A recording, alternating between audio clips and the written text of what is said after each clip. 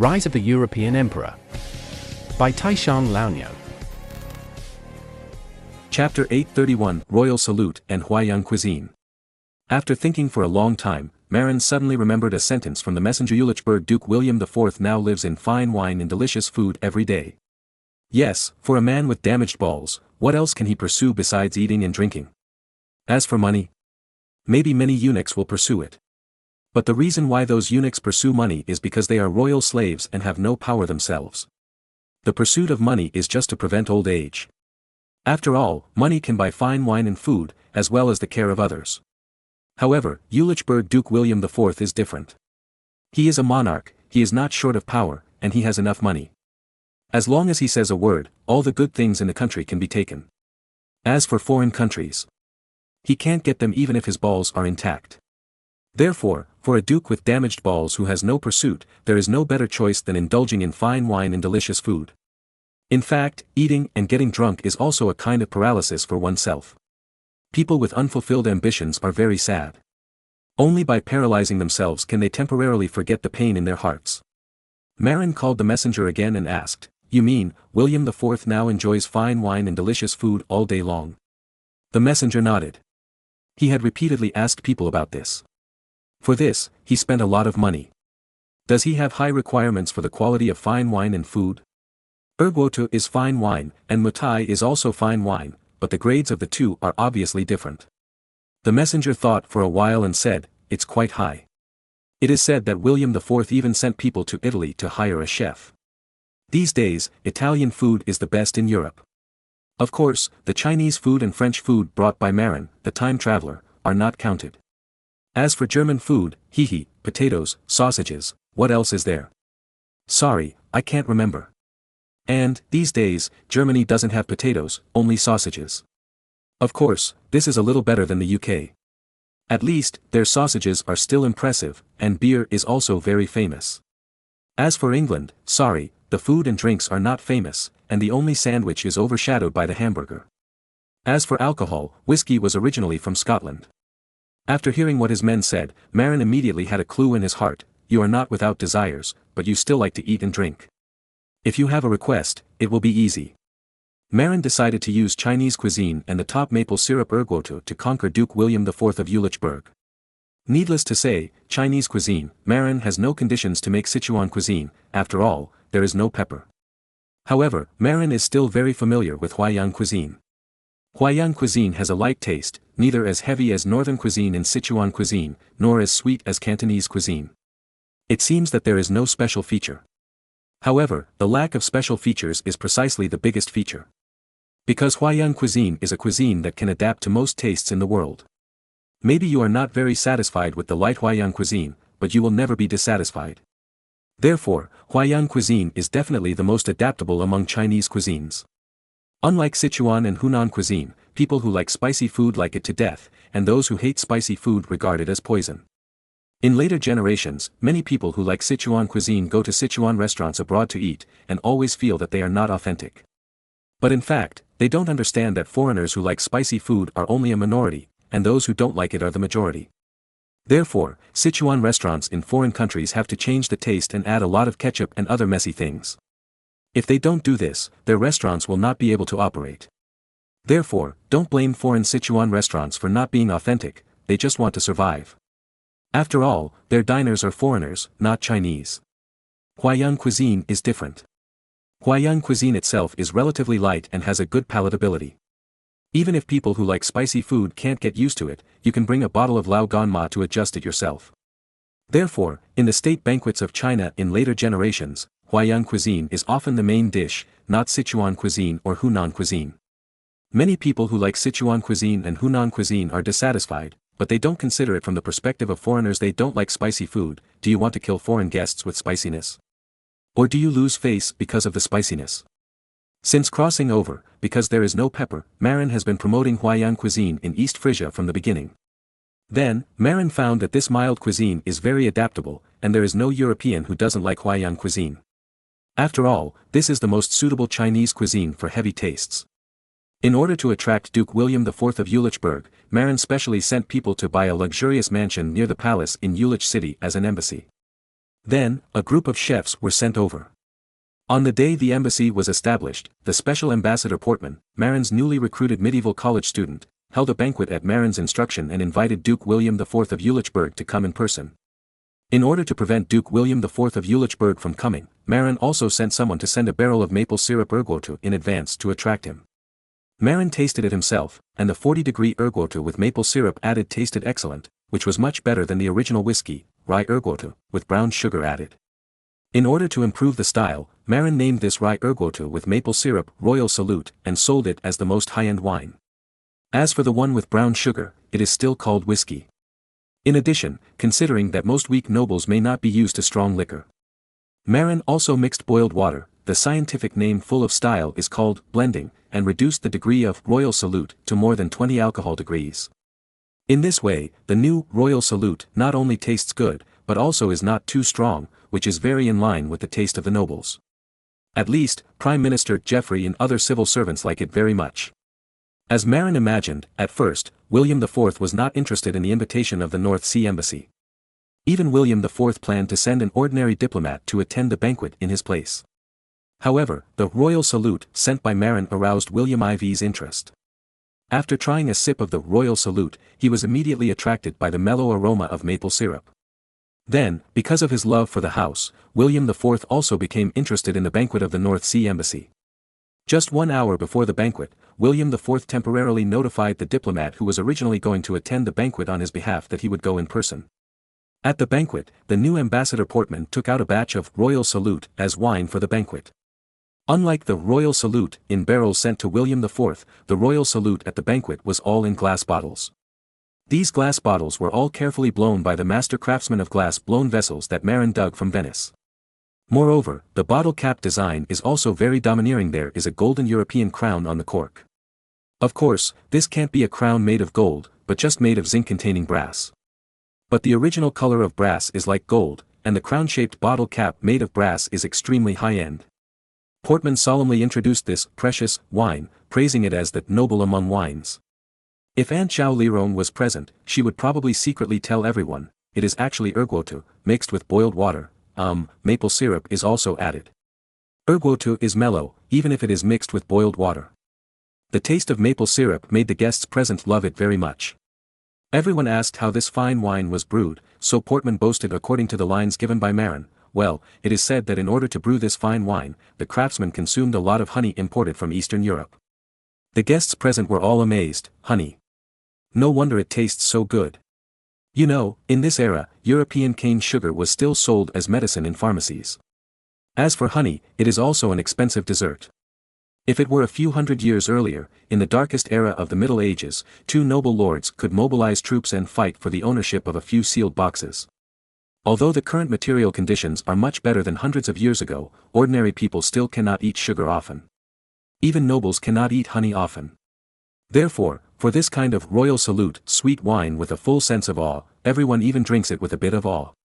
Because of the severe lack of desserts, even top nobles like William IV enjoyed the sweet maple syrup ergotu. No, it was the Royal Salute. By the way, the wine of this era was not desugared. Because drinking wine was one of the important ways to consume sweets in this era. Wine desugaring was not until later, when Europeans had no shortage of sugar to eat, and obesity and other diseases caused by excessive sugar intake, that Europeans came up with desugared dry red wine. However, in Europe of this era, if your wine was desugared, I guess the nobles would not want to drink it. Paralysis, I am a noble, and I drink wine not only to show off, but also to consume sugar. You desugared it, what the hell do you still drink? In fact, wine that is not desugared tastes softer than wine that is desugared. However, you know the national conditions in later generations, foreigners like to drink dry red wine, and the Chinese who worship foreign things think that drinking dry red wine is enough to show off. Although these people don't really like the taste of dry red wine, they still pretend to like the taste of dry red wine very much, as if this is in line with the international standards. In this era, in order to maintain the sugar content in the wine, even when brewing, the winemaker will deliberately put less koji, and retain as much sugar as possible in the wine to increase the sweetness. If there is enough koji, it will convert all the sugar in the wine into alcohol. But no matter what, the little sugar in the wine is actually the incomplete conversion during the brewing, and the content is not high. The maple syrup in the Royal Salute was added afterwards. It is not only sufficient, but also has plant aromas such as wood flavor, and tastes better. The alcohol content of more than 20 degrees is higher than that of wine, but it is not unacceptable. So, Portman discovered that this royal salute that was specially blended and diluted to suit the taste of the nobility seemed to be particularly popular. Of course, today's theme is not only royal salute, there is also a table full of Huaiyang dishes. Huaiyang-style braised pork, braised lion's head, large boiled dried shreds made from American soybeans, sweet and sour spare ribs, white-cut chicken, salted goose, a large plate of dry-cut beef in sauce. Of course, there are also simple vegetables such as scrambled eggs with leeks, hand-torn cabbage, and stir-fried spinach. But as Marin expected, these noble guests from the Principality of Lich basically don't look at those vegetables, just deal with those meat dishes. Duke William IV of Ulichburg, who loves food, looked at his nobles with a dark face, snatching the food on the plate without any image. The most hateful thing is that he, a dignified duke, was robbed of food. Fortunately, Portman knew the rules and asked the cook to make a few more servings. Although there weren't many of each, at least William IV could taste each of them. But after tasting these delicacies, William IV couldn't remain calm. Because these delicacies were so damn delicious. The barbecue and pork he had eaten before were just pig food in front of these delicacies. Ah, sorry, Europeans raise pigs in a free-range manner and don't feed them. So, it's more appropriate to describe them as dog food. Chapter 832 finally conquered. With all the delicious food and wine in front of him, William IV, who was a gourmet, ate too much as expected. Portman quickly ordered people to bring lemon honey water to help him digest the food. Marin had expected that someone would be too full, so he prepared a lot of lemons and honey. Lemon water is good for digestion, but the taste is not good. Europeans at that time were not used to the taste of lemons, so Marin asked people to add honey to the lemon water to blend the taste. In fact, Marin originally planned to use hawthorn water. Unfortunately, hawthorn is a specialty of China.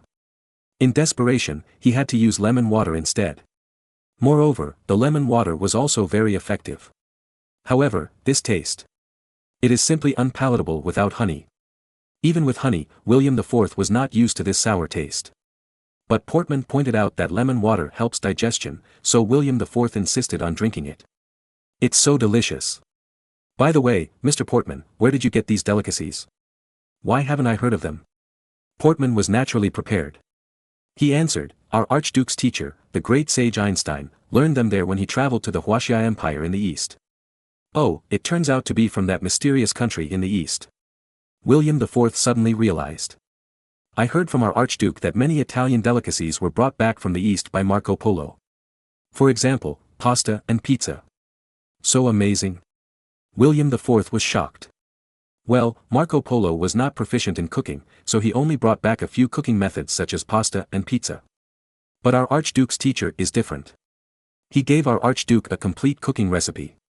At present, this recipe is one of the top secrets of the Grand Duchy of the North Sea. Portman lied seriously. Marin originally wanted to use Chinese food to fool William IV. Chinese food is the only bargaining chip in his hand. In this case, Portman naturally had to praise this only bargaining chip to the sky according to Marin's instructions. Moreover, it is necessary to create a sense of mystery. Only in this way can William IV be truly impressed. Can the recipe be kept secret? William IV was a little stunned. Is it really such nonsense? Portman nodded seriously, and then asked, Your Excellency the Duke has also tasted all kinds of food and has a wide range of knowledge about food. But, has Your Excellency the Duke ever eaten such delicious food before? William IV shook his head woodenly. He could not deny this. Isn't that it? Can't the recipe of food that makes a knowledgeable person like Your Excellency the Duke feel very fond of be kept secret? William IV smiled and said, That's true. Food that can make an old gourmet full is indeed not simple, and it is not surprising to keep the secret recipe secret. Thinking of this, William IV sighed and said, What if I want to eat it again in the future? Portman smiled and said, This is simple, we can let a few royal chefs stay and teach your royal chefs in the palace step by step. What conditions? William IV is also a politician, and he will not think that the other party will give it away for free. If you can sell Mulheim to. No, it's impossible. William IV shook his head repeatedly. We in the North Sea will offer a price that satisfies you. Portman said hurriedly. It's not a matter of money. Although I am not a wise king, I also know that the foundation left by our ancestors cannot be ruined at will. Especially the land, which cannot be sold at will. At least, during my reign, the territory of Jülich and Berg cannot be reduced. But Portman opened his mouth, not knowing how to answer. In fact, William IV was indeed very greedy for those fine wines and delicacies. Now, he refused to sell Mulheim, which meant saying goodbye to those fine wines and delicacies. Although those chefs are now in Jülich city, he can also tie up those chefs and force them to hand over the cooking secrets. However, the consequences of offending Marin. Portman took on a big responsibility for the first time and didn't want to fail. Because he understood that if he failed this time, he might not have such a good opportunity in the future. After all, he was not Marin's confidant or relative. Taking advantage of the opportunity that William IV could not move due to digestion, Portman desperately thought of a way. Finally, before William IV left, Portman thought of a way. Duke, how about we change the method to trade Mulheim? For example, territorial exchange. Portman remembered that Marin's requirement was to obtain the land between the Ruhr River and the Lippe River. In other words, the land south of the Ruhr River can be exchanged. He decided to give it a try. Territorial exchange. Well, can our country take out an equal area of land at the junction of the southern Mark state and the Duchy of Berg and exchange it with Mulheim? What you are worried about is just the reduction of territory. If the area is exchanged, there will be no concerns in this regard. That's a way. William IV's eyes suddenly lit up. But after hesitating, he said, if the area is exchanged, our country will suffer a little. You know, Mulheim is a tax station on the Ruhr River, and it can also collect a lot of tolls every year. Portman immediately rolled his eyes. If it wasn't for the future river transportation to prevent you from extorting tolls, who would buy your land? Of course, this is what Marin said when he talked to Portman. After all, it was difficult for Marin to talk about the problem of coal in the Ruhr area, nor was it easy to talk about his ambitions for Essen. Therefore, when he talked to Portman about things, he used this reason. Of course, this reason is not false. After all, if the coal transportation on the Ruhr River in the future is levied a toll on each ship by the river tariff card set up by the Principality of Berg in Mulheim, it would be really unpleasant. Especially after the opening of the industrial age, the number of ships will definitely increase greatly. If every ship is taxed, it will be very troublesome. After thinking about it, Portman said, let me ask our Grand Duke for instructions on the issue of taxation on the river to see if he has any compensation methods. Okay. William IV went back contentedly. Before leaving, he packed up a pot of sausage and egg fried rice that he had not finished. After receiving Portman's urgent request, Marin responded quickly agreeing to the territory exchange plan. While exchanging the equal area of territory at the junction of the southwest section of Mark and the Duchy of Berg, Marin was willing to pay 20,000 gold coins worth of food at one time. What Marin lacked the least now was food. If he paid in cash, he might be a little tight on money. If he deliberately paid for food, his ability to pay would become super strong. After getting Marin's reply, Portman quickly asked to see William IV and told him the reply. After thinking about it carefully, William IV added another condition. That is, the area that Marin used to exchange territory with him must have a market town of similar size to Mulheim. After all, the European lords of this era, in addition to their own manors, mainly relied on collecting commercial taxes in cities and market towns. In addition, William IV required that the grain used for payment must be new grain harvested this autumn, and old grain cannot be used to compensate. After all, new grain can be stored longer. If it is old grain, who knows how many years it has been stored? If it deteriorates soon after it is pulled back, it will be a big loss. In this regard, Marin's reply is, it is completely possible. So, William IV, this tough bone, was finally taken down smoothly. Afterwards, the two sides will formally sign an agreement on the exchange of the Mulheim area. Of course, this is not the end, but just the beginning. Because there are more tough bones to be negotiated later, the large area east of the Rhine River, north of the Ruhr River, and south of the Lippe River in the Principality of Clever. Chapter 833, The Cost and the Achievement of the Goal, Part 1, After taking over the land of Mulheim, the only remaining target is the land of the Principality of Clever. However, this land is not easy to get. Why? Because this land is the core area of the Principality of Clever. The Principality of Clever is not large, only about 2,200 square kilometers, much smaller than the East Frisian county. However, its territory is on both sides of the Rhine River and is a rich agricultural area.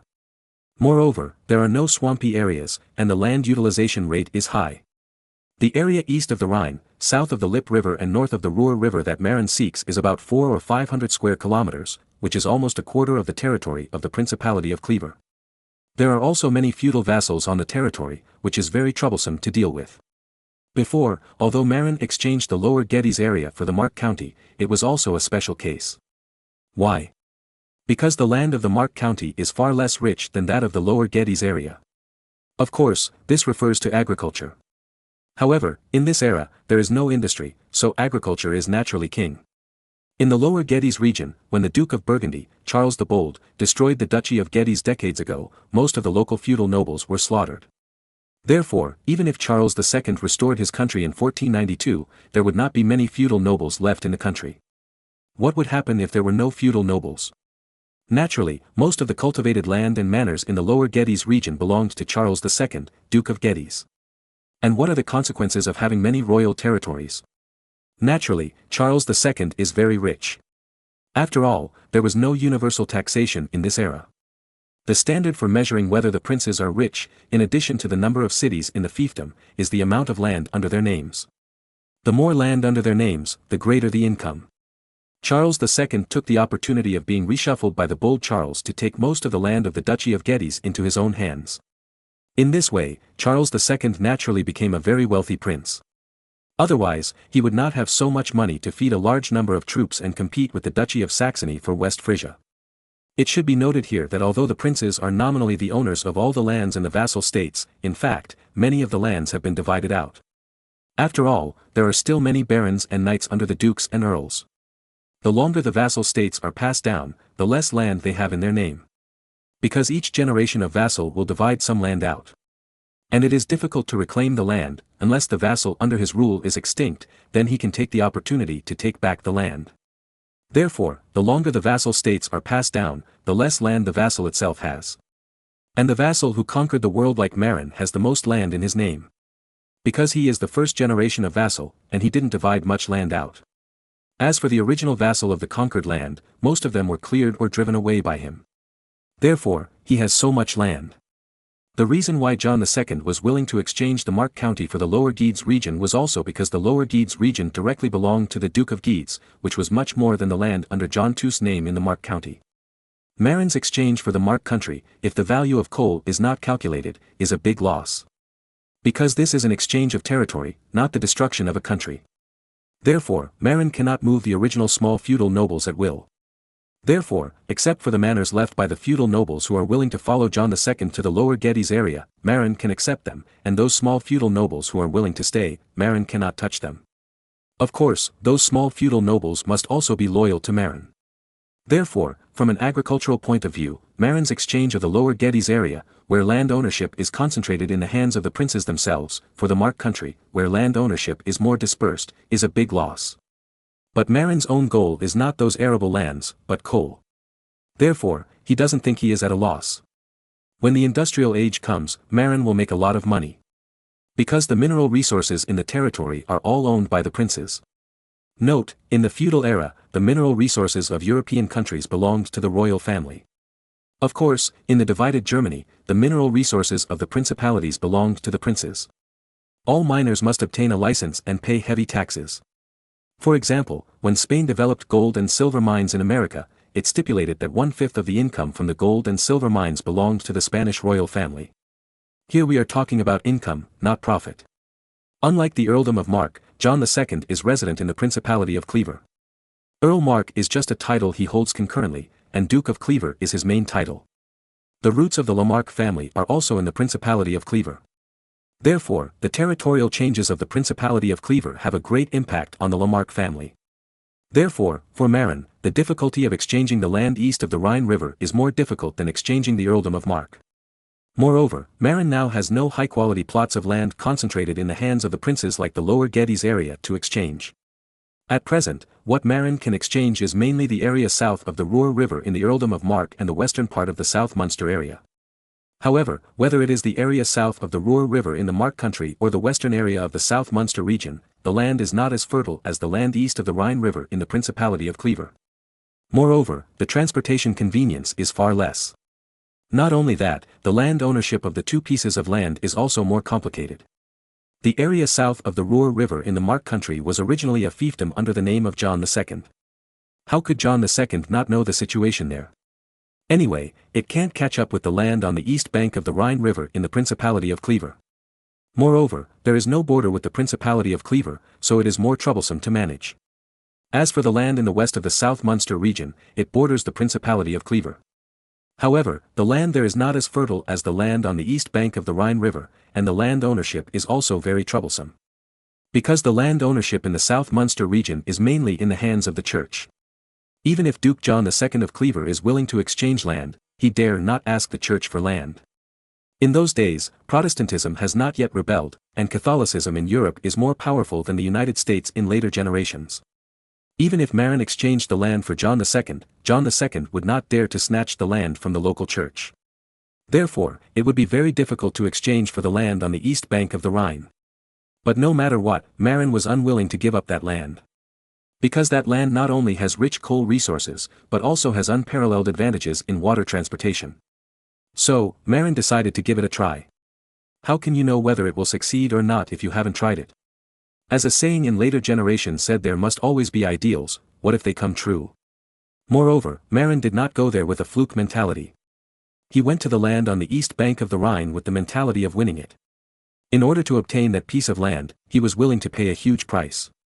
Chapter 834, The Cost and the Achievement of the Goal, Part 2. This time, Marin did not send an envoy to negotiate the land on the east bank of the Rhine, but went out in person.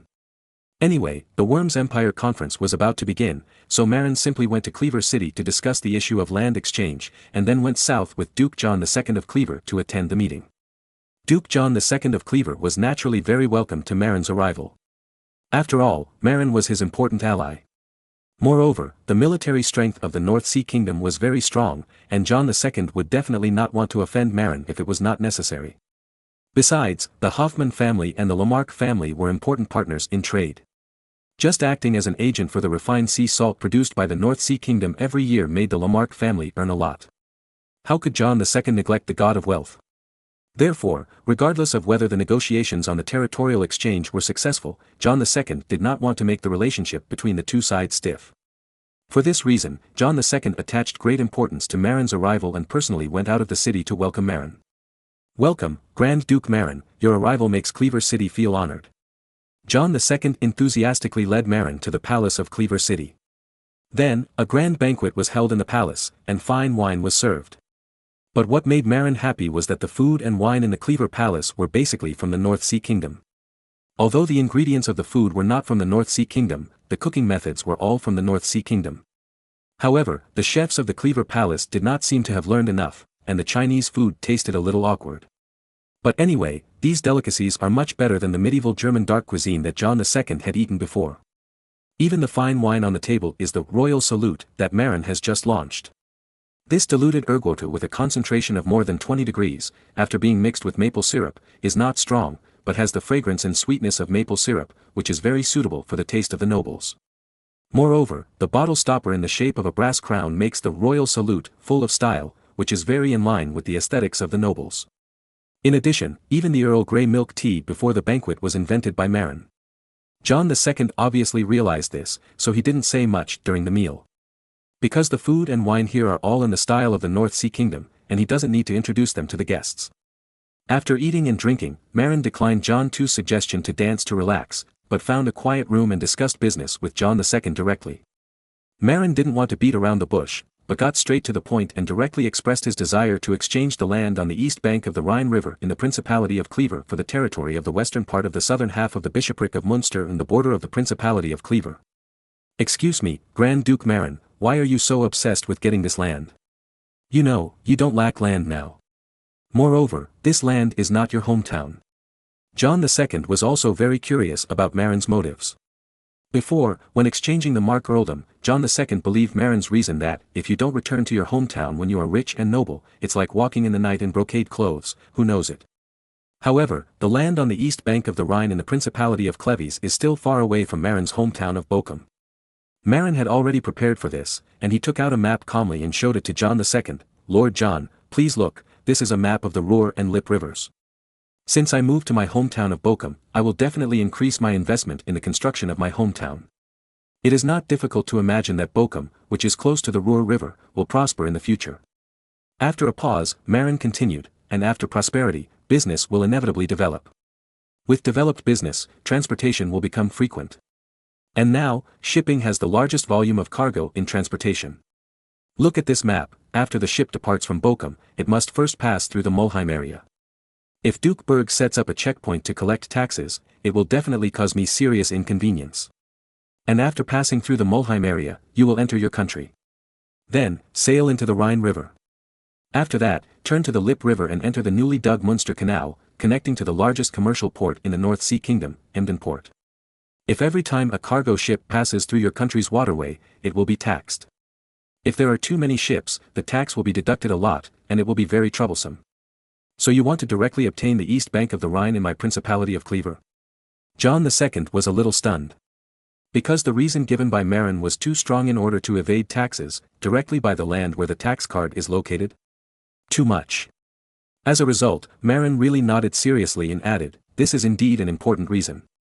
Another point is that the land between the Ruhr River and the Lippe River is now the only piece of land left in the Principality of Clever that is not mine. I feel uncomfortable looking at it and want to take it all. John II curled his lips and said, aren't there two imperial cities, Essen and Dortmund? Marin shook his head and said, that's different. They are independent imperial cities with no other territories. If I buy it, where will the people over there go? So, they can't sell it. John II thought about it, too. There was only one piece of land in the two imperial cities. If it was sold, it would be gone. He would definitely not be happy. Unlike himself, there are many other territories.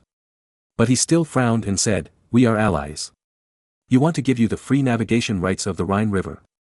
Why do you have to spend so much effort to get that piece of land? Marin shook his head after hearing this. Lord John, you and I are indeed allies, and I also believe that you can exempt the tolls of the North Sea ships. But can you guarantee that your son will definitely be an ally with my son in the future? What about our grandson? The future is uncertain, so it is safest to get the land east of the Rhine. John II nodded and agreed with Marin's point of view. However, he said regretfully, although you are right, I still can't exchange that piece of land for you. You know, Duisburg is the most prosperous and wealthy city in the Principality of Clever, and it is also the main source of taxation for the Principality of Clever. I can't exchange it for you. In John II's imagination, the land on the east bank of the Rhine purchased by Marin should also include Duisburg on the south bank of the Ruhr River. But Duisburg is the economic center of the Principality of Clever and the #1 source of tax revenue. John II would never give it up. No, Lord John, you misunderstood. I never said I wanted Duisburg. Moreover, I also know the importance of Duisburg to your country. Therefore, the place I want to exchange is actually just the section north of the Ruhr River and south of the Lippe River. As for Duisburg south of the Ruhr River, I never thought about it. Because I know that even if I asked for it, you would not give it to me. Chapter 835, The Cost and the Achievement of the Goal, Part 2, John II laughed. Indeed, even if Marin wanted Duisburg, he would not give it to him. After all, Duisburg is located at the corner of the Ruhr River and the Rhine River, and its geographical location is very important. In addition to the city's developed economy, it is also an important toll collection point on the Rhine River. All ships coming from the upper reaches of the Rhine River, as well as ships that want to go from the lower reaches to the upper reaches, must pay tolls. Speaking of which, even if the section of the Rhine River sandwiched between the Ruhr River and the Lippe River is given up, John II will not lose much. Because, at most, he loses the toll from the Ruhr River to the Lippe River. There are very few countries on the Ruhr River, only a few countries such as the Mark State and the Duchy of Berg. On the other side of the Lippe River, there are only a few countries such as the Bishopric of Munster, Recklinghausen and the Lippe State. In fact, on the Ruhr River and the Lippe River, the two imperial cities of Essen and Dortmund actually account for the bulk of the tolls for ships. It is because of these two commercially developed imperial cities that so many ships are going out. For agricultural principalities like the Mark, there are basically no ships at ordinary times, and there are more grain ships after the autumn harvest. Usually, it is rare to see ships carrying coal. Therefore, the traffic volume of the two tributaries of the Rhine is far less than that of Duisburg. After all, Duisburg can levy taxes on ships from many countries upstream. Moreover, whether it is a ship coming out of the Ruhr River or the Lippe River, as long as it wants to go upstream or downstream, it is inevitable to be levied a toll by the Principality of Clever.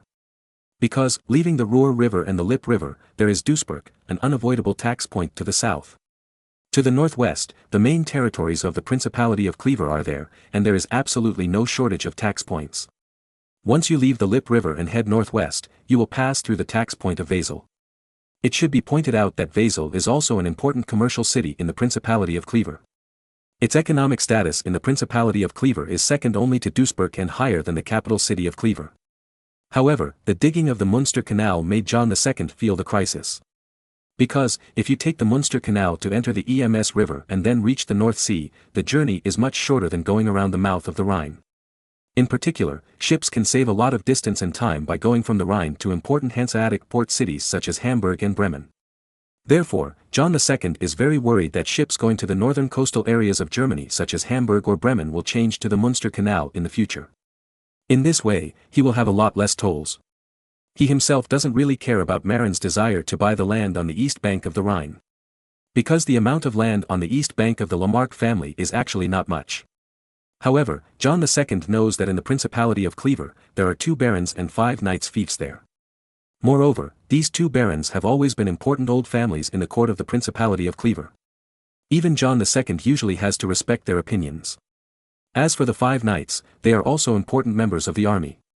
Therefore, although the land on the east bank of the Rhine is not as important as Duisburg and Wesel, John II cannot give it up easily. In fact, John II almost encountered a rebellion when he exchanged the mark. Because this touched the interests of many nobles in the mark. But in the end, because the land in the Lower Guedes region that John II exchanged for them was more fertile, and they also knew that they could not beat the army of the North Sea. Therefore, the nobles of the original mark finally compromised. To be honest, John II had no feelings for the mark. Because he stayed in the Duchy of Clever most of the time. For the mark, he usually sent representatives to manage it and rarely asked about it. Therefore, he didn't feel bad at all to exchange the mark. But the Duchy of Clever is different. This is his fundamental place. John II didn't want to cause a civil war because of his reckless decision. And, to be honest, the land at the western end of the southern part of the bishopric of Münster proposed by Marin, not to mention whether the inland river transportation is developed or not, but the land is completely incomparable. Why? The reason is just as Marin noticed before, irrigation technology was not developed in this era, and the nobles were unwilling to spend huge costs to dig ditches and canals. Therefore, the characteristic of German agriculture in this era is that agricultural irrigation mainly depends on natural rivers. Therefore, the lands along the Rhine, Ruhr and Lippe rivers are authentic high-quality irrigated lands, the rivers are right next to them, and irrigation is extremely convenient. And the land that Marin wants to exchange has no rivers, and it is not as good as the natural irrigated land that is convenient for irrigation by the big river. The 2 barons and 5 knights on the east bank of the Rhine would not agree to exchange land unless their heads were kicked by a donkey. After all, wheat can be grown on irrigated land by the big river. And those inland areas without natural rivers can only grow rye with tenacious vitality like weeds. What's more, the land provided by Marin is still under the control of the church. Even if he got the land, John II did not have the courage to challenge the authority of the church to grab the land. In addition, John II was also worried that after exchanging the land on the east bank of the Rhine to Marin, the ownership of this section of the Rhine would no longer belong to the Principality of Clever. In this way, what if the ships traveling between the core area of the Principality of Clever and Duisburg were taxed in the future? John II spoke out all these concerns and said that it would be difficult for him to exchange the land for Marin if these problems were not solved. After listening to Marin, he felt it was also very difficult. At least, it was much more complicated than he imagined. But Marin knew that once industrialization began, this waterway would definitely become a very busy traffic hub. Not to mention, there are also several large coal mines within these hundreds of square kilometers. Therefore, Marin finally decided to continue the transaction. As for the problems raised by John II, he solved them one by one. First of all, there is the problem of water transportation. John II was worried that after exchanging this land for Marin, that section of the Rhine would no longer belong to the Principality of Clever, affecting the connection between Duisburg and the mainland. In this regard, Marin's solution was that even if the exchange was completed, the 2 sides would sign a formal treaty to declare that this section of the Rhine waterway, mainly the eastern half, the western half belongs to the Archbishopric of Cologne, was shared by the North Sea and the Principality of Clever. In this way, in the future, ships from the Principality of Clever will not have to pay tolls when passing through this waterway. At the same time, Marin also promised that the Münster Canal would not be open to ships from other countries for the time being, except for ships from important strategic partner countries of the North Sea. John II was very satisfied with this promise made by Marin. In particular, the treatment of the Munster Canal can allow the collection of tolls in the lower reaches of the Rhine to be unaffected. In this way, John II was naturally satisfied. Secondly, there is the issue of land ownership in the western part of South Munster. At present, the arable land there is mainly in the hands of the Church. If the Church cannot be dealt with, even if the nobles on the east bank of the Rhine are replaced, they will not be able to get the land. Therefore, Marin needs to take the land from the local monasteries first. Regarding this, Marin feels that although it is difficult, it can still be solved. For others, the Church is an unchallengeable huge existence. However, for Marin, the priests in the South Munster area are just the subordinates of his father-in-law, the Pope. Moreover, they are low-level subordinates. Therefore, solving the problem of local land ownership is actually very simple. Directly through the relationship with the Holy See, transfer the local abbots to other places. There are monasteries all over Europe. Every year, a large number of old abbots die, and many new abbots take office. As long as Marin persuades his father-in-law, the Pope, and uses the relationship of the Holy See to transfer the local abbots to monasteries elsewhere to continue to serve as abbots, the problem can be solved. The western part of South Munster is not fertile land. There are no natural rivers and the development rate is not high. Therefore, as long as the abbots choose a monastery where the old abbot has just died and the jurisdiction is very rich, and let them continue to be the abbots, these people will definitely be happy. And the ordinary priests under the abbots don't have to be so troublesome. As long as Marin gives some benefits, Bishop Conrad, who currently controls the South Munster area, can arrange those general missionaries. After all, the identity of the bishop of the diocese is not given for nothing. Bishop Conrad may have some concerns about dealing with those abbots who are equivalent to local bosses.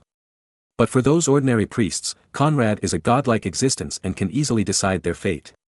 After sending away the abbots and priests, Marin can change the ownership of the arable land on that piece of land with Bishop Conrad. In fact, Marin and Bishop Conrad had already agreed that once Bishop Conrad died, the South Munster area would belong to Marin. Moreover, most of the arable land in the South Munster area that originally belonged to the Church would also belong to Marin. The local church only retains the arable land near the church, which is enough for the local priests to live a prosperous life. According to the proportion, when Marin controls the South Munster area, he will get 3/4 of the original church's land. When Marin told John II that he could get 3/4 of the local arable land to compensate the nobles of the Duchy of Clever who had been replaced, John II was also shocked. What? You can get 3/4 of the land from the local church? Is it true? John II obviously didn't believe it. The church was a Joe Pai-like existence.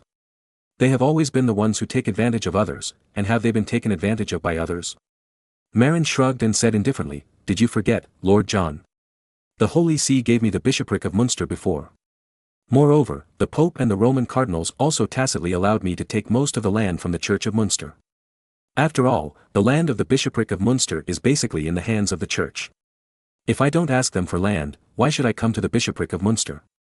Watch the Church get rich? So that's it." John II suddenly realized.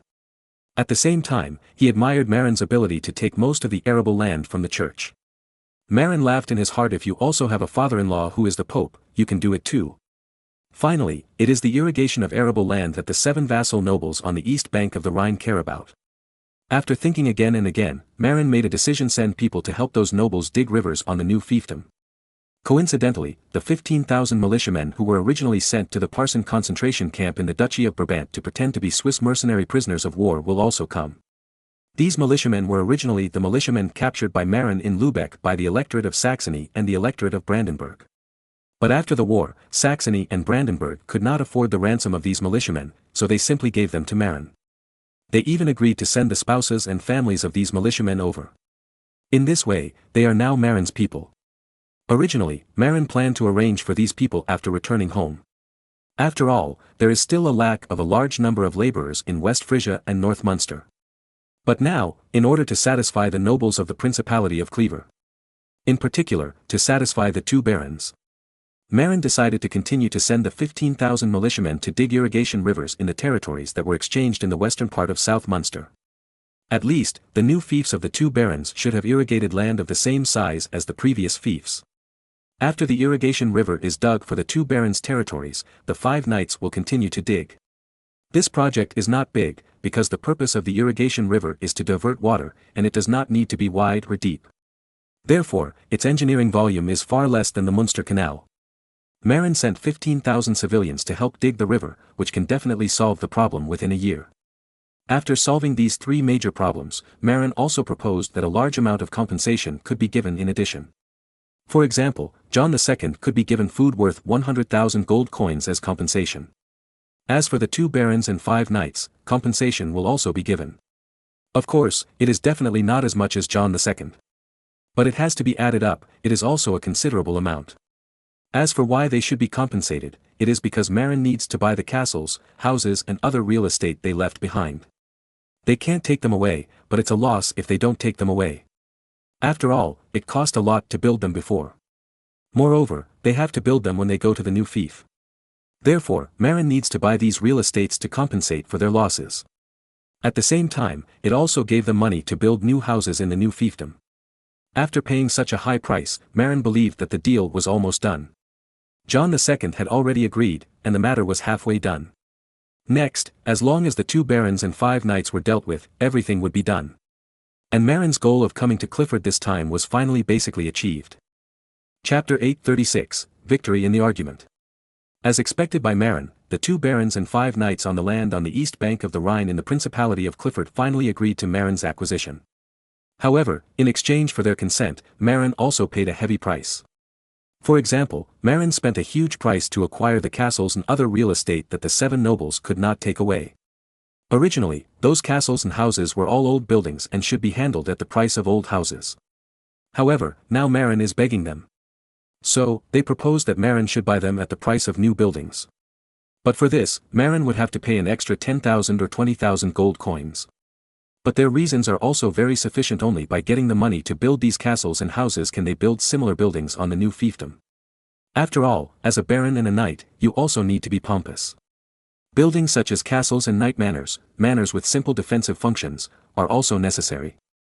If Marin buys their real estate at the market price at the depreciated amount, then when they arrive at the new fiefdom, they may not have enough funds to build their homes. After all, in this era, the finances of the nobles are generally not good. Moreover, it is reasonable for Marin to ask for more money now that he is begging them to buy this land. In addition, in order to quickly gain a foothold in the new territory, the 7 nobles also took away some of the civilians of the original manor.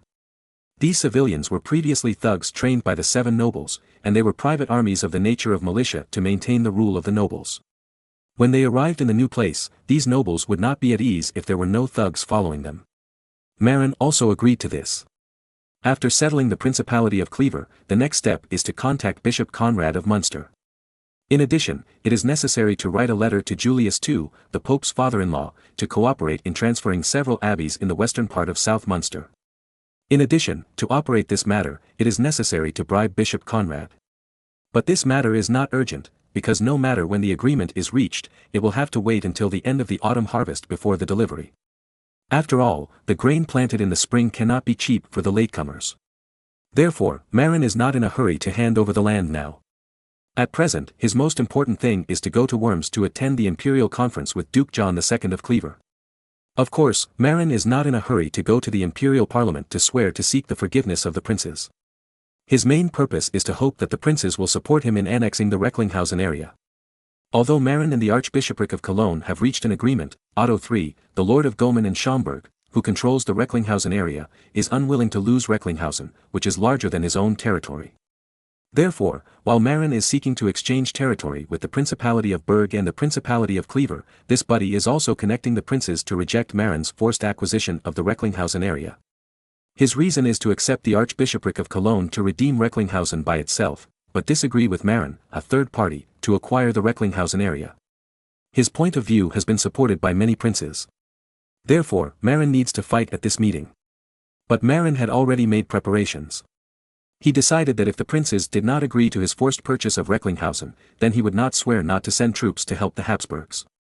Only if the imperial parliament agreed to his annexation of Recklinghausen would he be willing to swear in public and put it on paper. After arriving in Worms, Marin visited Maximilian I, who was attending the meeting, as usual. His Majesty the Emperor was full of emotion, and he also knew that Marin was forced this time. However, he really hoped that Marin could send troops to help him. However, this is the national conditions of the Holy Roman Empire. The emperor is just a big prince, and he cannot influence the will of other princes. Although the Habsburgs also won over a group of princes such as the Swabian League to support him, it is a pity that his allies are too weak in combat. Before, the Zurich state in a small Swiss alliance defeated the princes of the Swabian League. There is really no certainty in relying on these weak allies. Marin's fighting power is very strong, but unfortunately, Marin is far away from the North Sea, too far away from Austria in the south. Moreover, because of its strong fighting power, it has caused strong uneasiness among the princes. For this reason, Marin has been threatened by the princes several times. Take this meeting as an example. The theme is that most of the German princes united and threatened Marin to swear not to support him in unifying Germany. Damn, I, the emperor, have come to the meeting. If you do this, aren't you slapping me in the face? However, Maximilian I had no choice. Although the Holy Roman Empire was wearing the gorgeous coat of Roman Empire and added the prefix, holy, in fact, the Holy Roman Empire still retained the ancient Germanic chiefs meeting system. The emperor can only be regarded as a great chief elected by a group of chiefs, and he has no real power at all. Therefore, even if you know that everyone forced Marin not to send troops to help him unify Germany, you can only stare blankly. On July 30th, the annual meeting of the Imperial Conference officially began. It was still Archbishop Jacob of Mainz who made the opening speech and announced the start of the regular meeting. After chatting about a few trivial topics, the princes present all turned their eyes to Marin. Obviously, they were all waiting for Marin to swear. But Marin did not do as they wished. Marin stood up calmly, took out the prepared manuscript, cleared his throat, and said, "Before taking the step you are expecting, please allow me to announce one thing." "Go ahead." Archbishop Jacob of Mainz waved his hand. "I have reached an agreement with the Archbishop of Cologne. The Archbishop of Cologne has agreed to sell the secular governance of the Recklinghausen area mortgage to Schaumburg to me. I object. You are forcing a purchase and you have not taken our opinions into consideration at all." At this time, Count Otto III of Schaumburg could not help but stand up and interrupted Marin. Marin laughed and said, "Count Otto, I remember that the sovereignty of Recklinghausen belongs to the Archbishopric of Cologne, right? Strictly speaking, you are just a tenant in the Recklinghausen area. Does the tenant have the right to object to who the landlord wants to sell the house to?" Otto III was a little speechless, but he was also prepared. After calming down, Otto III continued, "The Recklinghausen area has belonged to the Schaumburg state for more than 60 years, and the Archbishopric of Cologne has not redeemed it within 60 years. Recklinghausen should belong to our Schaumburg state. You know, according to the rules of the pawn industry, if it exceeds 60 days, it will be considered a dead pawn, and the pawn shop has the right to permanently possess the mortgaged items. The Archbishopric of Cologne has not redeemed Recklinghausen for 60 years, and the Recklinghausen area should be regarded as a dead pawn item and belong to the Schaumburg state." Otto III's statement was quite well founded. In the general pawn industry, if the pawner fails to redeem the collateral within a certain period of time, then the pawn shop has the right to permanently possess the collateral. Many princes expressed their support for Otto III's view. But those who supported Otto III were mainly secular princes. As for the religious princes, they looked at Archbishop Hermann IV of Cologne, waiting for his statement. Marin was also stunned by Otto III's words. He didn't expect that the other party could find this reason. But after thinking quickly for a while, Marin gave a rebuttal. "Count Otto, what you are talking about is the rules for pawning property. The Recklinghausen area is a territory with sovereignty, and it cannot be easily changed. Therefore, the rule you are talking about is not applicable." "How do you know it is not applicable?" Count Otto III of Schaumburg said with his neck stiff. "Then how do you know it is applicable?" Marin counterattacked with the same routine. "In short, I will never agree to hand over Recklinghausen. It is not up to you. Do you want to be a bad tenant who stays in someone else's house and refuses to leave? I am not a bad tenant. According to the rules of the pawn industry, Recklinghausen is already mine." After Otto III finished speaking, many secular princes actually expressed their support. It seems that the other party is also a little confident. After thinking about it, Marin suddenly laughed. "Count Otto, you are talking about the rules of the pawn industry. May I ask, what is that?" "Law. I don't remember there is such a rule in the imperial law. Indeed, the legal system in this era is not perfect. The rule that Otto III said is just the unspoken rule of the industry, but it has never been recognized at the legal level. Without clear legal provisions, Marin could insist that it was illegal." Count Otto III of Schaumburg was dumbfounded. "Does this need legislation? The Pawnbrokers Association stipulates this." Marin was immediately unhappy. The change of sovereignty over the territory is a national event, which is decided by us nobles.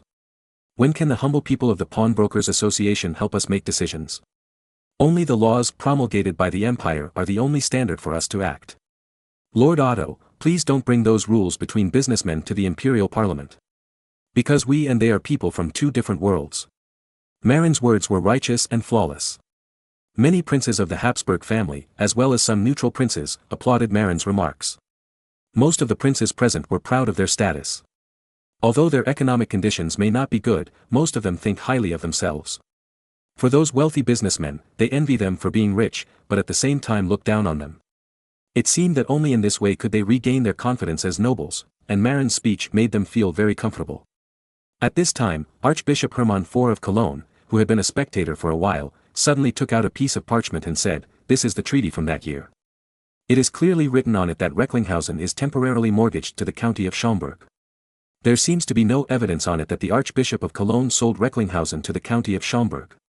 In the end, because the Schaumburg side could not provide any legal basis, it had to lose the dispute." Chapter 837, Achievement of the Goal and Relief. However, despite the failure of the debate, Count Otto III of Schaumburg still planned to try his best. Taking advantage of the lunch break, he and a group of secular nobles who supported him vigorously advocated the Marin threat theory, and moved around, hoping to arouse the common hatred of the princes. And Marin was not idle either. While Otto III was seeking supporters, Marin was not idle either. He brought small gifts and visited the bigwigs among the religious princes. However, after presenting the gifts and greetings, Marin would inadvertently add a sentence dash, "His Majesty the Pope also asked me to greet the bishop." The meaning of this sentence is very profound. Marin is conveying a message to the religious princes: the Pope is on my side. So, as a church prince, you'd better not go against me for a mere Recklinghausen. Sure enough, after the afternoon meeting resumed, although Otto III's supporters increased a little, no religious prince supported him. Regarding Marin's purchase of Recklinghausen, the religious princes basically chose to remain silent.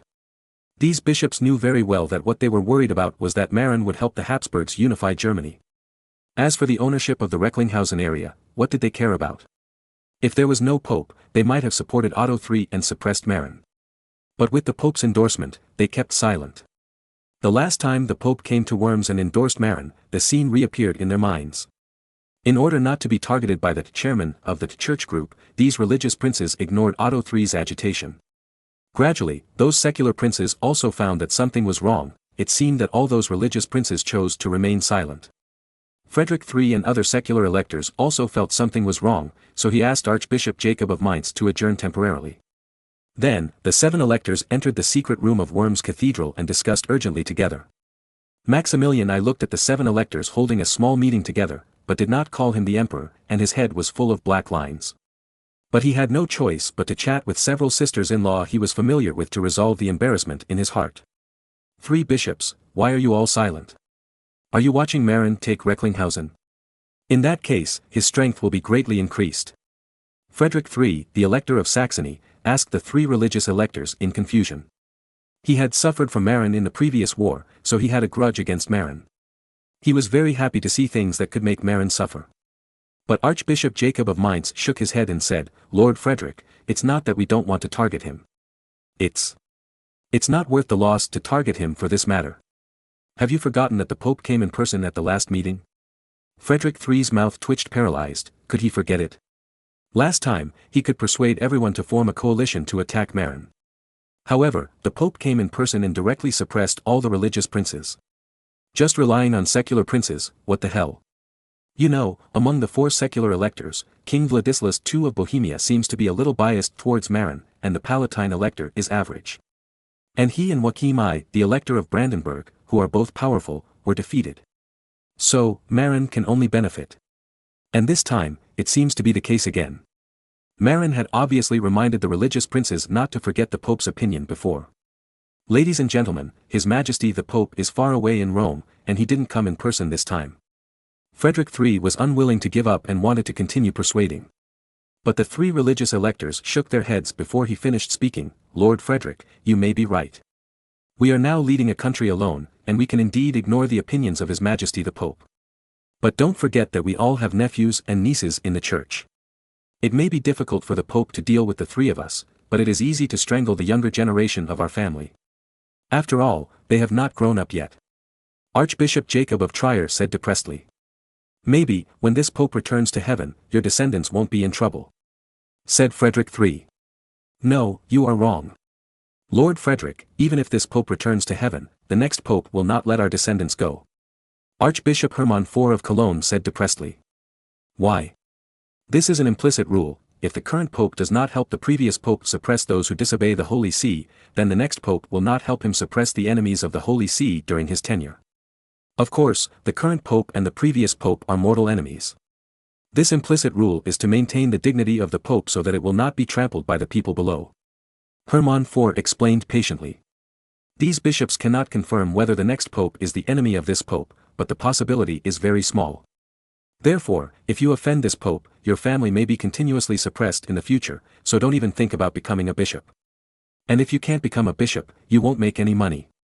You know, in this era, being a bishop of the German bishopric is very lucrative and a way to make money with limitless prospects. If this way of making money is cut off, then those who offend the Pope will definitely become sinners of the entire family. After saying this, Hermann IV said dissatisfiedly, Lord Frederick, regarding Marin's purchase of the secular governance of the Recklinghausen area, our Archbishopric of Cologne has agreed. Now, Otto III openly opposes it, which is clearly not giving face to the Archbishopric of Cologne. Is my face so worthless? Besides, the matter of the Recklinghausen area is simply a trivial matter. And letting Marin swear not to send troops to help the Habsburg family invade other principalities is the major event of this meeting. I hope Lord Frederick will not miss the real major event because of this trivial matter. The two Jacobs, Archbishop of Mainz and Archbishop of Trier, also nodded and agreed with the views of Archbishop Hermann IV of Cologne. In their view, the Recklinghausen area is not a rich place, so just give it to Marin. The only real big deal is whether the North Sea Kingdom will send troops together with the Habsburg family. Not only that, King Vladislaus II of Bohemia and the Palatine Elector also agree with this view. Joachim I, the Elector of Brandenburg, did not speak. He did not care about these things now. As long as it does not harm the interests of the electorate of Brandenburg, he does not want to care. Seeing this, Frederick III sighed helplessly and decided not to dwell on this issue anymore.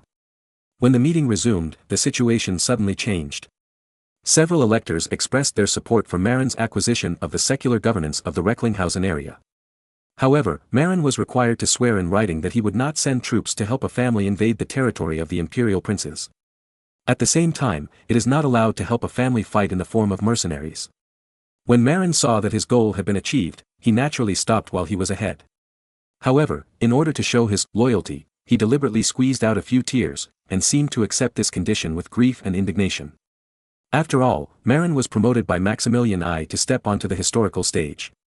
If he happily accepted the conditions of the princes at this time, it would be too shameless.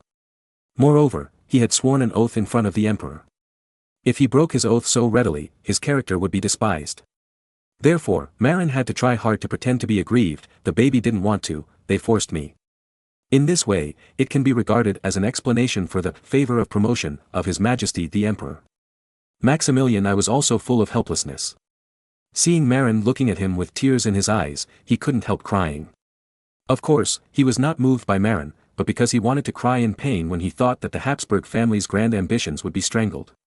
After all, it was rare to have an ace general who was loyal to the Habsburg family, but he was forced by all the princes of Germany. He was also very painful. But to be honest, Marin was really good to him. Not only did he give him the General Frundsberg and the 2 phalanxes of troops without saying a word, but he also sold the 18,000 Swiss mercenary prisoners of war with strong combat power to the Habsburg family, which played a key role in the Habsburg family's conquest of Switzerland. The first credit for the Habsburg family's ability to recapture the family's birthplace, the Eagle Castle in Allgäu, must go to Marin. Not to mention that the Habsburg family occupied half of Switzerland because of this. If the French had not intervened forcefully, perhaps the Habsburgs could have taken over the whole of Switzerland. So, Maximilian I was so sad that he wanted to cry about losing the help of his brother, Marin, a fierce general. So, at the imperial conference, there was a scene where Maximilian I and Marin, the monarch and minister, looked at each other in silence and choked up. If accompanied by sad music and narration, it would definitely be a classic tragedy. For a moment, the princes present suddenly had an illusion, as if they had suddenly become villains, forcing the lovers. No, it was the monarch and minister who had to separate. Probably thinking that he had acted well, Marin finally put away his tears. And was as aggrieved as a little wife, half-heartedly agreed to the prince's obviously forced suggestions. However, in order to maintain his image as a good man, Marin put forward a condition: he could promise not to help the Habsburgs attack the German princes, nor to help the Habsburgs expand in the form of mercenaries. However, if the Habsburg family's homeland, Austria, the Netherlands and French Comté, was seriously invaded, he would still send troops to help. In short, what he meant was, not to assist, but to help defend, homeland. As for the reason, Marin said that he had sworn allegiance to the emperor in the name of God at the night canonization ceremony in Vienna. Therefore, he cannot completely break away from the connection with the emperor. Because that would be tantamount to betraying the oath. And betraying the oath made in the name of God is very serious. Therefore, Marin's vow of not to assist, but to help defend this time is also not to betray the original oath. After fierce discussion, the princes felt that Marin's statement was reasonable. After all, they all knew that Marin was canonized as a formal knight by Maximilian I in Vienna. Therefore, they could not force Marin to completely betray his oath in the name of God. After all, everyone present was a believer in God. So, in the end, the princes agreed to Marin's request.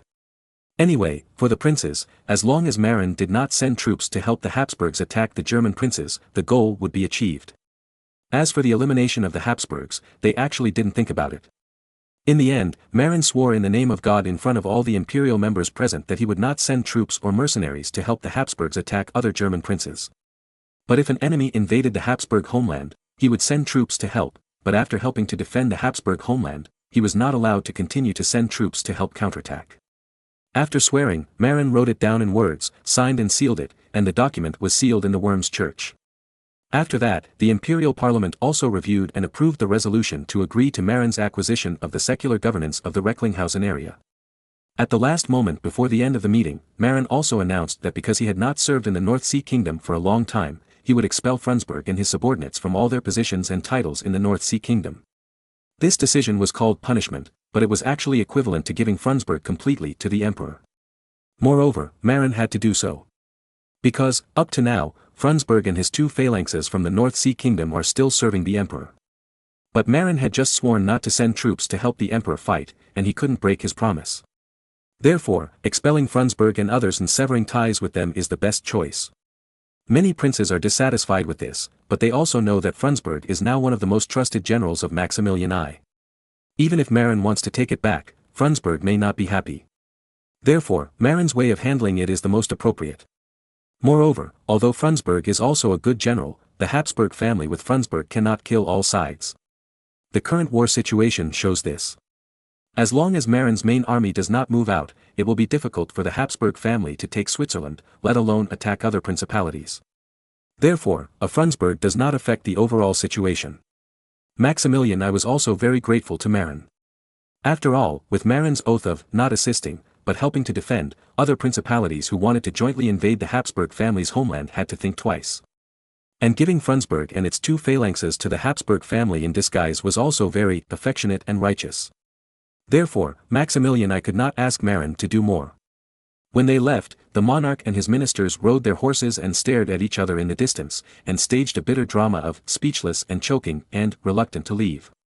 It was not until Marin's cavalry walked to an uninhabited place outside the city that Marin couldn't help laughing. I'm finally free. The goal has been achieved. From now on, I finally don't have to pretend to be a loyal minister to help the Habsburg family for free. Of course, this sentence was said in Chinese. Even Khan and the guards who accompanied him didn't understand what Marin said.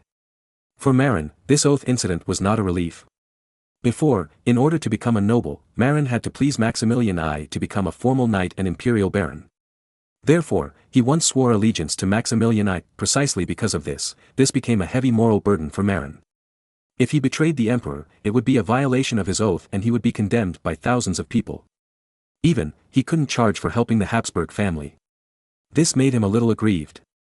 Fortunately, these stupid princes helped. With this oath, Marin no longer had to work hard to pretend to be a loyal minister and work for the Habsburg family for free. Therefore, for Marin, this was really a relief. Moreover, it was also a surprise to get tacit approval to annex most of the areas between the Ruhr River and the Lippe River. After all, as long as these areas are controlled, it is equivalent to controlling most of Germany's coal. When the Industrial Revolution is carried out in the future, there will be no need to worry about energy. Even if other countries are jealous, they must have coal first. Chapter 838, The bigger the fist, the stronger the truth. Compared with Marin's good mood, Count Otto III of Schaumburg was in an extremely bad mood. At this imperial conference, Otto had many people supporting him. However, since the temporary adjournment, the situation has taken a sharp turn for the worse.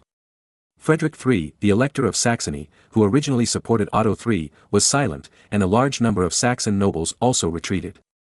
Then, when the other nobles saw that the situation was not right, they all gave up Schaumburg.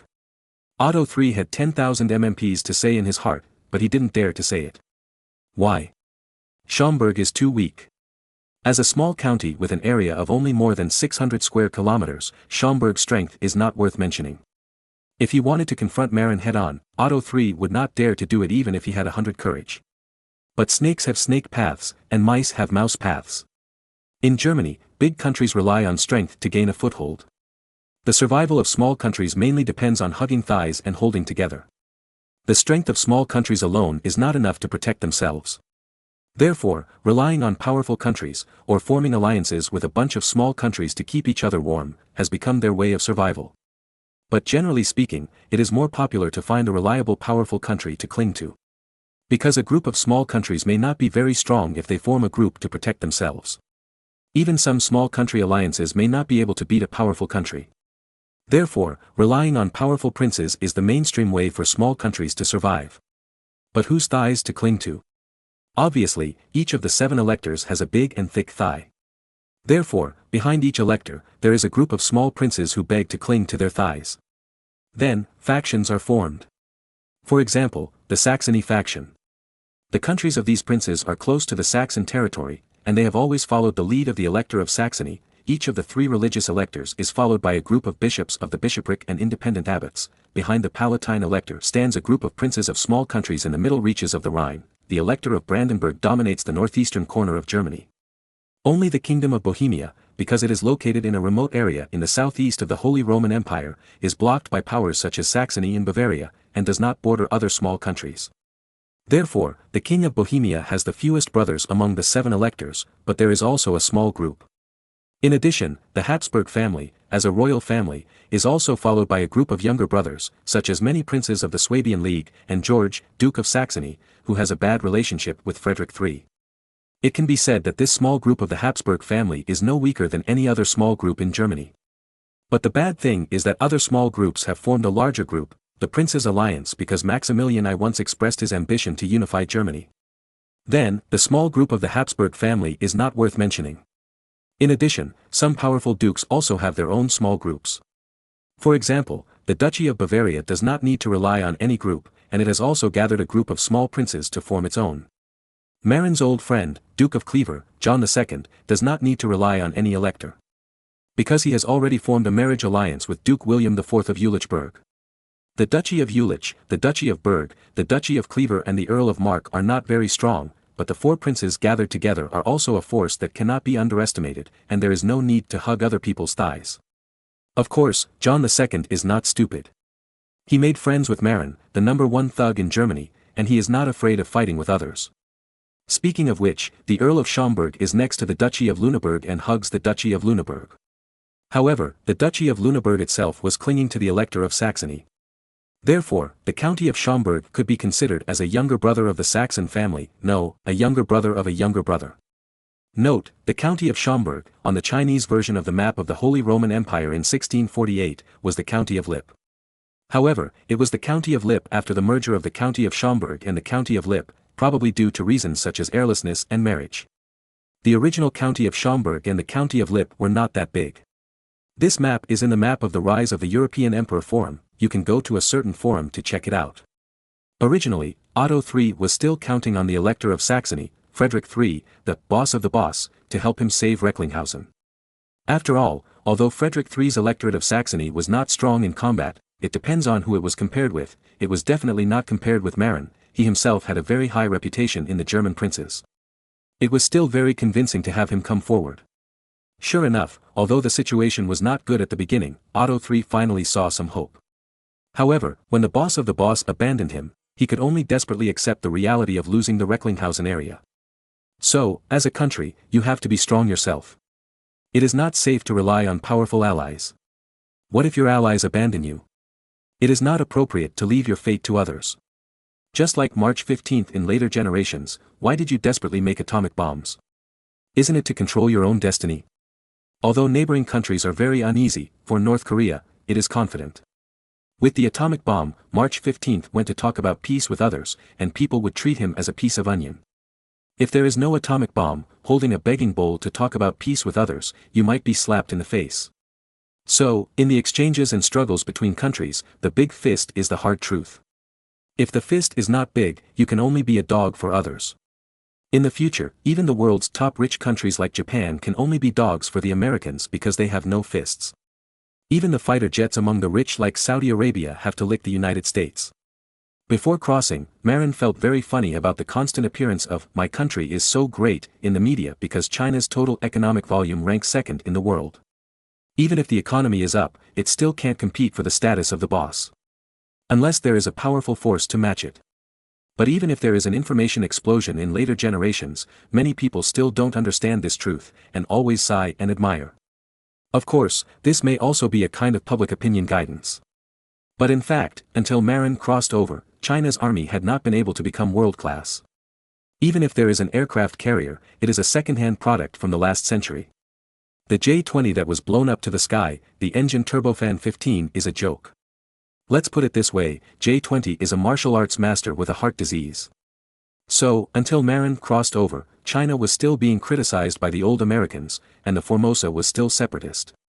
Therefore, after crossing over, in this life, Marin frantically developed the military, and was even unwilling to abolish serfdom or engage in parliamentary democracy. Why?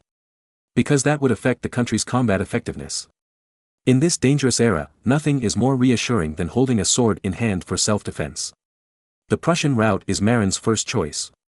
What kind of dish is cooking oil? Stand aside first. The ancient said, the poor are good at literature and the rich are good at martial arts. Why should the rich learn martial arts? It's very simple. If you don't learn martial arts, you will be easily robbed no matter how rich you are. The poor have nothing to be missed, so they can study literature with peace of mind. Coincidentally, Marin and Otto III both returned from the north. In a small town, the two teams happened to meet. Otto III glared at Marin, with an expression that he wanted to eat Marin. But Marin didn't care, and proudly measured Otto III's fist. Look, a fist as big as a casserole, ask if you are afraid. Of course Otto III was afraid, so he finally held back and didn't dare to turn hostile. Who told the county of Schaumburg to have such a small fist? Chapter 839 Newcastle Whiskey Distillery. The princes of small countries without the protection of the boss are helpless. Since the imperial parliament does not stand on his side, Count Otto III of Schaumburg can only accept the fate of the Recklinghausen area being forcibly purchased. According to the market price, the price of the Recklinghausen area is 200,000 gold coins. However, Marin can't take out the cash now.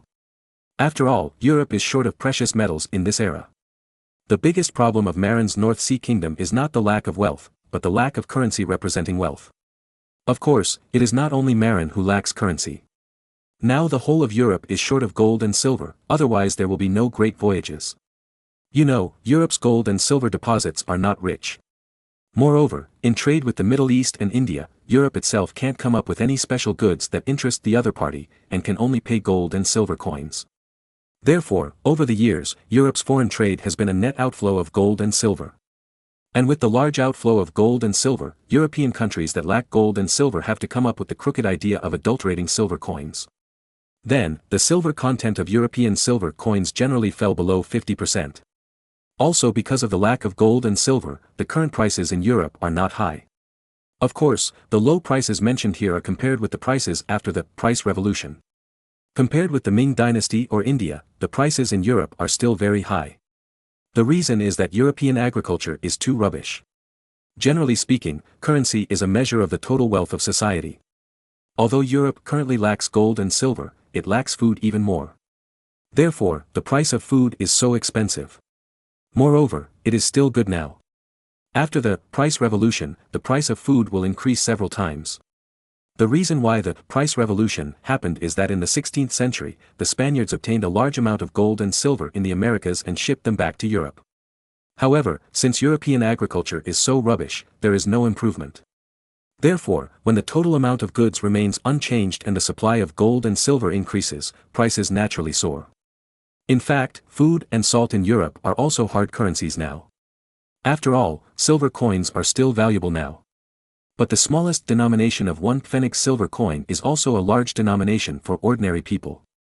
After all, the average wage of ordinary people for a day's hard labor is only 2 pfennigs. If we calculate it based on the most common wage standard of 3,000 yuan a month in small places in the future, the daily wage is 100 yuan. Then, 1 pfennig is equivalent to 50 yuan. Is 50 yuan considered a large denomination? In the future, there are smaller denominations of 20, 10, 5 and 1 yuan, and there are 50 cents and 10 cents coins below. So, in Europe at this time, metal currency cannot fully quantify commodities. What should we do? Barter. And the core of barter is probably the 3 major things of grain, salt and cloth. Even in ancient China, where the products are more abundant, grain and cloth can be regarded as currency. However, the most abundant grain in Marin's hands is rye. As for cloth, he has less. And salt is also in good sales, so there is no worry about selling it. But for rye, Marin generally doesn't dare to ship it, for fear that the shipment volume is too large, which will impact the grain price and be suspected of having means to produce high grain yields. This time Marin was forced to do so, because he had spent too much money before, resulting in no currency in his hands, and had to use grain to make up for the account. Fortunately, it is done occasionally, so it will not attract attention. And Otto III did not refuse Marin's use of grain as a means of payment. After all, there is a shortage of food in the whole of Europe, which has led to the failure of population growth. The only problem is that Otto III is worried about the loss of grain during transportation. After all, the people who transport grain also consume grain. Marin is not worried about this problem. Why? Because he dug through the Munster Canal. Although the Munster Canal is not large, it is no problem to use it to transport grain ships. The cost of transporting grain by water is very low. Moreover, he said that all grain losses along the way are his. After all, Marin is the person who is least short of food in Europe now. In East Frisia alone, Marin has built several huge cement-structured grain storage warehouses. Even because there was too much grain, Marin had to develop a way to brew rye ergoto to prevent the grain from being uselessly placed in the granary and getting moldy.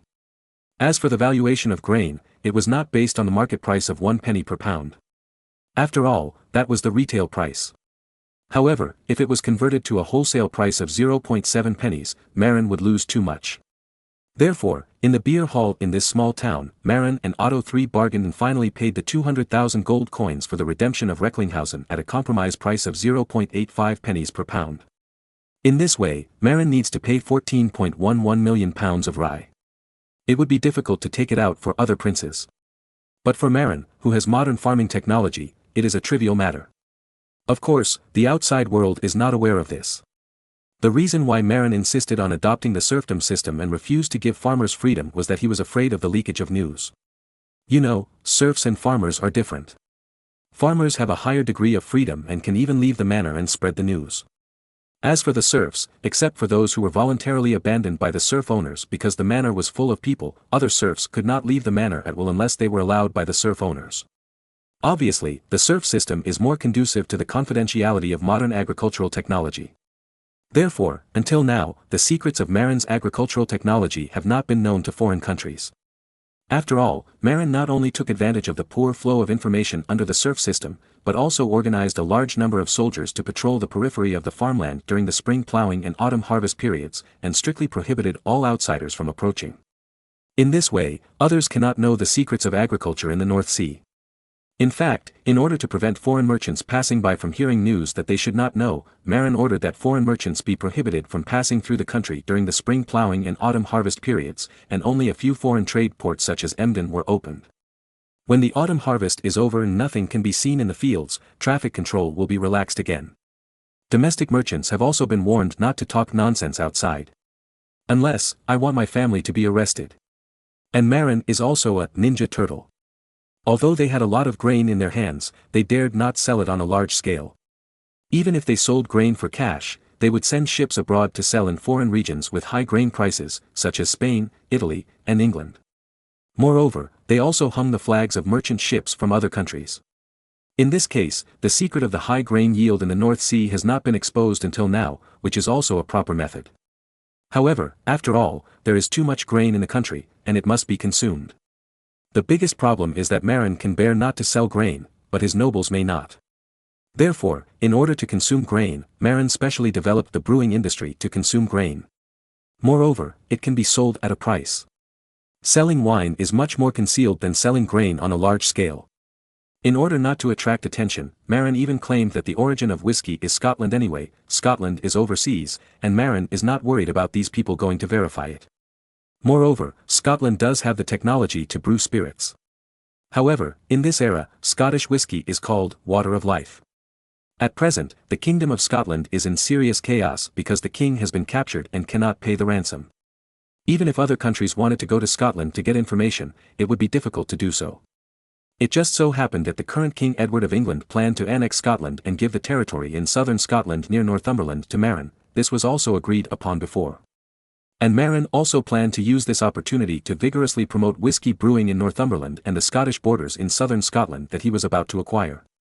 In this way, it could also provide cover for the brewing industry in the North Sea Kingdom. Of course, brewing whiskey in this area is just a cover. Marin will choose to build several larger breweries in Newcastle port to openly brew whiskey.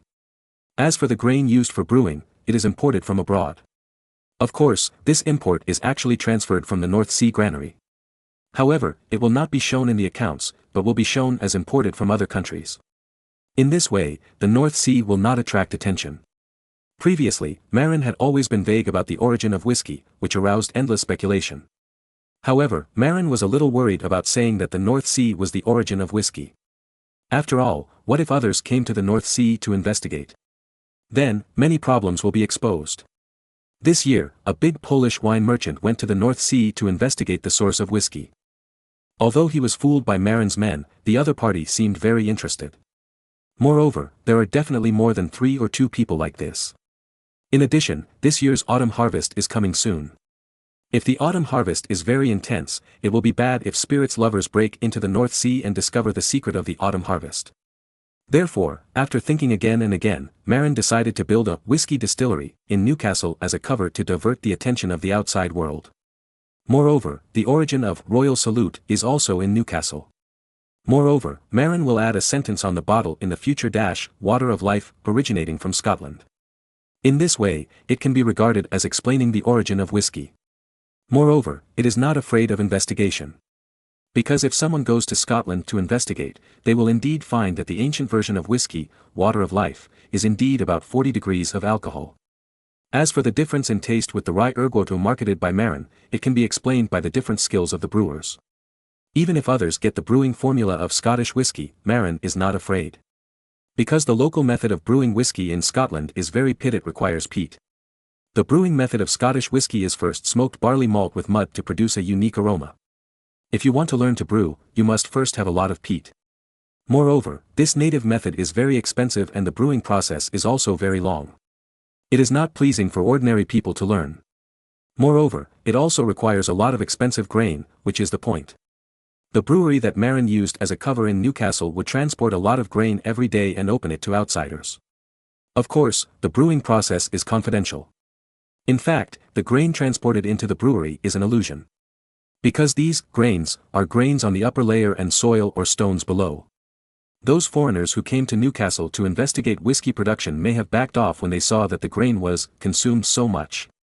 With the cover of the Newcastle Whiskey Distillery, whiskey brewing in the North Sea will not be targeted by those wine merchants and spirits lovers. You know, for good wine, God knows what these people will do. Marin is not afraid that they will make trouble against the brewery. After all, there are guards in the brewery, but he is afraid that they will notice the secret of the high grain production in the North Sea. For this reason, Marin specially built a new whiskey distillery in Newcastle as a cover, and publicly played the name of Scotch whiskey, to attract other people's attention and ensure the information security of the North Sea. Chapter 840 Diplomatic Announcement. Shortly after Marin returned to Auric, the Worms Imperial Parliament officially issued a notice to inform all of Germany of the complete success of this regular meeting and announced the results of the meeting. As for what results? Naturally, the princes jointly forced Marin to swear not to help the Habsburg family unify Germany and not to send troops to annex other principalities at will. To be honest, this statement is a bit embarrassing for Marin. After all Germans know that Marin was forced to accept this resolution that was unfavorable to him. The disclosure of the statement means Marin's humiliation. However, everyone underestimated the thickness of Marin's face. If it were an authentic European nobleman of this era, he might have the idea of "honor is my life," and then be inexplicably angry. If it were the protagonist, he might also leave behind the cruel words of 30 years of Hedong, 30 years of Heshi, and then hold back his big move to slap the enemy's face. But Marin didn't care about honor or not. Can honor be eaten? You know, a few years before Marin traveled through time, there was an extreme theory in China that the water is too clear to have fish, and the people are too mean to be invincible. Although Marin does not fully support this extreme theory, he is willing to be a little bit mean. Moreover, even in his previous life, Marin was a mean bee. When playing CS with his classmates, he especially likes to squat in the corner and ambush people. In this way, he has been ambushed many times. When playing CS with him, every time his classmates encounter a wall or a box, they first shoot a few shots through the wall/box, otherwise they will feel uneasy. When playing Dota and World of Warcraft, this guy also likes to choose a stealth profession, and likes to finish the knife at the end. Moreover, although the technology is not very good, this guy is very patient. When playing a thief in World of Warcraft, in the wild PvP, he especially likes to wait for the players of the enemy camp to have residual blood, and then suddenly appear and take the opponent away with one knife. The most mean thing is that this guy also likes to run to the gate of the other party's main city and wait for the PK of the enemy camp. When he meets someone who is turning on PvP, his eyes light up. When the opponent kneels down because of losing the PK and only has one drop of blood left, he will suddenly appear from the shadows, throw a flying knife from a long distance, and send the opponent to the west. Then, he will turn around and run wildly to avoid being surrounded and killed by the opponent, and disappear immediately after reaching a safe distance.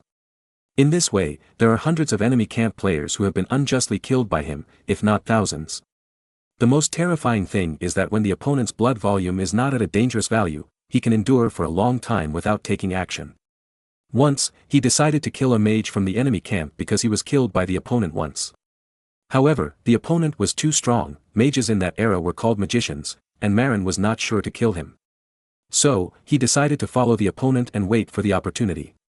In this way, he followed the opponent for an hour and walked through most of the map before he found the opportunity when the opponent had just finished attacking a large group of monsters and sat down to eat and drink with residual blood, and suddenly attacked and stabbed the opponent. Such a wretched and patient bitch really didn't take glory seriously. Therefore, when the announcement of the imperial parliament was released, when others looked at him with eyes full of special meaning, Marin remained calm and calm. Of course, he also knew that his performance was somewhat inconsistent with the values of this era. Moreover, it is easy for people to question his character. So, he decided to put on a show and brush up his reputation. When the imperial parliament sent an envoy to Auric to deliver the relevant documents, Marin pretended to be very reluctant.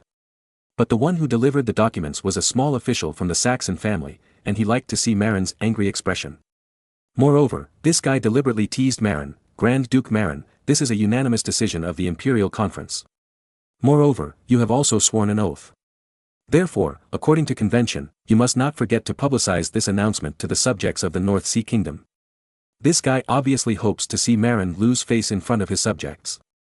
Marin pretended to be angry at first, but after the angry expression flashed by, Marin patted his chest and assured the envoy, please rest assured, envoy, I will definitely publicize this matter to the subjects of the North Sea Kingdom. You know, I am an upright nobleman and will never break my promise. The envoy's mouth twitched, and then he thought secretly, how dare you say that you are upright? I don't know who made the night raids in the previous battles.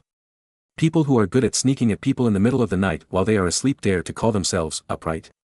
Do you still want billion? Of course, he didn't dare to say this, he just dared to think about it. As he was talking, Marin suddenly seemed to remember something, and said to the envoy, envoy, don't leave in a hurry. In order to cooperate with the resolution of the imperial parliament, I decided to issue a notice to announce my support for the resolution of the imperial parliament. At that time, please ask the envoy to help take it to various places and help publicize it. The envoy was stunned for a moment. This resolution is slapping you in the face, not only do you not resist, but also openly express your support. Is he crazy? Of course Marin is not crazy. He just wants to take this opportunity to express an attitude to all Germans. In Marin's plan, in the future, until the outbreak of the religious war, the North Sea Kingdom does not intend to use force against the princes in the German region. The princes basically know this. However, apart from knowing that Marin will stop expanding into the German region in the future, no one knows what to do in the future. So in this way, everyone is inevitably not so reassured about Marin and the North Sea Kingdom. So, taking this opportunity, Marin intends to express his attitude to all Germans: I really support the resolution of the Imperial Parliament and abide by his oath. In addition, the North Sea Kingdom will use troops against the wild continent outside its homeland in the future. Among them, the use of troops abroad is very important. After all, the North Sea Kingdom is a military power. If you tell people that the North Sea Kingdom loves peace and will not fight in the future, no one will believe it. And telling everyone openly in the future, we will send troops to fight the savages of the wild continent and show future plans, which will convince people. So, Marin quickly drafted a diplomatic announcement. In the announcement, Marin expressed his willingness to support the resolution of the Imperial Parliament of the Holy Roman Empire, and strictly abide by his promises and oaths, and no longer send troops to participate in the war within Germany. Of course, Marin pointed out that if someone took the initiative to invade the North Sea Kingdom and the Habsburg family's homeland, as well as the ally Clever Principality, the North Sea Kingdom would also send troops to resist or help its allies. In addition, the powerful army of the North Sea Kingdom will put its main goal on the war with the savages on the wild continent in the future. After all, the land area of the savage continent is not small, and it is also beneficial if it can be conquered. After the announcement was completed, Marin entrusted the messenger who conveyed the announcement of the Imperial Parliament to help use the channels of the Imperial Parliament announcement to release it to all of Germany to show the attitude of the North Sea Kingdom. In fact, Marin was also quite sincere about suspending military operations in the German region. He even planned to hold a wash hands in a golden basin ceremony to show that he would temporarily withdraw from the Jianghu disputes in the German region and focus on domestic construction. However, considering that Europeans did not seem to understand the meaning of wash hands in a golden basin, and the tragic end of Lu Jingfeng, the most famous wash hands in a golden basin, in Marin's impression, his family was broken up, so there was no such gimmicky wash hands in a golden basin ceremony. Of course, in this diplomatic announcement, Marin also said a foreshadowing: the North Sea Kingdom will no longer participate in the military confrontation within Germany unless God needs it. The last sentence seems to be nonsensical, but it is actually an ambush for the subsequent religious wars. Once a religious war breaks out, it involves the issue of belief in God. At that time, Marin can punish those heretics who are disrespectful to the Holy See with "God needs me," and then send troops to participate in the German military hegemony again. In this way, when the religious war started one day, Marin sent troops to participate in the exhibition again, and it was not considered a violation of his oath. You see, I sent troops to participate in the exhibition because of God's needs. How noble, how reasonable, how politically correct, how. Chapter 841, Northern Europe. In fact, Marin originally intended to use the needs of the Roman Catholic Church as a foreshadowing. However, if you say this, it will certainly make Rome happy, but it may scare those princes who intend to convert to Protestantism, especially Marin's neighbors. After all, converting to Protestantism means breaking up with the Roman Catholic Church. And if Marin claims to obey the needs of the Roman Catholic Church, doesn't that mean he will become a thug of the Church? If so, when Martin Luther's Protestantism begins to spread, perhaps those princes far away from the North Sea Kingdom don't care, but the neighbors of the North Sea Kingdom will never dare not care. Once they care, they dare not convert casually. However, what Marin most hopes to annex in the future must be those princes who convert to Protestantism. Because only in this way will he have an excuse to take action. If the neighboring countries do not convert, how can he have a reason to annex them? After all, oaths are not made randomly. Therefore, Marin finally adopted the ambiguous foreshadowing of God's needs. What is God's needs? Who knows? But it sounds reasonable. After all, everyone is a believer in God. If God needs it, can he refuse? Besides, the oath is also sworn in the name of God. If God needs it, he can also make concessions. In other words, from now on, Marin will temporarily stop interfering in the internal hegemony affairs of Germany. However, secretly, he will intervene to a certain extent. For example, let the surrounding neighboring countries convert to Lutheranism. Only in this way can he have the opportunity to take action. But first, Marin must let Martin Luther show up. According to the original historical development, Martin Luther's religious reform did not begin until 1517. After it started, it was only popular in the electorate of Saxony, which supported the supporter of Frederick III, the Elector of Saxony, and the nearby Archbishopric of Magdeburg. And when it came to the northern part of Germany, a large area of conversion to Lutheranism and the outbreak of religious wars had to wait until the outbreak of the Schmalkalden War in 1546. But, in 1546.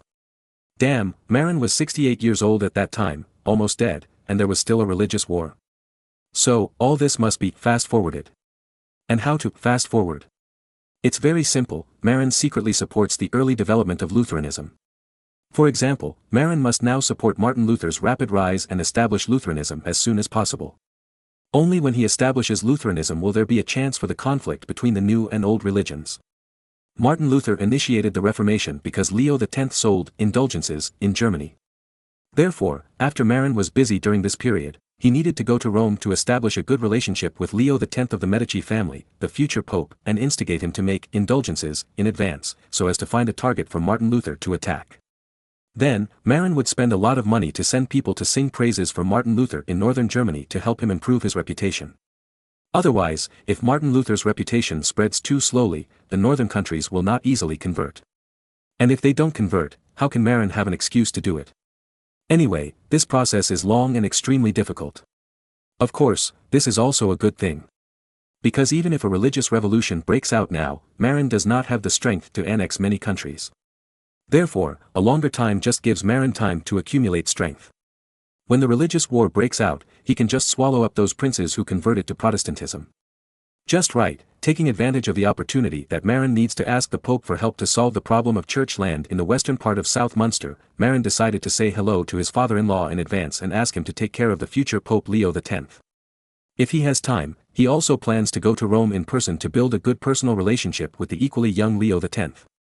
After all, he is the future Pope. My old father-in-law is old, and God knows how many years he can be the Pope. Once the old father-in-law is gone, you must hold the next Pope's thigh. So, it is the best way to start investing now. Marin's move is very peculiar. Others invest in projects, but he invests in the Pope. In the entire human history, probably only Lu Buwei's investment in Qin Zhuangxiang Wang Qiniren can be compared with it. Moreover, Lu Buwei only invested in one generation of Qin Wang, and then was killed by the next Prince Ingzheng. But Marin is different. He invested in 2 generations of popes, and he was very sure of it, who said he was a time traveler and knew the future. When dealing with important intelligence, Marin saw the war report in Northern Europe. The conflict between Denmark and Sweden in Northern Europe also began after the end of spring plowing, probably during the time when Marin went to the Americas. After 2 wars, Denmark's treasury had long been exhausted and it was about to fall apart. But Marin helped Denmark in time and did not rush to ask them for war reparations. Moreover, Marin paid cash and ordered a large amount of timber from Norwegian forests from Denmark, which gave Denmark's finances a breath of relief. With the finances almost collapsed and unable to beat his enemies Marin and the Hanseatic League, Hans wisely chose to find a soft persimmon to squeeze. And Sweden is obviously the soft persimmon.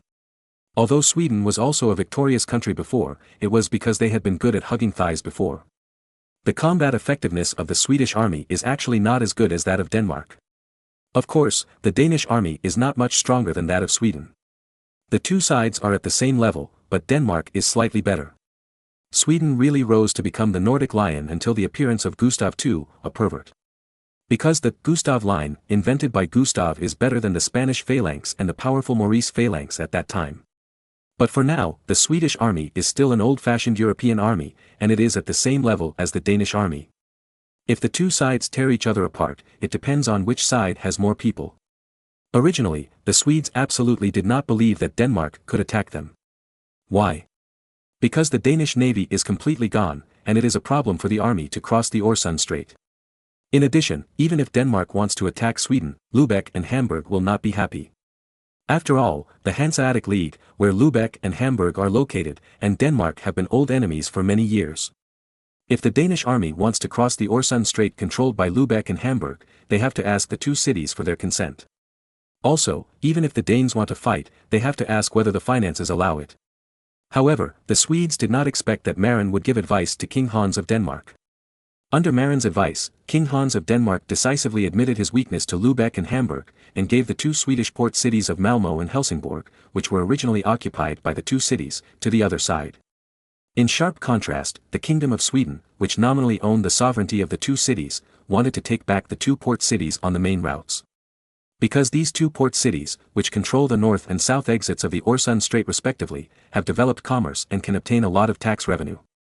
Not only that, according to Marin's advice, Hans completely gave up shipping interests and handed over the shipping industry of the port cities in Denmark and southern Sweden to the merchant ships of Lübeck and Hamburg to control, and finally impressed the two Hanseatic commercial cities that prioritized commerce. At the same time, Marin also gave a heads-up to the two cities. Sweden was too powerful and it was not in the interests of the Hanseatic League. Under such circumstances, Lübeck and Hamburg finally acquiesced to the Danish army crossing the Øresund Strait and attacking southern Sweden. Originally, the Danish army was not much stronger than the Swedish army. However, Hans was very smart.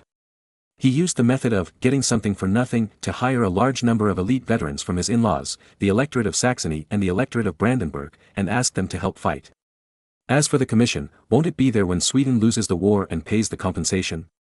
It was precisely because of the addition of those elite veterans from Saxony and Brandenburg that the combat effectiveness of the two sides was pulled apart. After the Danish army was strengthened, its combat effectiveness was naturally much stronger than that of Sweden. About 15,000 Danish, Saxon and Brandenburg soldiers crossed the Øresund Strait and invaded southern Sweden. Of course, those Saxon and Brandenburg veterans joined in the name of mercenaries. Therefore, the ownership of the army still belongs to the Kingdom of Denmark. The Kingdom of Sweden was not prepared in advance. The more than 10,000 resistance forces originally mobilized in the era of Old Sten Sture had been disbanded at this time, and there were only 3,000 to 4,000 standing troops in the country. When the Danish army invaded southern Sweden, it was unstoppable and quickly occupied the coastal areas of southern Sweden. When the Kingdom of Sweden mobilized 10,000 troops, the Danish army had already killed to the vicinity of Stockholm. However, the Kingdom of Sweden had 2,000 matchlock guns sponsored by Marin. The advantage of defending the city with muskets is huge. Therefore, it was also difficult for the Danish army to break through Stockholm. But King Hans of Denmark was not in a hurry to capture Stockholm, because if he attacked by force, the casualties would be too great. Moreover, Marin had already drawn a red line for him. Denmark was only allowed to take the area south of Stockholm. So, King Hans simply ordered the army to surround Stockholm, but not too large, and wait for the food and grass in Stockholm to run out. As long as there is no more food and grass from the outside world transported into the city, the Swedes will sooner or later run out of food and grass.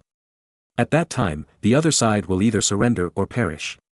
In addition, Hans also sent a small-scale army to bypass Stockholm and go north to occupy Sweden's current largest source of finance, the Falun copper mine. As long as this copper mine is occupied and large-scale production is maintained, the Danes will have a source of income.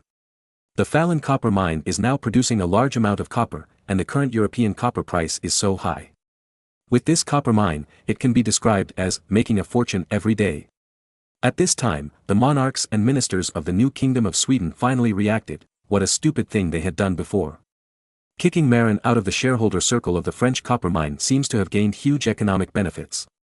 However, such huge economic benefits must be kept. Obviously, the Danes saw that Sweden had nothing to rely on after losing Marin, a powerful military ally.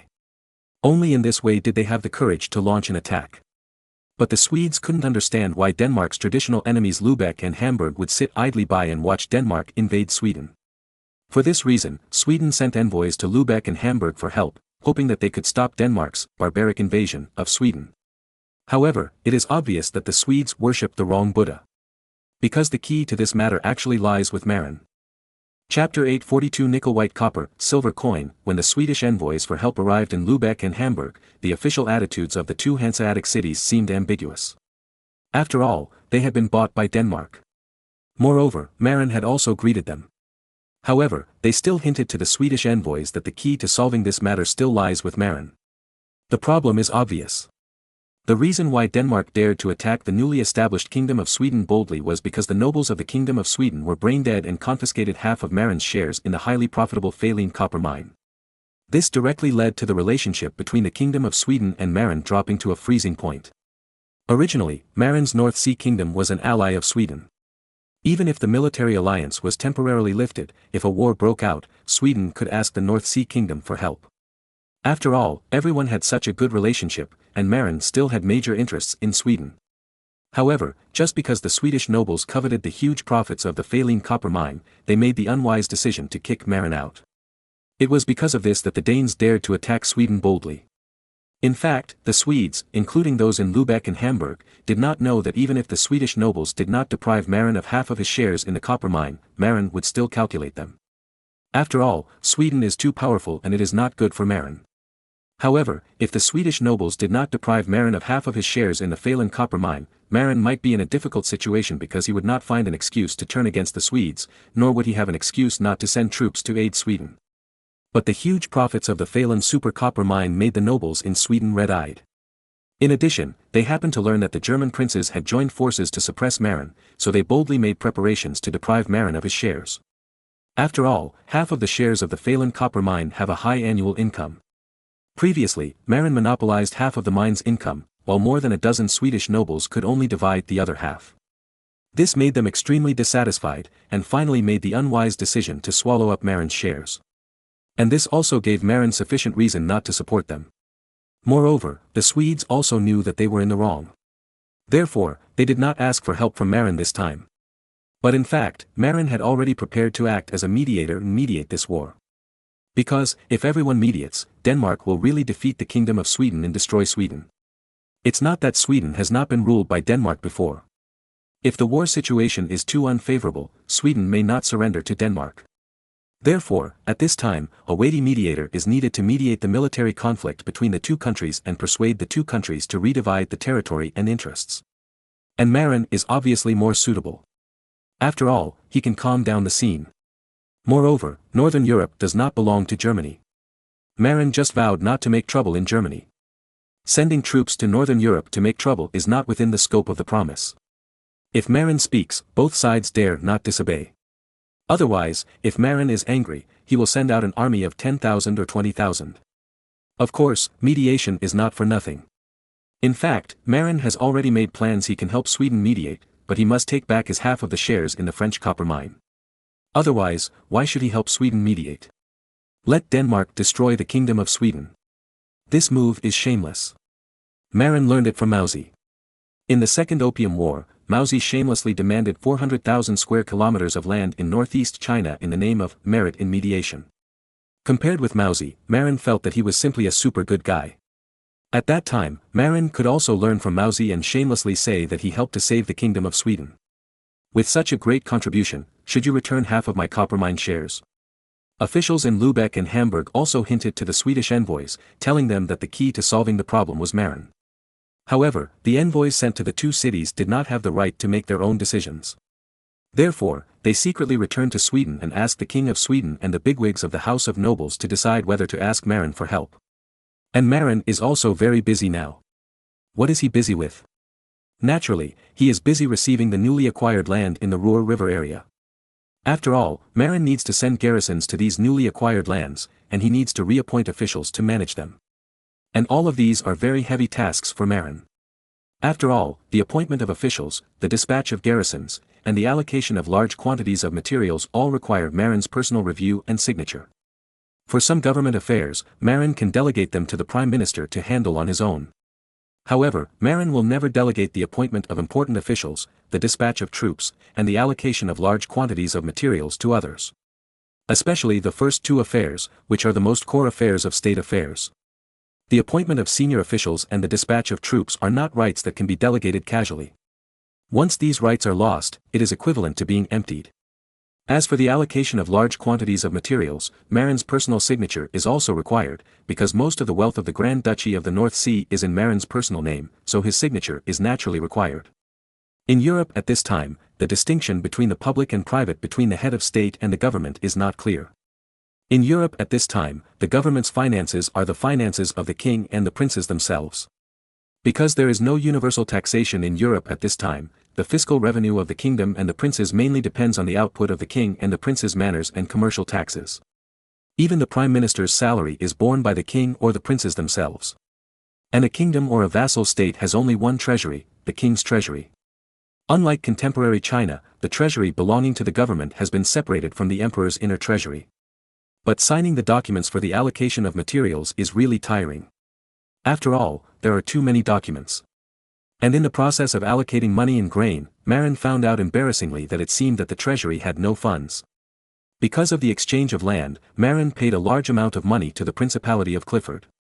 This directly led to the fact that there was no cash in Marin's treasury, leaving only a large amount of food in the cement warehouse.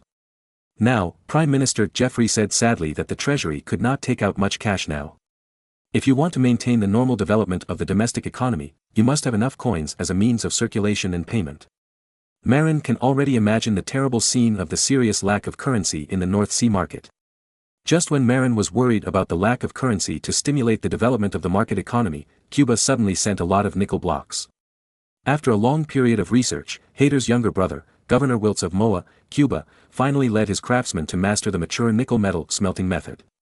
At the same time, while obtaining nickel metal, sulfuric acid can also be obtained in large quantities. Because the composition of the laterite nickel ore in Moa, Cuba is nickel sulfide. In the process of refining nickel metal, a large amount of sulfur dioxide or sulfur trioxide will be produced, generating sulfuric acid and sulfurous acid. Of course, Marin is not interested in sulfuric acid now, but nickel blocks. After remelting the nickel blocks, they can be mixed with copper liquid to produce white copper with the appearance of silver. White copper looks very similar to silver, and it is also not easy to oxidize. The only problem is that compared with real silver, white copper is a bit too hard. But Marin still plans to use white copper to cast coins. Why? Because white copper is hard, while pure silver is very soft. However, in today's Europe, silver coins are generally adulterated, causing silver coins to lose the soft physical properties of silver. Generally speaking, because pure silver is very soft. Therefore, when casting silver coins, the mint will deliberately add some copper to the silver to enhance the hardness of the silver coin. For example, the famous Spanish silver dollar, the silver content is basically 90%, that is, 90%. The remaining 10% is copper. This is because after adding copper, the hardness of silver will be greatly increased. In fact, the classic Spanish-American silver dollar is a mixed metal containing 90% silver and 10% copper. However, that refers to the Spanish silver dollar after the discovery of a large number of silver mines in America. In this time and space, because of Marin's travel, Spain has basically given up the colonial development of America. Therefore, there is naturally no American silver dollar with a silver content of 90%. Now, the whole of Europe is short of gold and silver. Therefore, the silver content of European silver coins is not high now. In many states like France and Italy, the silver content of silver coins has generally fallen below 25%, which is less than a quarter. In this way, the silver coins of France and Italy are actually copper coins, containing mostly copper and a small part of silver, and the hardness is also very high. With the nickel metal block, Marin can completely make nickel white copper. Then, use nickel white copper to cast fake silver coins without silver. The physical properties of nickel white copper are very close to the physical properties of the so-called silver coins that are mostly copper and a small part of silver, all shiny silver, corrosion resistant, and very difficult to distinguish. It just so happens that Marin is now short of currency in the country. So, he decided to let the mint use a spiral coin press to mass-produce French silver coins with very low silver content. Then, use these French silver coins to exchange for gold coins in the European market.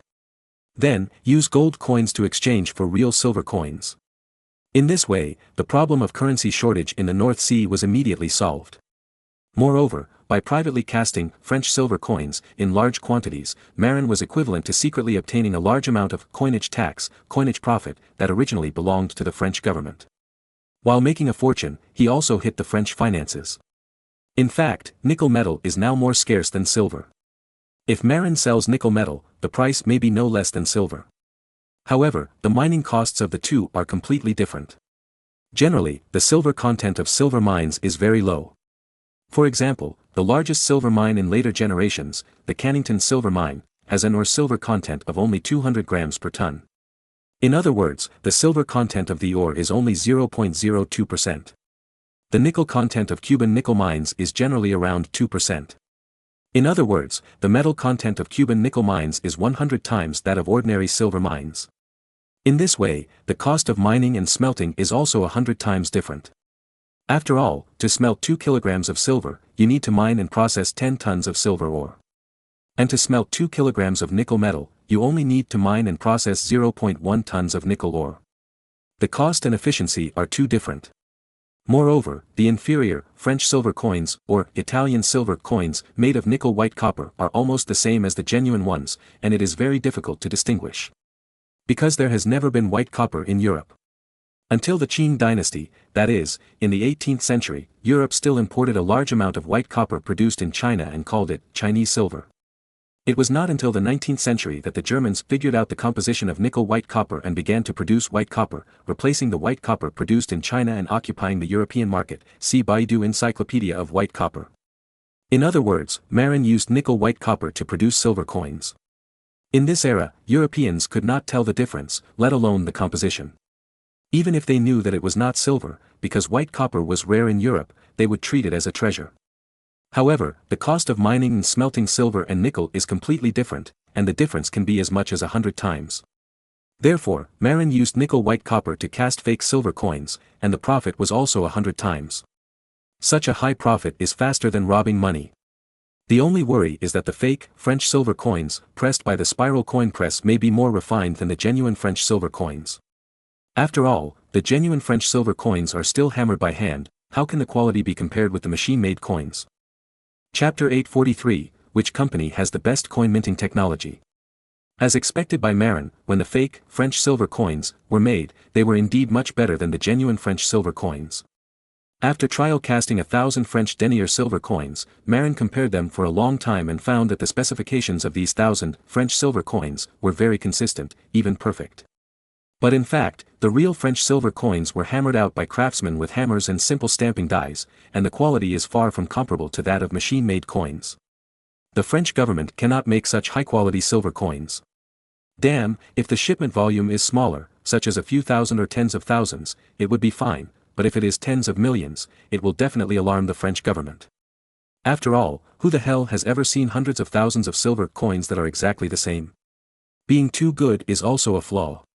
Just like during the anti-Japanese war, a Japanese army team pretended to be the 8th Route Army and wanted to cut off the 8th Route Army headquarters.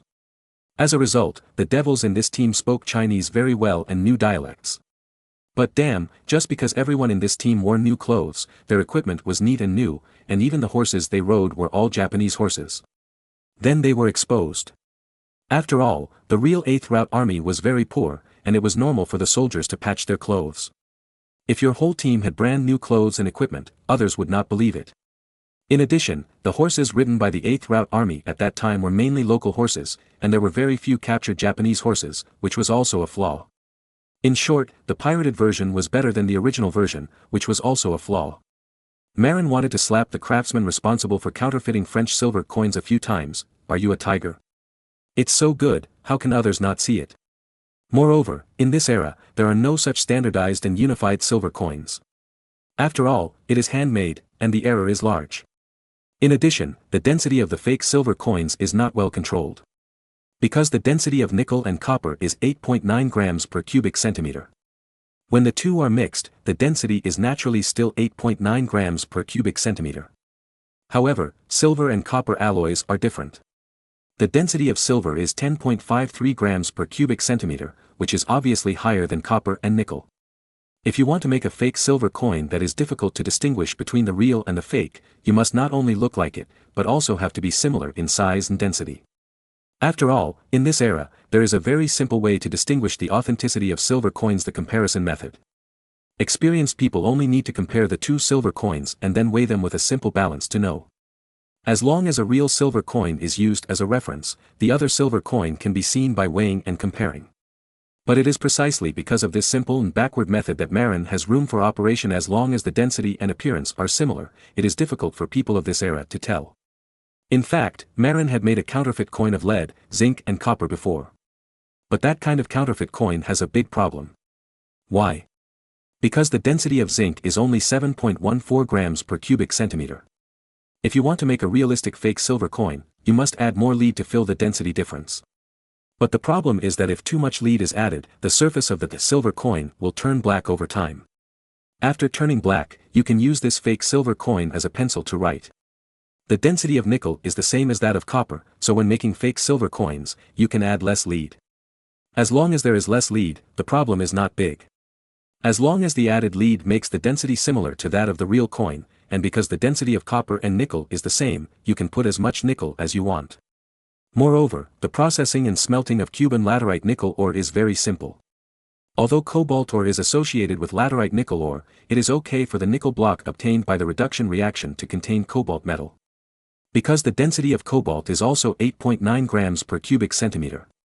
But the mining and smelting of copper ore is much more complicated, because the copper content of copper ore can reach 1% and it is considered rich ore. Like the French copper ore, it can be considered rich if it has a copper content of several percentage points. In addition, more than half of copper ore is associated ore, often accompanied by gold, silver, iron and other associated ores. Therefore, the screening of copper ore is very troublesome. The composition of laterite nickel ore is relatively simple, with nickel as the main metal and a small amount of cobalt as the accompanying metal, which is easier to handle. In terms of mining and smelting costs, the production cost of nickel is much lower than that of copper. Therefore, Marin would rather add more nickel. However, considering that he would make stainless steel in the future, he still added it sparingly. But Marin still added a lot of nickel to the first batch of counterfeit silver coins. The reason is that the price of copper in Europe is too expensive. Using too much copper is a bit costly. But in the future, if he can get cheap copper from the Ming dynasty and Japan, he would still prefer to add more copper. After all, overall, nickel is a more scarce strategic metal resource than copper. That is, Marin is a time traveler, and he happens to know that Cuba has easy to find laterite nickel ore, which makes the acquisition cost of nickel relatively low. In addition, this time Marin mainly lacks currency, so he uses a lot of nickel to make counterfeit coins. If he can get a lot of cheap copper and silver, he will not be willing to use nickel metal to make counterfeit coins. This time, Wiltz did a great job in Cuba. After all, he was a mining engineer and had a lot of experience in mining. This time, Marin obtained 50 tons of nickel metal at once, which is equivalent to 50 million grams. If 1 gram of nickel is added to each 1.5 gram fake silver coin, 50 million French denier silver coins can be made. What is the concept of 50 million deniers? The exchange rate between deniers and imperial pfennigs is 2 to 1. In other words, 50 million deniers are equivalent to 25 million pfennigs. And 60 pfennigs are equal to 1 ducat gold coin, so 50 million deniers are equivalent to 416,700 gold coins. Although coin minting also has costs, Marin can guarantee that he uses nickel metal instead of silver and uses a spiral coin press to mint coins, and the profit is greater than that of ordinary countries.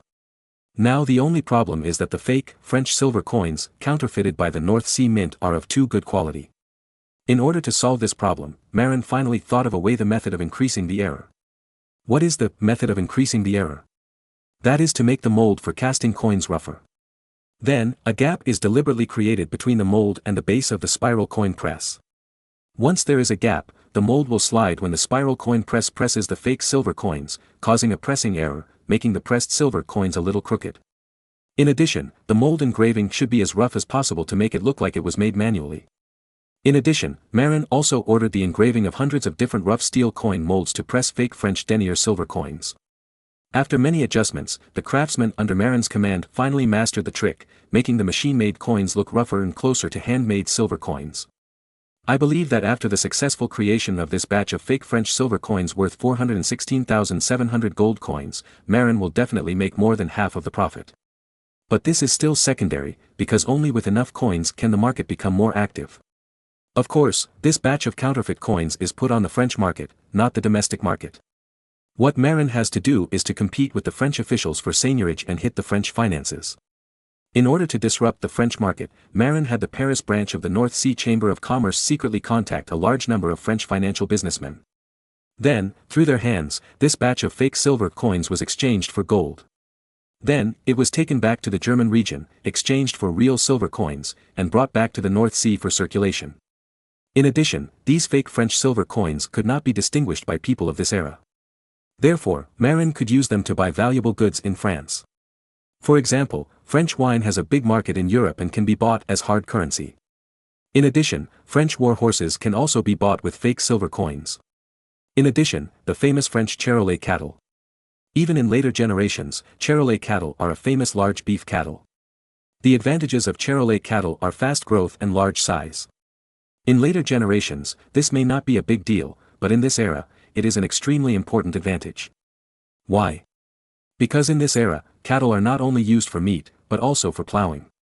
Obviously, large cattle are stronger than small cattle and are more suitable for plowing. For example, the British Angus cattle grow fast, but their size is not big.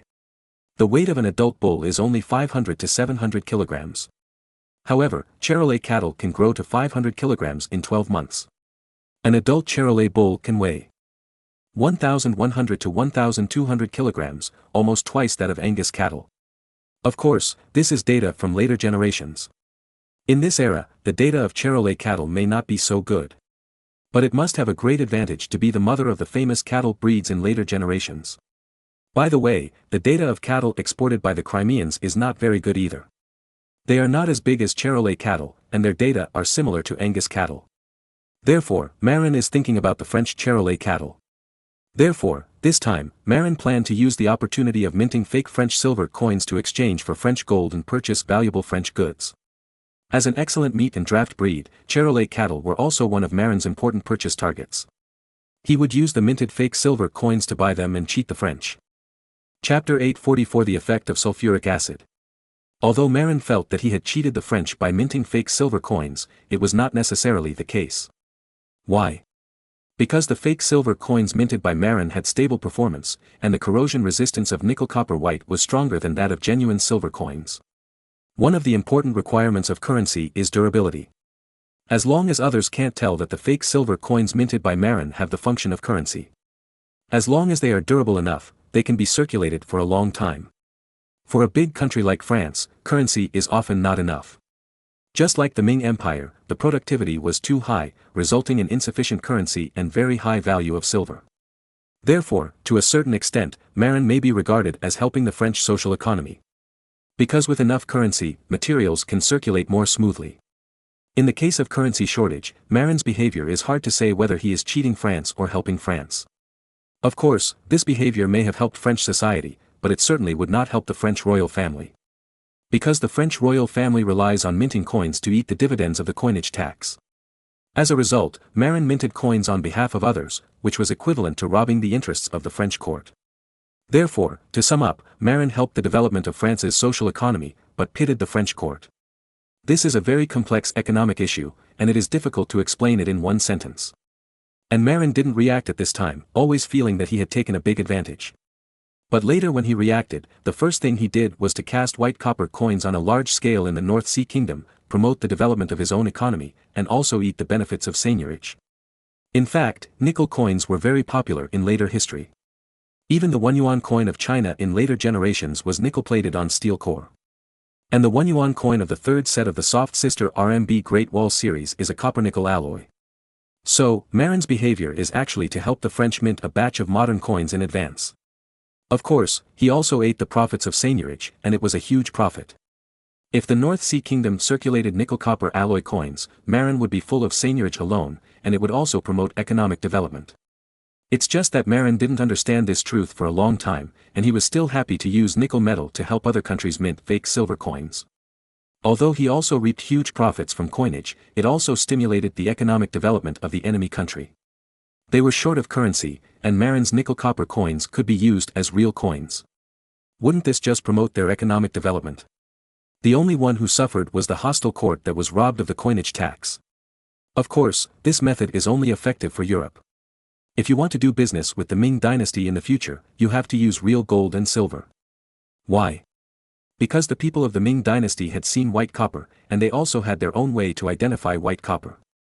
Europeans had never seen white copper, so they could naturally use nickel-copper coins to impersonate silver coins to fool them. But China had white copper a long time ago, and it would be easy to fool people if you wanted to. It was precisely because the Ming dynasty people had rich experience in identifying silver that the Spaniards had no choice but to cast American silver dollars with a silver content of up to 90% to trade with the Ming dynasty. Otherwise, the Ming dynasty people would refuse to accept it. However, this did not stump Marin. Why? Because Marin had already thought of the source of silver, Iwami silver mine in Japan. These days, Iwami silver mine seems to have not been developed on a large scale, and no one knows that it is a super silver mountain. It seems that the local daimyo has only mined small-scale silver mines on the surface, and has mined them all. It was not until 1526 that a huge silver vein was discovered underground. Marin can completely occupy Iwami silver mine and mine this super mine. Then, use Japanese silver to buy goods from the Ming dynasty and use them for his own enjoyment. As for Europe, it is more practical to use white copper coins. Who told everyone not to know white copper? This is so rustic, who else can you fool if not them? Compared with the nickel-copper coins of later generations, the fake silver coins forged by Marin just added more lead to increase the density of the fake silver coins. But this does not affect anything, because Marin increased the nickel content, making the currency very corrosion-resistant and very durable. Moreover, these lead are also produced by themselves. The Bakken's lead zinc mine not only produces zinc ingots, but also lead blocks. Marin promoted the use of blast furnaces in the Bakken's lead zinc mine in Newfoundland, which greatly improved the smelting efficiency and reduced the production cost. Whether it is nickel or lead and zinc, the production cost is much lower than that in Europe. If these low-cost nickel and lead are used for coinage, the cost of coinage can be further reduced. In addition to transporting back 50 tons of nickel block metal, Wilts also had 10 cylinders of concentrated sulfuric acid transported back. This is a byproduct of processing laterite nickel ore. When the laterite nickel ore is calcined at high temperature to sulfide nickel, the generated sulfur dioxide and sulfur trioxide are absorbed by the water tower to generate a mixture of sulfuric acid and sulfurous acid. Of course, sulfurous acid is the main component, and sulfuric acid accounts for only a small proportion. But Marin remembered that sulfurous acid will gradually oxidize into sulfuric acid when placed in the air. This process is relatively long and the efficiency is also very low. But Marin didn't care because his demand was not large. According to Marin's instructions, after extracting a large amount of sulfurous acid and a small amount of sulfuric acid, Wilts placed it in the sun for exposure, and asked people to stir it with sticks, and from time to time used a simple tool similar to an air pump to inject air into the sulfurous acid, actually adding oxygen. In this way, the speed of converting sulfurous acid into sulfuric acid was greatly accelerated. Wilts even asked people to heat it easily in a sealed container and inject a large amount of air to test whether the conversion rate could be accelerated. Unfortunately, the experiment failed. Why? Because sulfuric acid can dissolve metals, metal containers cannot be used. But if metal containers are not used, the container's ability to withstand high pressure will be greatly reduced. Wilts's experiment also used ceramic containers. As a result, the container exploded because the pressure was too high after heating. The worker in charge of watching over the container was disfigured by sulfuric acid on the spot, which scared Wilts a lot. Because he was actually not far away at the time. After that, Wilts gave up the experiment of accelerating the conversion of sulfurous acid with high temperature and high pressure because it was too dangerous. So this time he only sent back 10 cylinders of concentrated sulfuric acid byproducts. Concentrated sulfuric acid. How to use this thing? Marin fell into deep thought. Coincidentally, Marin had an application report for increasing the production of the Laon phosphate mine in Western Sahara. This report requested the increase of black slaves, because mining these days relies on manual labor. If you want to increase production, you must increase miners. And black slaves are the cheapest miners. After reading this report, Marin was suddenly inspired. Yes, it can be used to produce superphosphate. Superphosphate is a water-soluble phosphate fertilizer. Because it is soluble in water, superphosphate fertilizer is very effective. On the contrary, if apatite is used as a phosphate fertilizer, it will be absorbed very slowly. Because apatite is insoluble in water.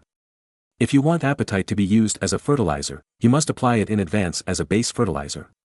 Otherwise, when the crop grows, the fertilization may not be effective quickly. Moreover, even so, the phosphorus component of apatite may not be completely absorbed by the crops. Superphosphate is also the earliest chemical fertilizer used in human history, because its production is very simple, just dissolve apatite with dilute sulfuric acid. Yes, it is that simple. Dilute sulfuric acid decomposes apatite, Ca5, PO4, 3F, into water-soluble monohydrate calcium dihydrogen phosphate Ca, H2PO4, 2, H2O, anhydrous calcium sulfate and a small amount of phosphoric acid, containing effective P4O 10-14% 20%, of which 80% 95% is soluble in water. It is a water-soluble quick-acting phosphate fertilizer and can be used directly as a phosphate fertilizer or used to make compound fertilizers. The most important thing is that after being decomposed by dilute sulfuric acid, this fertilizer can be dissolved in water and can be quickly absorbed by crops, with an efficiency 100 times that of apatite. It can be said that the fertilizer will be effective on the same day. Unlike the original apatite, the natural transformation and absorption is very slow, and the absorption is not complete, and a lot of phosphorus components are wasted. Hey, it seems that sulfuric acid is still quite useful. Thinking of this, Marin wrote a letter and asked the ship to America to bring it to Wilts, instructing Wilts to pay attention to the production of sulfuric acid. Moreover, Marin remembered that sulfuric acid is not necessarily required to decompose apatite. It seems that sulfurous acid can also be used. In this way, through sulfuric acid and sulfurous acid, Marin can build the simplest superphosphate fertilizer plant. In addition, it seems that dilute sulfuric acid and zinc metal can react to produce hydrogen. Otherwise, make a few hydrogen balloons for Caesar and Robert to play with? Marin couldn't help but think. Chapter 845 Hydrogen Balloon Incident. When he made the hydrogen balloon himself, Marin found that making hydrogen balloons was also high-tech. There was no problem with the step of making hydrogen.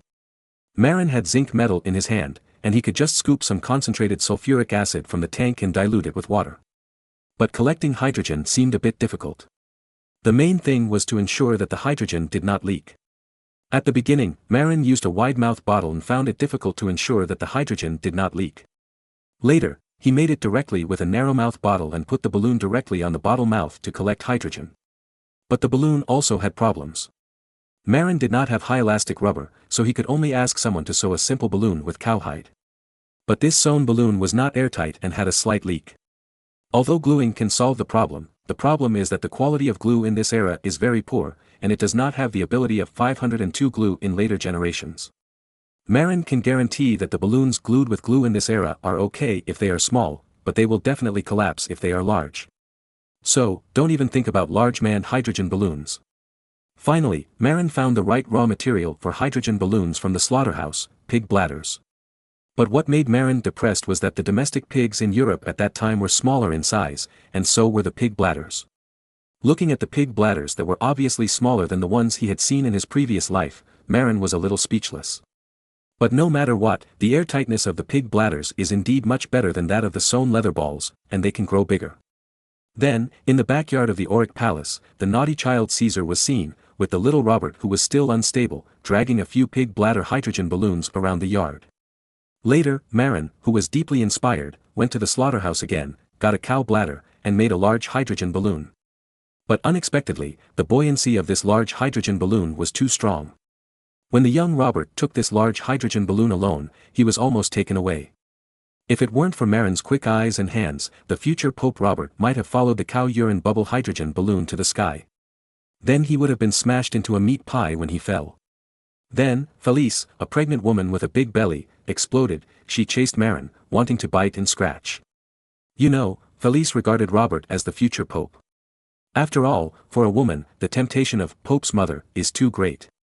Marin's messing around almost shattered her dream, and coupled with the mother's love for her cubs and the unstable emotions of pregnant women, she exploded. If it were another woman who dared to do this, Marin would have suppressed it long ago. However, Felice is the Pope's daughter, she is too powerful, and she is pregnant with his child, so Marin had to admit his mistakes and finally calmed Felice's unstable emotions. Fortunately, he practiced martial arts and dodged quickly, otherwise he would have been scratched on his face. Marin, who learned his lesson, quickly took away the large hydrogen balloon made of cow urine bubbles, leaving only the 2 sons and a few pig urine bubble hydrogen balloons to play with. Unexpectedly, this incident alarmed Leonardo da Vinci. After hearing about the hydrogen balloon that almost took little Robert to the sky, the greatest scientist of this era suddenly had a dream of flying. Grand Duke, please make me a few more cow urine hydrogen balloons. I want to tie them together and take myself to the sky to see. Marin almost jumped up. Ada, why are you so depressed that you want to commit suicide? Commit suicide? Leonardo da Vinci didn't understand. Marin quickly explained, hydrogen balloons themselves contain flammable and explosive gases, and when hydrogen balloons reach high altitudes, because the air pressure at high altitudes is very low, the pressure inside the balloon is much greater than the external environment, and then it bursts and explodes, blah blah blah. In short, you're dead after you go to the sky. Marin explained for a long time, his mouth dry. Leonardo da Vinci blinked and said, what is air pressure? How do you know that the air pressure at high altitudes is low? Marin was about to cry, I'm a liberal arts student. Although he was good at basic physics and chemistry in middle school, he was not a professional. Then, he had to take out the ultimate shield, this is what my teacher Einstein said. Da Vinci was even more confused. Marin had no choice but to detonate 2 cow urine bubble hydrogen balloons in front of Da Vinci to demonstrate the danger of hydrogen balloons, instantly burning a sheep used as a test subject. However, Da Vinci was frightened, and so were Angela and Felice. After confiscating the children's pig urine bubble hydrogen balloons, Marin was also chased by the two women for a long time. Dare to give such a dangerous thing to children to play with, do you want to kill them? Even the gentle Angela got angry this time. Marin wanted to cry but had no tears, so he had to sleep alone in the office at night. Speaking of which, it was also Marin's carelessness. Although the pig urine bubble hydrogen balloon is small, it is also filled with hydrogen. The two little guys are at the age of naughty children. If they accidentally touch the open flame, they may really be burned. Therefore, facing the questioning of Angela and Felice this time, he could only admit his mistake. If Da Vinci hadn't wanted to play with flying, Marin would have almost forgotten the danger of hydrogen balloons. Although Da Vinci gave up the unreliable plan of flying with cow urine hydrogen balloons because of the high risk, he still had a strong interest in hydrogen and applied for more concentrated sulfuric acid to do experiments. Marin saw it. How could this be? Da Vinci was the only reliable scientist under Marin. If he was accidentally killed or burned while playing with hydrogen, his loss would be too great. So Marin had to use something else to divert Da Vinci's attention. Ada, can you help me redesign a steering wheel system? The current steering wheel is a bit backward, and it is impossible for one person to turn. What Marin said was not wrong. The steering wheel system designed by a group of watchmakers before used a large number of copper gears and copper rods as levers. Although it can be used, it only saves half the effort of the backward rudder rod in the early days. That is to say, in the past, 4 sailors were needed to turn the rudder pole, but now only 2 sailors are needed to turn the steering wheel together. However, this is not enough. Marin thinks that the later version using movable pulleys and ropes is better. However, there is a problem, that is, the ropes used for navigation in later generations are basically special sailing ropes made of sisal fiber that are wear-resistant and resistant to seawater corrosion. And now Marin only has flax ropes, and the quality is obviously not up to standard. Therefore, Marin originally planned to let Da Vinci develop a new steering wheel system after finding Mexican sisal. Anyway, it's useless to develop it now. But seeing that Da Vinci was obsessed with dangerous hydrogen, Marin had no choice but to use the steering wheel system that he had developed to control the rudder with movable pulley ropes. Anyway, get it out first, and then change the rope when you have sisal. Is Ada going to stop now? Marin breathed a sigh of relief. It would probably take a long time for the new steering wheel system to be developed. Maybe Leonardo had already forgotten about hydrogen. But things did not go as planned.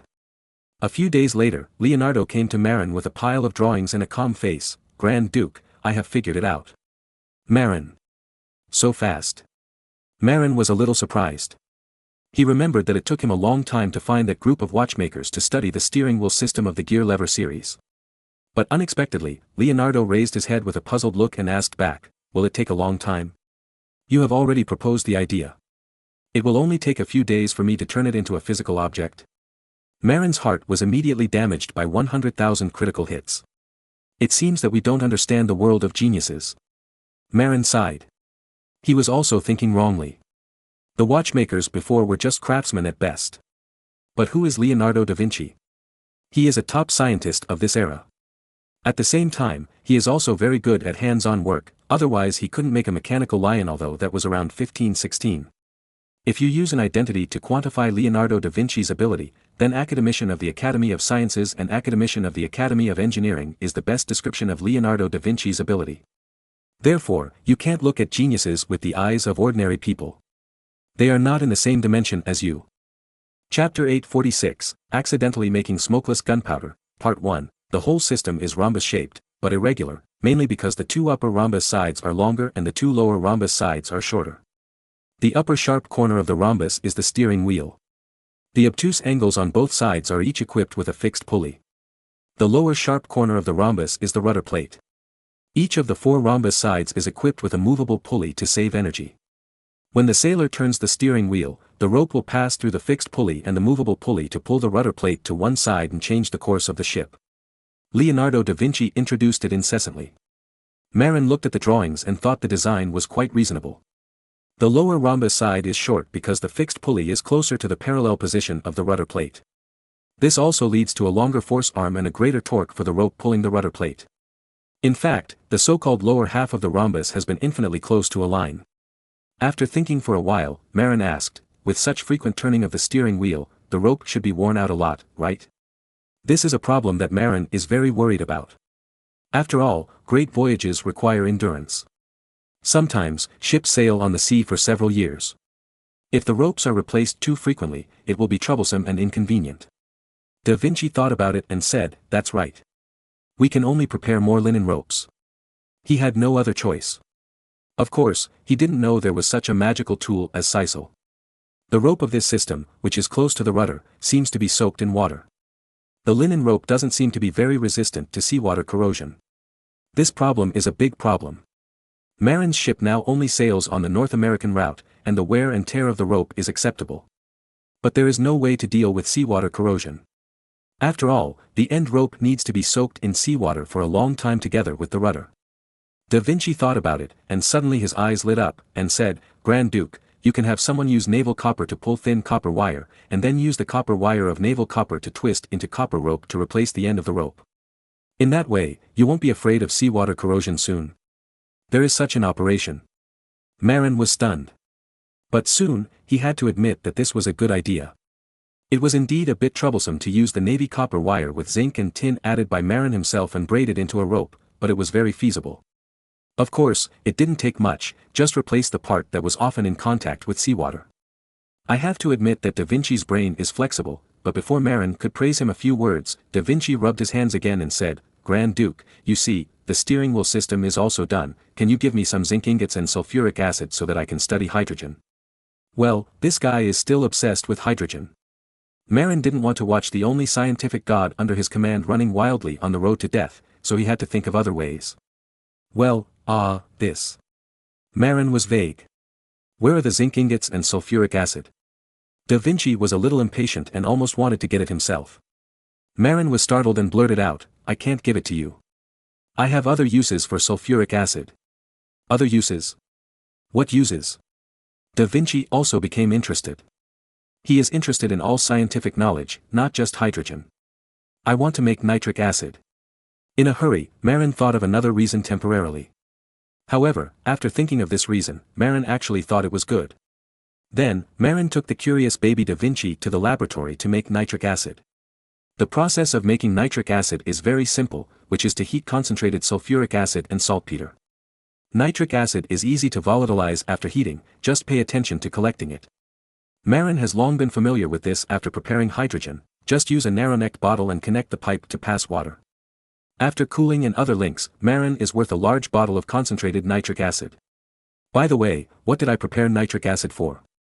Marin suddenly forgot his purpose. But after thinking about it, it seems that he really didn't have any special purpose before. It's just to fool Da Vinci. Cut, I thought it was something else, it turned out to be nitric acid. Marin didn't expect that Da Vinci was not interested at all. Why? Because someone in Europe had already prepared nitric acid at this time. In fact, in the 8th century, the Persian scholar Jabir ibn Hayyan made the earliest nitric acid. Then, this technology was also introduced to Europe. Italy, where Leonardo da Vinci was located, is the Western European country with the closest exchanges with the Middle East. Therefore, it is not surprising that Italians know nitric acid. Of course, what Leonardo da Vinci had seen before were all dilute nitric acid, which was far inferior to the concentrated nitric acid prepared by Marin. Apart from anything else, concentrated nitric acid can nitrate plant fibers such as cotton to form terrible nitrocellulose, gun cotton. Marin originally wanted to brag to Leonardo da Vinci, but thinking of the strong explosion characteristics of gun cotton, Marin still didn't brag to Leonardo da Vinci. Leonardo da Vinci wanted sulfuric acid again, and he despised Marin for using sulfuric acid to prepare nitric acid. Marin was anxious, so he thought of another use of concentrated sulfuric acid. "Ada, I want to make ether." Da Vinci was stunned. What is ether? Ether is an anesthetic that can make people unconscious and allow you to dissect. Instantly, Da Vinci's eyes were as bright as a 200-watt headlight. Marin only remembered at this time that Da Vinci was an anatomy madman. When he hijacked Da Vinci in Milan, Marin found that there were many stolen bodies of death row prisoners in the basement of Da Vinci's villa. Moreover, these bodies were dissected. Otherwise, there would be no human anatomy diagrams left by Da Vinci in later generations. When it comes to dissection, Da Vinci instantly gets excited. What are we waiting for? Let's prepare ether. Da Vinci, the anatomy madman, said excitedly. Of course, Da Vinci was not really perverted. But he thought that if there was such an anesthetic, then he could painlessly cut off tumors and rotten flesh for patients and easily deal with various wounds. You know, the versatile Leonardo da Vinci is also a master of medical skills. Of course, he is a master of surgery. Marin hesitated and said, Ada, please help me make a thermometer with a larger range. Because this preparation requires a high temperature of 140 degrees Celsius.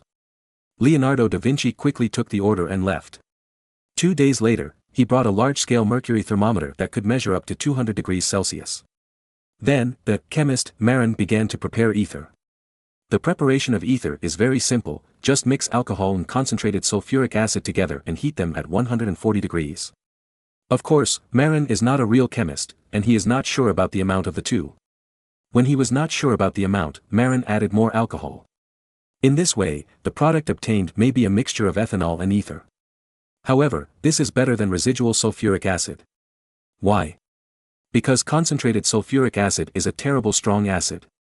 Just think about it, if you use this kind of ether to anesthetize a patient, the result is that because of the residual concentrated sulfuric acid, after the wet cloth soaked with ether is used to cover the patient's mouth and nose, the residual concentrated sulfuric acid will disfigure the patient. Therefore, Marin would rather add more alcohol than let the concentrated sulfuric acid remain, which is a deadly thing that can disfigure the face. Because ether is volatile, the glass bottle is sealed when heated. Otherwise, the ether will evaporate after heating. After the reaction is over, Marin first lets the flask cool and liquefies the ether. Ether is slightly soluble in water, so in the obtained mixed solution, the ether floats on the surface of the solution, and it is collected. Of course, this also includes ethanol. Because, although ether is slightly soluble in water, it is miscible with ethanol. Of course, when it is scooped out, it will also bring some water. That's why it is said that if there is residual concentrated sulfuric acid, it will also be scooped out. Cover the patient's mouth and nose with a snap, and then it's over. Chapter 847 Accidentally Made Smokeless Gunpowder, Part 2. When he started to actually extract ether, Marin found that he had worried too much. Why? Because ether is slightly soluble in water.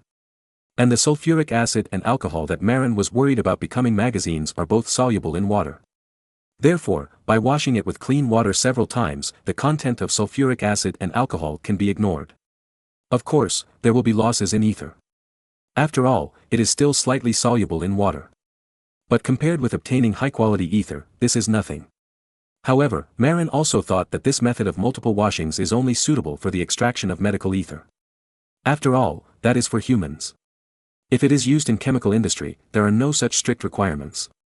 At most, it can be used in chemical production after washing once. After obtaining the high-purity ether after Marin's multiple washings, the scientific madman Leonardo da Vinci immediately went to do anesthesia experiments excitedly. But soon, da Vinci came back angrily, Grand Duke, you lied to me, this thing has no anesthetic effect at all.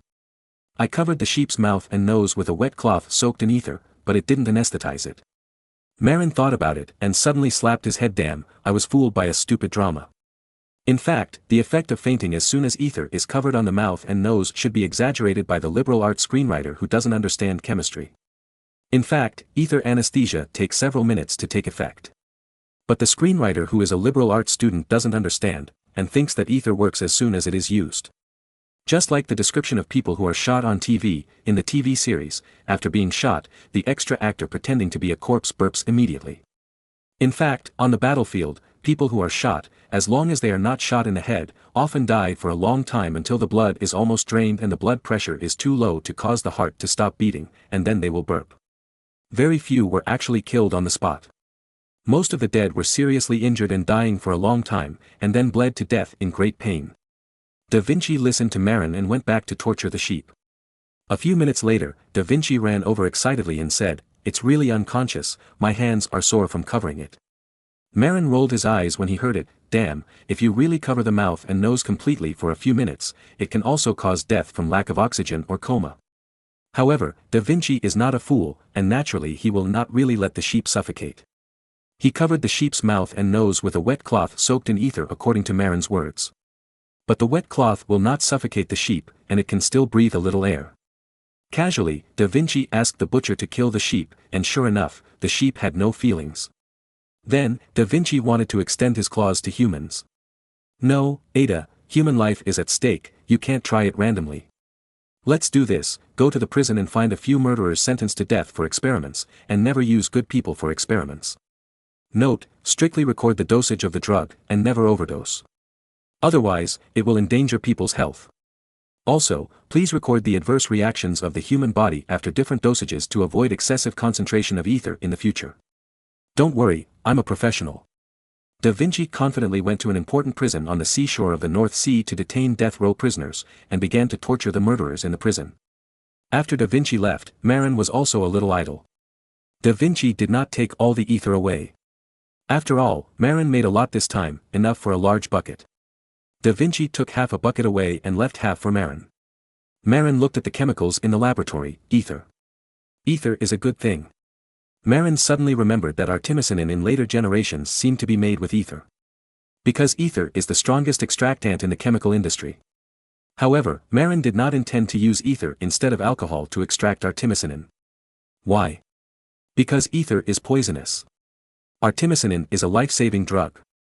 If ether is left, God knows whether it is a drug or a poison. Marin is not a chemical engineering major, and he is afraid that ether will remain when artemisinin is made with ether. Therefore, he would rather use alcohol than ether. Anyway, alcohol is actually cheaper. Of course, this is for Marin. Because he used a laboratory method, ether must be made by reacting concentrated sulfuric acid and alcohol. Obviously, alcohol costs less. Next, Marin used ether as an extractant and played chemical experiments. Although he was a liberal arts student in his previous life, Marin also liked chemical experiments. The preparation and application of ether is exactly the knowledge scope of middle school chemistry. He didn't understand the content of university chemistry. Marin poured some oil into the ether, and found that the oil was dissolved by the ether. If it was poured into water, it should float on the water. But it was directly dissolved when poured into the ether. Then, Marin found a piece of rosin, which soon dissolved in the ether. Then he found a piece of beeswax, which also dissolved. Beeswax, dissolved. I seem to have grasped something. Marin thought. Seeing the concentrated sulfuric acid in a glass bottle next to him, Marin remembered what it was. It turned out that Marin remembered a formula for smokeless gunpowder. In his previous life, as a high school all-round science master. No, it was a master who was not good at biology. Marin knew a lot about high school chemistry. Similarly, as a military fan of World War I and World War II, he has also read many articles introducing World War I and World War II. Among them, there are articles introducing gunpowder at that time. For example, smokeless gunpowder is a very important part. Smokeless gunpowder is very important in the history of war. Its appearance has led to the continuous reduction of the caliber of firearms, from the large caliber black powder rifle of about 20 mm to the medium caliber era of 7 or 8 mm. Later, small caliber rifles of 5.0 mm appeared. Of course, the propellant of the bullets of modern small caliber rifles of 5.0 mm is generally double base or triple base propellant.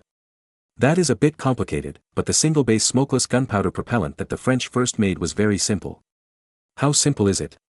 It is to dissolve the dangerous nitrocellulose in ether, and then add some paraffin as a stabilizer. Then, wait for the ethanol to evaporate, and what is left is the famous B gunpowder. Nitrocellulose itself is very dangerous, easy to explode, and has very unstable performance. Therefore, it must be added with a stabilizer before it can be used as gunpowder propellant. It should be pointed out that propellant and explosive are two concepts.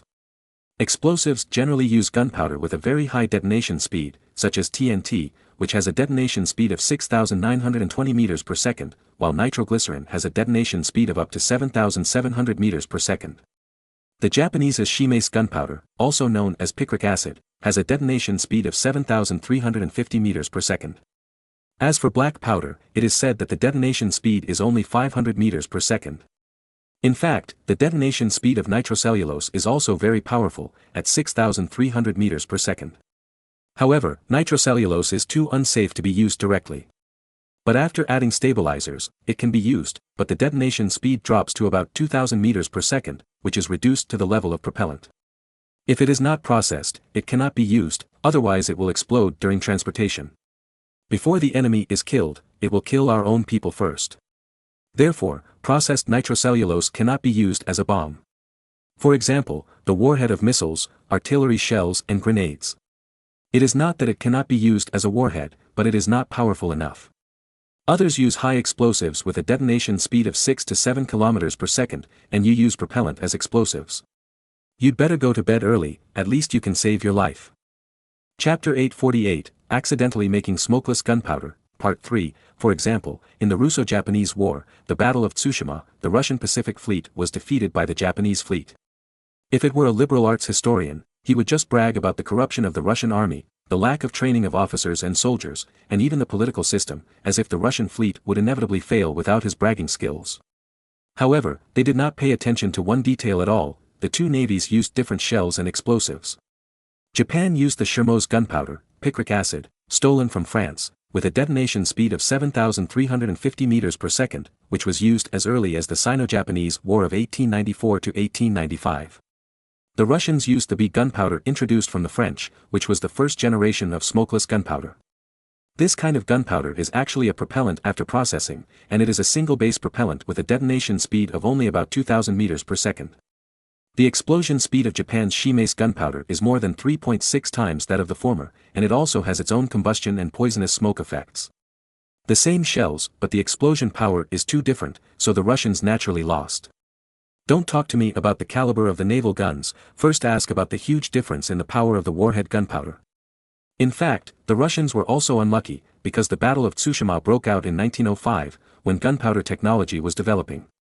Although TNT and other things have also come out, the application and large-scale production technologies are not yet perfect. In addition, these technologies are still in the hands of developed Western European countries such as Britain, France, and Germany, and have not yet been passed on to Russia. Japan's Shimase gunpowder also took a different approach. The biggest problem with picric acid is that it easily reacts with the metal shell, which then causes self-explosion.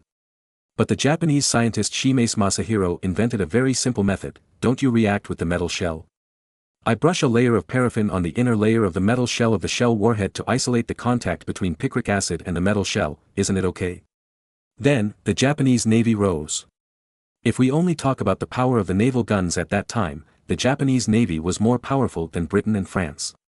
However, because the scale was completely incomparable with others, and even had to buy ships from others, it was not ranked. However, after the appearance of Shimase gunpowder, the first one to suffer was the Beiyang fleet. It is true that the Beiyang fleet used imported ironclad ships, but the Nima artillery shells actually used black gunpowder, which was several times worse than the B gunpowder introduced by the Russians from France. Facing Shimase gunpowder, how could they not be crippled? Let's compare the detonation speed. The detonation speed of Japanese Shimase gunpowder is 7,350 meters per second, the Russian B gunpowder is 2,000 meters per second, and the Beiyang fleet black gunpowder is 500 meters per second. In fact, the Russians are the worst. In a few years, they can buy TNT technology from Britain and France that is as powerful as Shimase gunpowder. So, the Russians fought the wrong naval battle at the wrong time. The Russians are not lacking in bravery, but the power of their shells is less than one-third of theirs. There is no way to fight this war. As for my Qing dynasty, let alone. When smokeless gunpowder appeared, other countries could at least spend a lot of money to introduce technology for production. But the pure liberal arts, Confucian, officials of the Qing dynasty only knew how to introduce gun production technology, but did not know how to improve gunpowder technology. Even after Germany equipped the 1888 Commission rifle and Mauser's new smokeless gunpowder rifles, it felt that the Mauser M1871 black powder propellant rifles originally equipped with the German army could not be wasted, so they sold them to the Qing army. The Beiyang army did not know that others were selling off the discarded garbage, and bought them as a treasure. Look, my Qing dynasty has a large number of Mauser quick guns, so powerful. And what is the difference between black powder rifles and smokeless gunpowder rifles? First of all, the caliber is different. The Mauser 1871 has a caliber of 11.15 mm, and the bullet specification is 11.15 mm*60 mm. The new Mauser rifle that uses smokeless propellant has a bullet size of 7.92 by 57 mm. Obviously, the size of the two bullets is very different. Using 7.92 bullets, you can carry a lot more. Moreover, not to mention that the black powder barrel needs to be cleaned of residue frequently, and the smoke of black powder blocks the sight. Moreover, what is even more amazing is that the flame temperature of the deflagration of single-base smokeless propellant is lower than that of black powder. The deflagration flame temperature of black powder is about 2,800 degrees, while the deflagration flame temperature of single-base smokeless propellant is only about 2,500 degrees, which is about 300 degrees Celsius lower. And the consequence of this is that the barrel of the gun does not get as hot as when using single-base smokeless propellant. However, in terms of power, the power of single-base smokeless propellant is 3 times that of black powder. Here we need to mention a concept, volume comparison. That is, the amount of gas produced after the explosion of 1 kilogram of propellant, in liters, black powder is 280 L/kg, while single-base smokeless propellant is 993 L/kg. This data is the data of the US military M6 single-base propellant, and the M6 propellant is the propellant of the 155mm large-caliber howitzer. Although the performance of the initial French version of B gunpowder is worse than that of the later US military M6 propellant, it is still not a problem to exceed the volume of black gunpowder by 3 times. The process of bullets or artillery shells being pushed out of the barrel or gun barrel is actually driven by the gas produced after the gunpowder explodes. The longer the barrel or gun barrel, the longer the work time, and the greater the initial velocity of the bullet when it leaves the pipe. After leaving the muzzle or gun muzzle, it depends on inertia. Because there is no gunpowder gas to push the bullet to continue moving forward. When the length of the barrel or artillery shell is constant, it is obvious that the more gunpowder gas, the stronger the thrust, and the greater the initial velocity of the bullet. Therefore, the caliber of bullets using single-base smokeless propellants can be much smaller than that of bullets using black powder. Moreover, the ablation of the barrel is weaker than that of using black powder. Modern firearms generally use more powerful double-base or even triple-base propellants. This is because double-base and triple-base propellants are more powerful, and bullets can be made smaller, and the caliber of firearms is also smaller. In this way, the firearms are cleared and more bullets can be carried. For example, the caliber of modern NATO mainstream rifles is 5.56 mm, and that of Huaxia is 5.8 mm. This is much smaller than the 7.92 mm of the German army and the 8 mm of the French army during World War I. However, this also comes at a price. Although the caliber of modern rifles is small, the ablation of double-base and triple-base propellants is stronger, and the ablation of the rifling is very serious. Therefore, the barrel of a modern rifle needs to use special steel, or the inner wall of the barrel is chrome-plated to increase the life of the barrel. For example, if a rifle such as the 56 semi-automatic rifle uses number 45 carbon steel, the barrel life is 10,000 rounds. After the inner wall is chrome-plated, the service life becomes more than 100,000 rounds. Of course, that is required for double-base and triple-base propellants. If we use single-base propellants with very low ablative power, we can use ordinary carbon steel. For example, the Hanyang Made 1 uses the inferior steel from the Hanyang Iron Works, and it can still be used. As a military fan, Marin obviously knows the formula of the famous B gunpowder, 98% nitrocellulose, 2% paraffin. After dissolving in a solution of 1:3 ethanol and ether, it can be air-dried.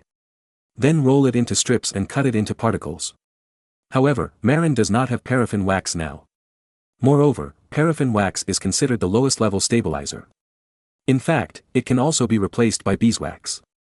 Anyway, both can be dissolved in this solution of 1:3 ethanol and ether. However, what Marin lacked now was not only paraffin wax, but also nitrocellulose, which was the main component. Because Marin didn't have any cotton. Fortunately, nitrocellulose was also called nitrocellulose. Without cotton, Marin used linen instead.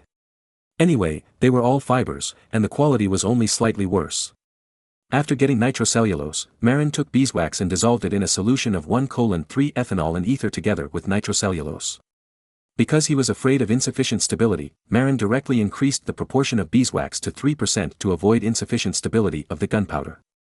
You know, although the single-base smokeless propellant is called propellant, its power is stronger than black powder. It is weak only compared with those powerful explosives in later generations. In terms of explosive power, single-base smokeless propellant is several times that of black powder. For the sake of his life, Marin increased the proportion of beeswax. Next, it is air-dried. In fact, in later generations, there is a way to recycle ether. It seems that it is distilled at low temperature under reduced pressure. However, Marin is only a chemistry expert at the middle school level, not a college student majoring in chemical engineering. Therefore, he does not understand any technology of distillation at low temperature under reduced pressure.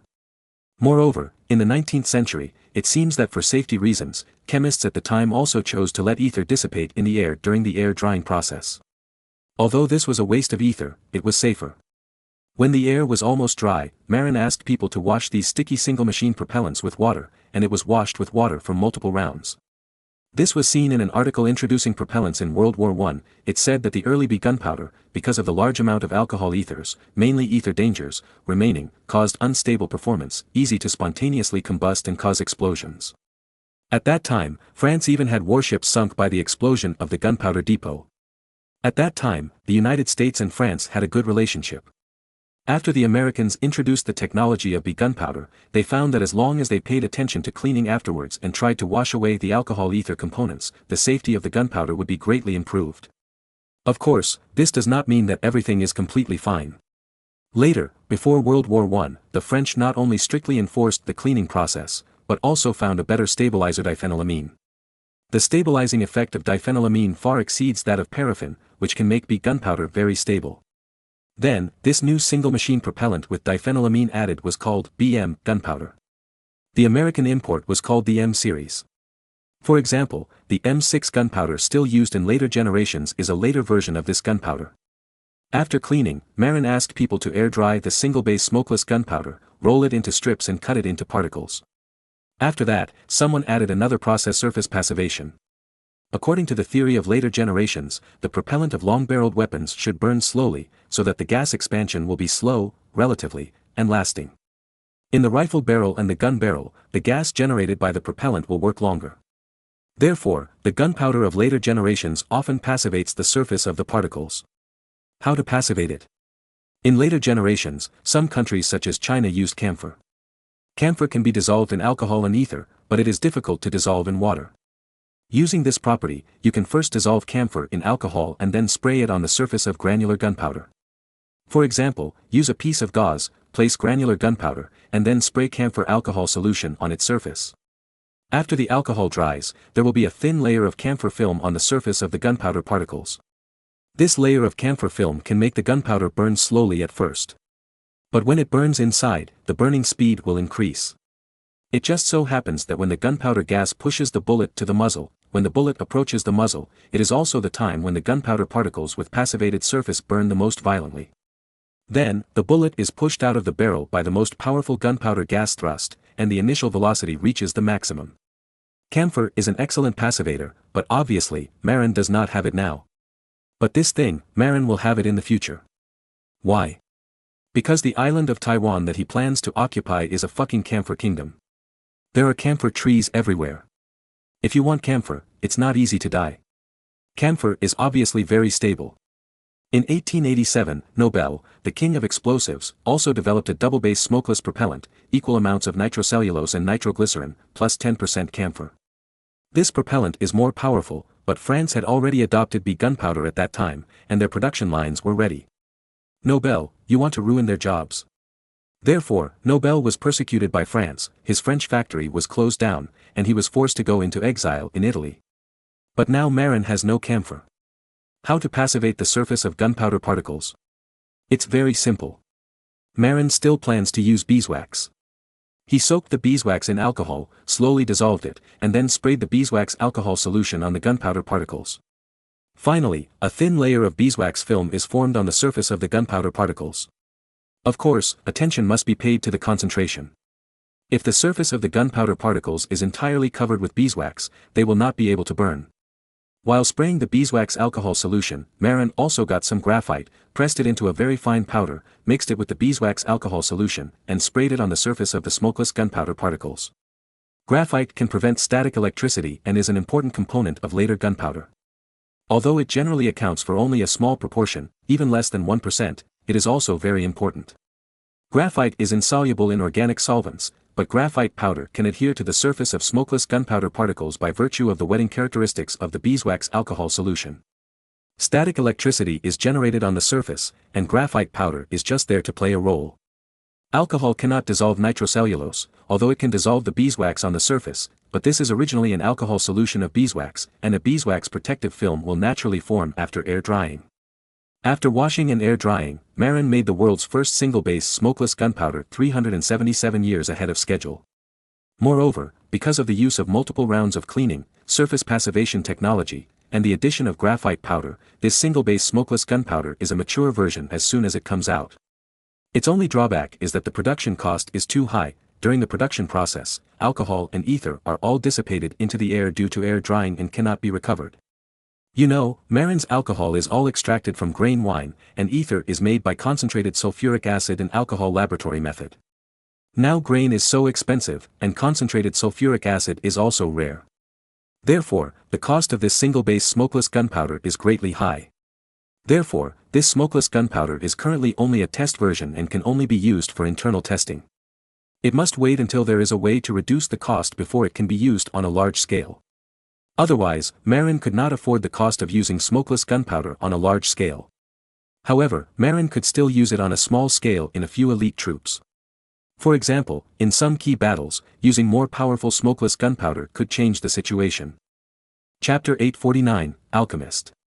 After getting the ether, Marin had it washed several times to remove the sulfuric acid and alcohol components, and then gave it to Leonardo da Vinci to do animal anesthesia experiments.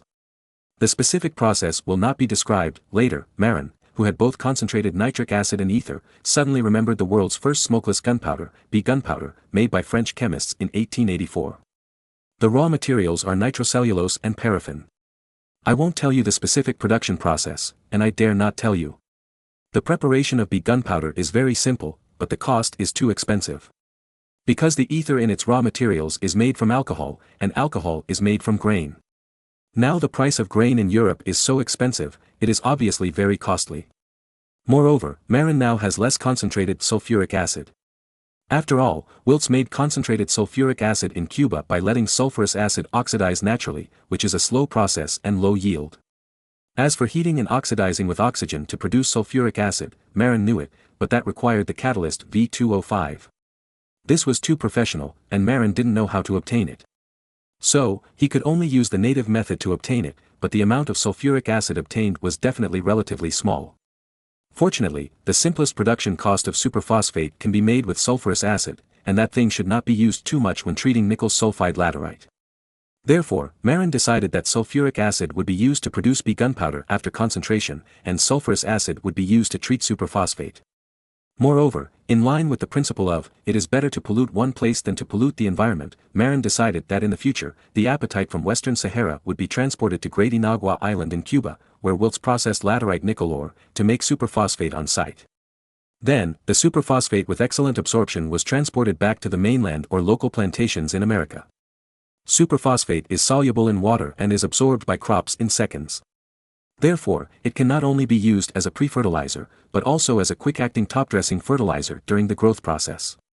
It can be spread on the same day and take effect on the same day. Instant superphosphate, plus the equally instant German native potash, can make agriculture more prosperous. In fact, the previous fertilizers, nitrogen fertilizers are needless to say, manure blocks, potash fertilizers are also very good. There are potash mines in Germany. After Marin found potash using flame reaction, he contracted several potash sites and now specializes in making mixed fertilizers. It's just that apatite was used as a phosphate fertilizer before, and the effect was a bit poor. Now, with superphosphate, the shortcomings of fertilizers are made up. Then, the yield per mu of rye and wheat may exceed 500 pounds in the future, and advance to 600, 700 or even 800 pounds. As for why you don't want a yield of thousands of pounds per mu, the main reason is that the current seed varieties are not good enough. In addition, manure blocks are used as nitrogen fertilizers, which are actually not much better than apatite. So, unless the seed problem is solved and saltpeter is used as nitrogen fertilizer. But is this possible? Even if he took over the saltpeter mine in Chile, Marin would not be so extravagant as to use saltpeter as fertilizer.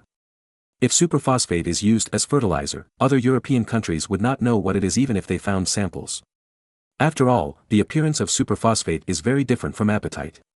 Even if others stole samples of superphosphate, they would not know what it is. At least, they could not do it in this era. However, superphosphate is acidic to a certain extent. It is said that when fertilized in acidic soil, it will react with the acid salt in the soil and regenerate phosphates that are insoluble in water. Therefore, it should be pointed out that the acidity and alkalinity of the soil must be determined. If it really doesn't work, it can be used with limestone to increase the alkalinity. In fact, most fertile soils, such as humus soils like black soil, are acidic and dark in color. Alkaline land is mostly poor and painted in lighter colors such as yellow and white. Then, generally acidic fertile soils are generally soft, just like teeth will become soft due to excessive acidity. Alkaline soils are generally compacted and have poor air permeability. You will understand after watering, water quickly penetrates into soft acidic soil, while water slowly penetrates into hardened alkaline soil. Marin originally wanted to test the pH of the soil, which is more accurate. However, Marin has no idea how the pH test paper is produced. After all, his knowledge of chemistry is only at the middle school level. Therefore, he can only use this empiricist method to judge the acidity and alkalinity of the soil. However, for Marin, the territory he controls is mostly located in coastal areas, with abundant water resources and a lot of humus in the soil, which is basically acidic soil. Therefore, it is necessary to add some lime and mix it with superphosphate for fertilization. As for those yellow and white barren lands, there is no need to do that. Anyway, the acidity of superphosphate can neutralize the alkaline soil. Marin didn't know that because superphosphate must be used with limestone, a rumor spread later that Marin used limestone as fertilizer and achieved high yields. Then, the whole of Europe imitated it. But most of the fertile farmland in Europe is acidic soil. After applying limestone, there was actually an increase in yield, although the increase was not large, at most 10% or 20%, but it was also very exciting. However, a small number of farmlands with dry and hard alkaline soil also followed suit and applied limestone as fertilizer, and then the yield was even lower. Because the amount of concentrated sulfuric acid is very limited, Marin only produced 20 barrels of smokeless gunpowder this time. If you want more, you must have enough concentrated sulfuric acid. Just when Marin had finished making gunpowder, Da Vinci came to make trouble again. It turned out that Ada had already anesthetized 5 sheep, 3 dogs, and 2 cows in the palace to test the anesthetic effect. Then, when the ether ran out, he ran to Marin to ask for more. But Marin had already used it all to make gunpowder. Where was the ether left? Then, Da Vinci got angry and quarreled with Marin. If an ordinary craftsman dared to make a thorn in front of him, Marin would have slapped him in the face. Paralysis, wake up, remember who you are. But Marin was a little helpless about Da Vinci. Marin treated this guy as a treasure. After all, Da Vinci was the only scientist of this era. But Ada, this old guy, probably knew this, and he dared to quarrel with him. You are spoiled and arrogant. I will kill you. But considering the value of Da Vinci, Marin really couldn't bear to kill him. Moreover, what made Marin speechless was that Da Vinci quarreled with him mostly because of scientific research, and he would never be arrogant for no reason. So, Marin could do nothing about him. Really no sulfuric acid? I'm in urgent need of it. No, I used it all. Besides, this thing is only produced in Cuba. Marin said unhappily. No, I remember when I was in Italy, many alchemists had sulfuric acid in their hands. Da Vinci said puzzledly. Italy, alchemists. Marin was stunned, and then overjoyed. Yes, how could I forget those ancient chemists? There were no professional chemists in Europe at that time, and those who worked in chemistry were basically alchemists with strange tempers. Most of these alchemists relied on making and selling drugs, more poisons than medicines for curing diseases, to maintain their lives and research, and at the same time dreamed of turning stones into gold. The above is not the point is that some of these alchemists are indeed proficient in the manufacture of sulfuric acid. Moreover, sulfuric acid is also an important alchemical material. Italy has many volcanoes and is rich in sulfur. Many Italian alchemists are good at making sulfuric acid directly from sulfur, and then use it for alchemical research. Marin is worried about the lack of sulfuric acid at the moment, so why not directly recruit these Italian alchemists to help him make sulfuric acid? However, considering the serious harm that sulfuric acid production brings to the environment, Marin decided to switch to another form of cooperation, sending a special chamber of commerce to Italy to purchase sulfuric acid from alchemists who can make sulfuric acid. In this way, sulfuric acid production can be avoided from polluting the local area. As for the air pollution in Italy, what does it have to do with him? In this way, Marin will not lack sulfuric acid in the future. After all, although the efficiency of producing sulfuric acid in this era is very low, it accumulates little by little. Marin can cooperate with alchemists in Europe who know how to make sulfuric acid and purchase it in large quantities. By then, there will be no shortage of sulfuric acid. Of course, sulfuric acid is not only used to make ether and smokeless gunpowder. It also has other uses. For example, the Robrand method of making soda ash, which Marin is familiar with, requires a large amount of sulfuric acid. Chapter 850 The use of gunpowder. After getting the B gunpowder, Marin naturally wanted to test its power. So Marin found a matchlock gun and a clockwork flint gun for testing. The first thing to test was the oldest version of the Spanish musket, which was made by the gunsmiths that Marin hired from Spain. It used the most common wrought iron forged barrel. It should be pointed out that the earliest version of the Spanish musket was made by rolling iron sheets. That is, first roll a layer of iron sheet, then heat and forge it repeatedly, until the iron sheet is basically beaten together after a long time. Then, wrap the second layer of iron sheet and heat forge it repeatedly. In short, the earliest Spanish barrel manufacturing method is very time-consuming. It takes several months to make a barrel. Later, this method was passed on to the Ming dynasty by the Portuguese. The bird gun of the Ming dynasty was forged with double-layer iron sheets, which was very inefficient. However, the barrel used by Marin's North Sea Kingdom was learned by Marin from the video, The Gunsmith of Williamsburg. It is to use a rectangular wrought iron plate, which is directly forged and rolled into shape. After rolling into an iron pipe, the craftsman sprinkles iron powder on the forging seam while it is hot, so that the forging seam is melted and welded by the iron powder at high temperature. Even, refined iron or powder, that is, iron oxide, is sprinkled on the hot forging seam. After sprinkling it, the red-hot iron pipe is buried in the charcoal pile, and the iron or powder is reduced with coal. The reduced iron ore is directly grown with the forging seam. This method of hot reduction plus forging makes the production of gun barrels simple. A skilled craftsman can forge an iron pipe in 1 day. An unskilled one can almost finish it in 2 days. Later, Marin improved the material properties. The quality of the original wrought iron was actually not good, because there was no process of dephosphorization and desulfurization. In fact, this process is very simple, that is, secondary refining, and then adding quicklime to the molten iron to make slag, remove phosphorus and desulfurization. Then, a certain amount of graphite powder is added to increase the carbon content. After all, Marin remembered that the 56 semi-automatic gun in later generations used number 45 carbon steel, not wrought iron. In other words, Marin now has 3 different barrels in his hands: the traditional barrel made of rolled iron sheet, the traditional barrel forged with wrought iron plate, and the barrel made of medium and low carbon steel with poorly controlled carbon content. Because the power of B gunpowder is more than 3 times that of black gunpowder, Marin should reduce the charge to 1/3. But Marin wanted to test the performance of the barrel. Then, he loaded the gunpowder in the usual way. As a result, the oldest version of the double-layer iron barrel exploded on the spot. Fortunately, Marin used the method of inserting a long fuse in the firing port during the test, so no casualties were caused. Then, the barrel made of wrought iron plate could not withstand the pressure. Although the explosion did not occur, the barrel was deformed.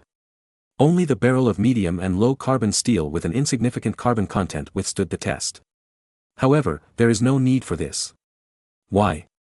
Even if you don't reduce the propellant, it's a waste. Because the sign of the smoothbore gun basically flies around after flying out 100 yards.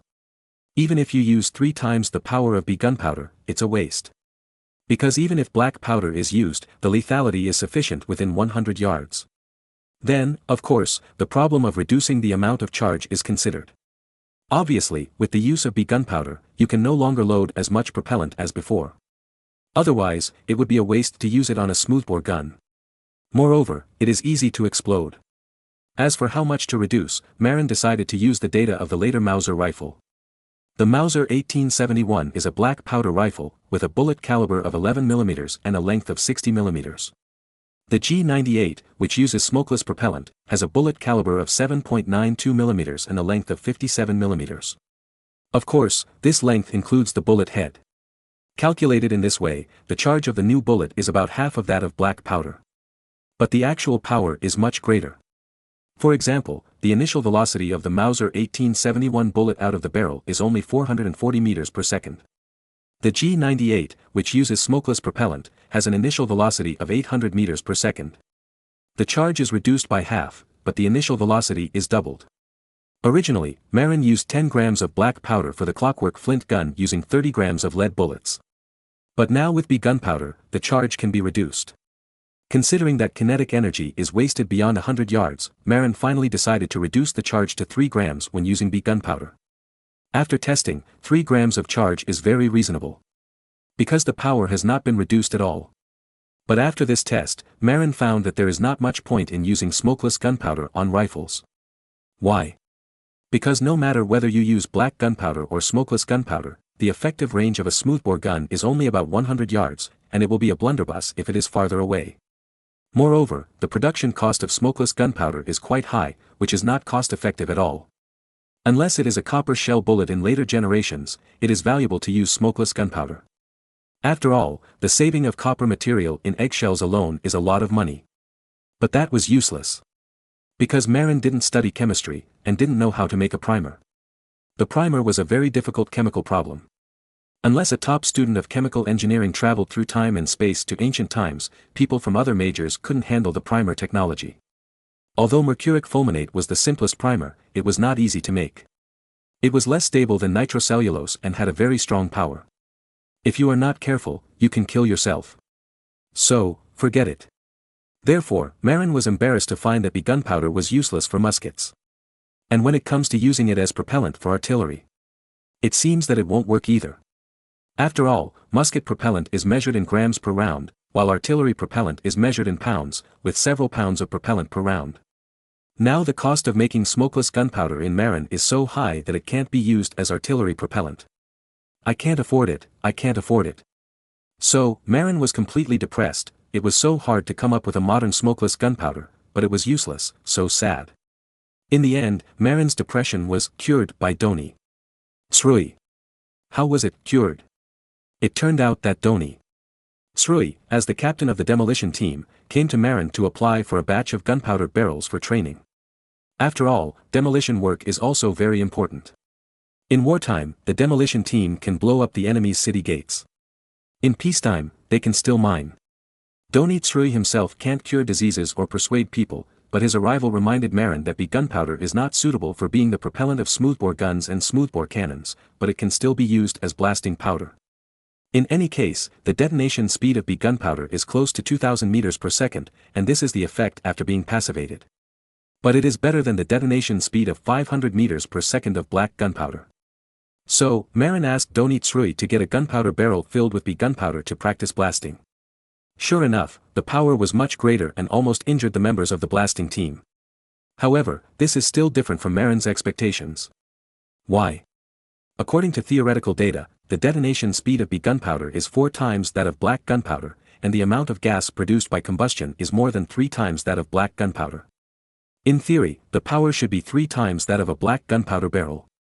However, the test showed that the explosive power of the new gunpowder barrel was less than twice that of black gunpowder. What's going on? Marin was a little confused. But when he picked up the gunpowder particles and observed them, he found the reason. It turned out that Marin himself was to blame.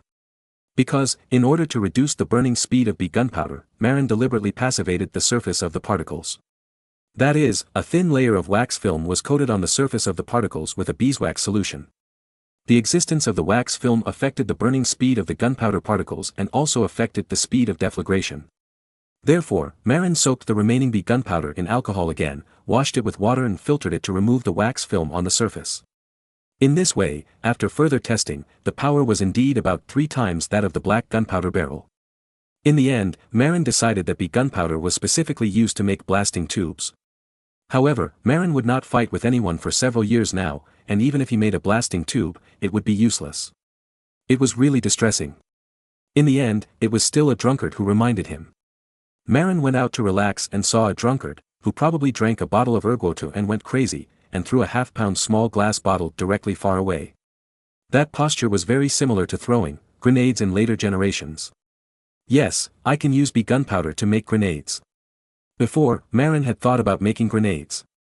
However, the power of black gunpowder was too low, and the grenades made from it could only hurt people, not kill people. Even with the addition of steel balls, the power was still a bit low. Many historical novels say that putting black powder into a clay pot can kill people in large numbers. This is simply exaggeration. In fact, the 8th Route Army used black powder to make grenades. However, the quality of the grenades made in this way is very poor. Let's put it this way, the homemade grenades made of black powder often exploded in 2. As for the killing effect, it only kills, but does not kill the enemy on the spot. Its biggest effect is to send 1 or 2 Japanese soldiers to the hospital. Of course, there is another effect, which is to scare the enemy. However, it is not right to say that this kind of homemade grenade can't kill people at all. After all, if the steel balls or iron nails in the grenade happen to fly to the enemy's temple or other vital parts, it can also kill on the spot. Those historical novels say that the enemy was blown up by black powder pots. Don't exaggerate, but it is very likely that the enemy's war horses were frightened. After all, animals are generally afraid of the sound of explosions. Especially when they have never encountered it, they are more likely to be frightened. In the early Ming dynasty, the reason why the Ming army was able to defeat the Mongolian cavalry was largely due to the fact that the Mongolian army's war horses had not received relevant training. In a decisive battle, the war horses were frightened on a large scale, and they were still fighting. By the end of the Ming dynasty, the Qing army knew how to train the war horses to adapt to the sound of gunfire. Those who were not adapted were directly eliminated, and they also put earmuffs on the war horses. Then, the effectiveness of the Ming army's firearms was greatly reduced. Of course, that was talking about the earthen grenades made of black gunpowder. That kind of power is definitely not good, but if 3 times the power of smokeless gunpowder is used. Although the power cannot catch up with the effect of high explosive products in later generations, it is much better than the special scary earthen grenades made of black gunpowder. So, Ma Lin ordered to start developing a small iron can with a wooden handle, which was used to hold gunpowder and used as a grenade. As for the ignition method, because there was no cable technology, it could only be ignited with a fuse. Its appearance was made in the style of the wooden handle grenade in later generations. The wooden handle is hollow, and the fuse is placed. Normally the top of the wooden handle is covered, mainly to protect the fuse from moisture. When using it, first open the cover, light the fuse with a match, then hold the wooden handle and throw it out. Chapter 851 March of the Grenadiers. After testing, the hand grenade made of smokeless propellant is indeed much better than black powder. At least, it can kill people. Of course, Marin also put some steel balls in the warhead, which greatly improved the ability to hurt people. Because he learned from the problem that the earthen grenades made by the 8th Route Army were easy to be broken into 2 halves, Marin asked the craftsman to strictly manufacture the iron shell to avoid too much weakness to allow the gunpowder gas to leak and affect the power. But after the grenade was made, Marin found a very embarrassing problem. The North Sea Kingdom will not fight in the next few years. What is the use of these grenades? Marin was immediately embarrassed. He finally made an invention that was ahead of his time, but it was useless. This is very similar to Da Vinci making a manuscript but not daring to publish it to the world. Frustrated, Marin took a few grenades to the fish pond to fry fish. Bang, a loud noise came, and the fish pond suddenly turned over. The fish in the pond were originally concentrated, and Marin deliberately fed them before throwing the grenade, so that the fish were extremely concentrated. Then, there were naturally many fish that were killed in the explosion. Seeing that there were so many fish that could not be eaten, Marin called Schwartz, Kahn and others to come and fish out the fish corpses and take them back to eat. Schwartz came to the fish pond outside the city and saw the fish with their white bellies turned upside down. He was amazed. "Master, you made this grenade just to blow up fish?" Marin's old face flushed immediately. "Well, the power is actually quite large, but there has been no war in the past few years, so it's a waste to leave it there. Why not use it to blow up fish?" Schwartz also asked for a grenade and threw it into the water. Then, there was a loud bang and the water splashed high. "It's really powerful," Schwartz exclaimed. Schwartz had also made a black powder version of the grenade with Marin before, but gave up because it was too weak. Even when blowing up the city gate, they used gunpowder barrels to blow it up. Otherwise, it would not be powerful enough. What's the use of being big? There's no war to fight. Marin sighed. Who said it's useless? Master, you can use hand grenades in the American Jungle War. Schwartz thought for a while and said. Do we need to use hand grenades to fight Native Americans? It's not necessary. Marin was a little confused. It is necessary. I heard that Native Americans mainly live in simple houses made of wood and thatch, and the villages are also surrounded by wooden fences. I think this kind of grenade should be able to blow up the wooden fence doors of those native villages. Marin thought for a while and said, it should be possible. But, we all use artillery, and any small cannon can blow open the gates of the native villages. There is no need to use hand grenades, right? Grenade is naturally not needed when there is artillery, but what if hand grenades are used instead of those small artillery? Replace? Marin was a little confused. Yes, replace it. The terrain of the American jungle is complex, and even a 3-pound cannon is very difficult for the army to carry. After all, a 3-pound cannon is also a heavy weapon, and it is troublesome to transport in the jungle, or at least the transportation speed is very slow. And to deal with the indigenous villages, grenades are enough. So, my opinion is let the army against the indigenous people be equipped with grenades, and not carry artillery. You know, it is troublesome to carry artillery, and it is necessary to equip special artillery. That makes sense. Marin thought so too. It is indeed very inconvenient to march artillery in the jungle. Grenades are different. Any soldier can carry a few grenades with a briefcase, which is very convenient. Even if the jungle terrain is complex, it has no effect. Afterwards, Marin specially asked people to build wooden fences and gates that imitated the indigenous villages, and selected a group of soldiers with high throwing skills, and asked them to try to blow up the wooden fences and gates with grenades. As a result, the experiment was successful. You go to the army to select dozens of grenadiers with strong strength and high throwing skills, and send them to the American battlefield. However, when selecting, use training bombs that imitate grenades to test, and don't leak secrets. Yes. Schwartz turned around and went to select grenadiers. While Schwartz was selecting excellent grenadiers, Marin was bored and copied the Grenadiers' March that later spread all over the world with the British Empire's lobster soldiers. To be honest, the Grenadiers' March is not a world-famous song, nor is it beautiful enough.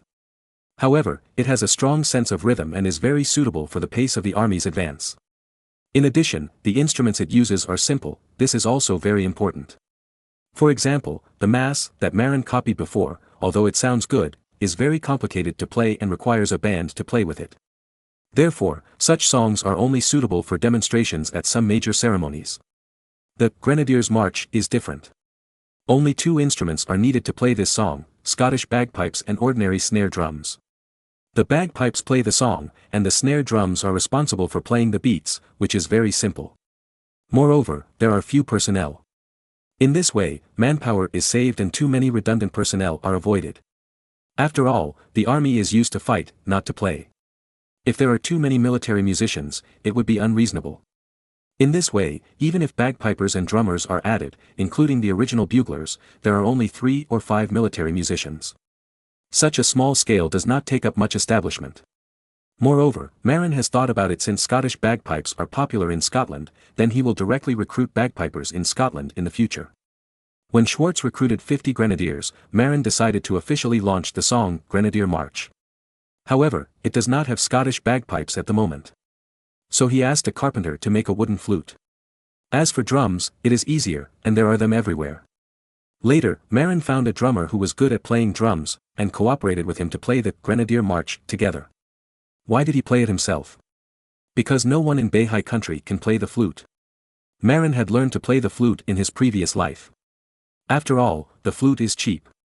How can a rural child afford a piano that costs tens of thousands of yuan? Therefore, for children from poor families, it is more affordable to play flutes and wooden guitars. If you meet a classmate who has a piano level, well, he must be a child from a rich family. Because poor families can't afford a piano. Of course, Marin is referring to those born in the 1980s and 1990s. As for those born in the 2000s, it's hard to say. In the 1990s, whoever had a piano was a wealthy family. But in the 21st century, ordinary people can still afford a cheaper domestic piano. Marin and the drummer followed the line formation of 50 grenadiers, stepping on the steps and playing the Grenadiers' March passionately.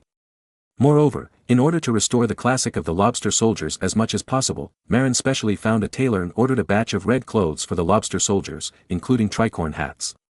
Originally, Marin was going to wear the bearskin hats of the British Royal Guards in later generations.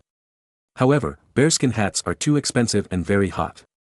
It is said that in later generations, Royal Guards often suffered from heatstroke due to the bearskin hats. So, whether from an economic point of view or practicality, the tricorn hat is better. To be honest, the lobster soldiers' uniforms are really handsome. Otherwise, the British would not have retained this kind of uniform in the Royal Guards in the 21st century. When 50 grenadiers dressed in lobster soldiers' uniforms, marching in neat steps, accompanied by the rhythmic Grenadiers' March. At that moment, the onlookers were stunned. Damn! So handsome. This is what they think. But Marin was not satisfied. Why? Because it can't produce the kind of broken sound effect of the Scottish bagpipe with a wooden flute. The musical effect of the Chinese flute is better than that of the Scottish bagpipe, and it can play more gentle music. However, March of the Grenadiers is a battlefield song, which emphasizes roughness and power, so it does not need to be gentle. With the passionate drums, the Scottish bagpipe can well express the atmosphere of the battlefield. But it doesn't matter, Marin plans to go to Scotland to recruit bagpipers anyway. Of course, the audience present didn't know. After all, they haven't heard the Scottish bagpipe version of March of the Grenadiers. So, they only have one idea at this time: cool. It's so handsome. Con was jealous, so he applied to Marin: Master, when we hold ceremonies in the future, the honor guard will also wear this kind of clothes and play this kind of music. It's really exciting. Okay. The time traveler is also a fan of pretending, so he naturally agreed. Chapter 852, the first batch of junior high school students in Beihai country. After getting Marin's authorization, Con, the commander of the royal guards, quickly promoted the red uniforms of the lobster soldiers among the palace guards. Of course, this is limited to ordinary palace guards. Because all of Marin's personal guards must wear breastplates and helmets. After all, they must be ready to block guns for Marin at any time. They can't just consider pretending, but also consider practicality. Con himself usually wears half-body plate armor, because he himself must be ready to help Marin block guns. After all, he is the supreme commander of Marin's guards and is responsible for Marin's personal safety. However, this does not prevent Con from having a pretentious heart. When ordinary guards lined up in the square in front of the palace in neat lobster soldier uniforms, the bright red uniforms did look very cool. Combined with the rhythmic Grenadiers March, it was really cool. Because it was so cool, Con's collective pretentious behavior in the square in front of the palace attracted a large number of unmarried girls to watch. Then, these guys were like chicken blood, and they raised their heads even higher. Even after work, these palace guards were reluctant to take off their lobster soldier uniforms, but wore them to swagger through the streets, enjoying the envious eyes of everyone watching. However, Con and a group of guards were happy, but Marin was not happy. Why? Because the flute player was Marin's guest appearance in the previous few pretentious behaviors. After all, no one else in the North Sea Kingdom can play the flute. But the problem is that Marin is the boss, not the flute player. So, after cooperating with Con to pretend a few times, Marin got angry and kicked Con in the ass. Paralysis: I am the boss, not the flute player. Con immediately became timid, and then he could only wait for the authentic Scottish bagpiper to cooperate with them to pretend. At the end of August, the schools in the North Sea Kingdom were about to start. The Minister of Education, Kabina, a graduate of the University of Cologne and a civilian, who was responsible for education, came to ask Marin how to educate and manage junior high school. It turned out that the first batch of elementary school students in the North Sea Kingdom graduated. A few years ago, in order to cultivate talents for himself, Marin opened 5 noble schools in the then East Frisian state, one each in Auric, Emden, Leer, Norden and Denburg, Texel Island. At the same time, Marin also opened 20 artisan schools for civilians and serfs in East Frisia, including the Frisian Islands, to cultivate talents. At that time, when those children entered school, they naturally started learning in the first grade of elementary school, and they also learned addition, subtraction, multiplication and division, including the Bible as a language. But now, a few years have passed, and the first batch of children who entered school have all graduated from elementary school. Therefore, now the first batch of junior high schools in Beihai Kingdom are also about to start school. Junior high school and elementary school are two completely different concepts. Elementary school knowledge learns to recognize words, as well as the simplest mathematical content such as addition, subtraction, multiplication and division. After graduating from elementary school, you can only be literate at best. Of course, you can also do accounting. After all, they all know how to do mixed operations of 4 operations. However, Marin also set up checkpoints at the beginning. The children of noble schools mostly come from noble families and the military. Therefore, Marin naturally requires a little looseness for noble schools. Even if you don't study well, as long as you don't make trouble, you can still graduate from elementary school. But for artisan schools, Marin is much stricter. Because the parents of artisan schools are ordinary people or even serfs, Marin has no need to worry. Therefore, in 20 artisan schools, Marin has a hard rule: a major exam will be held in the 3rd grade of elementary school. Anyone with 2 poor grades will be persuaded to withdraw and will not be given the opportunity to graduate from elementary school. In this way, Marin can also save a lot of education funds and paper. After all, the education in East Frisia was all free at the beginning, and it was paid by Marin himself. In this way, of the first batch of 10,000 primary school students in the 20 artisan schools, only 6,000 were left after the 3rd grade. The rest were eliminated. When they graduated from primary school, they were eliminated again. Marin only planned to admit 2,000 of the 6,000 primary school graduates to junior high school. The remaining 4,000 people were given primary school graduation certificates and asked to be apprentices to the craftsmen. Or, they entered the Reserve Military Academy for further training and served as low-level officers in the future. Therefore, the last 2,000 students left in the artisan school are definitely the top students among the children. And these top students are naturally not under much pressure to learn the junior high school textbooks written by Marin himself. However, compared with the strictness of the artisan school, Marin has much lower requirements for the aristocratic school. After all, the children of these aristocratic schools cannot be eliminated blatantly. Otherwise, the faces of the nobles will be very ugly. However, in order to put a certain amount of pressure on these aristocratic children, Marin learned from later generations and set up fast and slow classes in the aristocratic school, concentrating students with good grades in the fast class. And those with poor grades are put in the slow class. In this way, good grades will not be dragged down by poor grades. As aristocratic children, there must be many playboys among them. In order to prevent those playboys who are good at playing from affecting those more motivated aristocratic children, Marin specially used fast and slow classes to divide the aristocratic children into two groups. Moreover, the fast and slow classes are not close to each other, and they are even separated from the campus. In this way, even if the playboys in the slow class want to drag down those motivated aristocratic children, they have no chance. In addition, this can also stimulate the aristocratic children to make progress. You see, being assigned to the slow class is so embarrassing. After entering junior high school, Marin also spent a lot of energy on the compilation of textbooks. In fact, Chinese and mathematics are both easy to write. At most, Marin can write Chinese himself and copy some famous articles from later generations as texts. Mathematics is also easy, but it only adds some basic algebra and geometry content. The textbooks for these two subjects are common to both aristocratic schools and craftsman schools. However, there is a difference between physics and chemistry. Marin made large-scale cuts to the junior high school physics and chemistry textbooks, deleting all the content advocating science and opposing superstition, and never mentioning astronomy to avoid embarrassing the Vatican.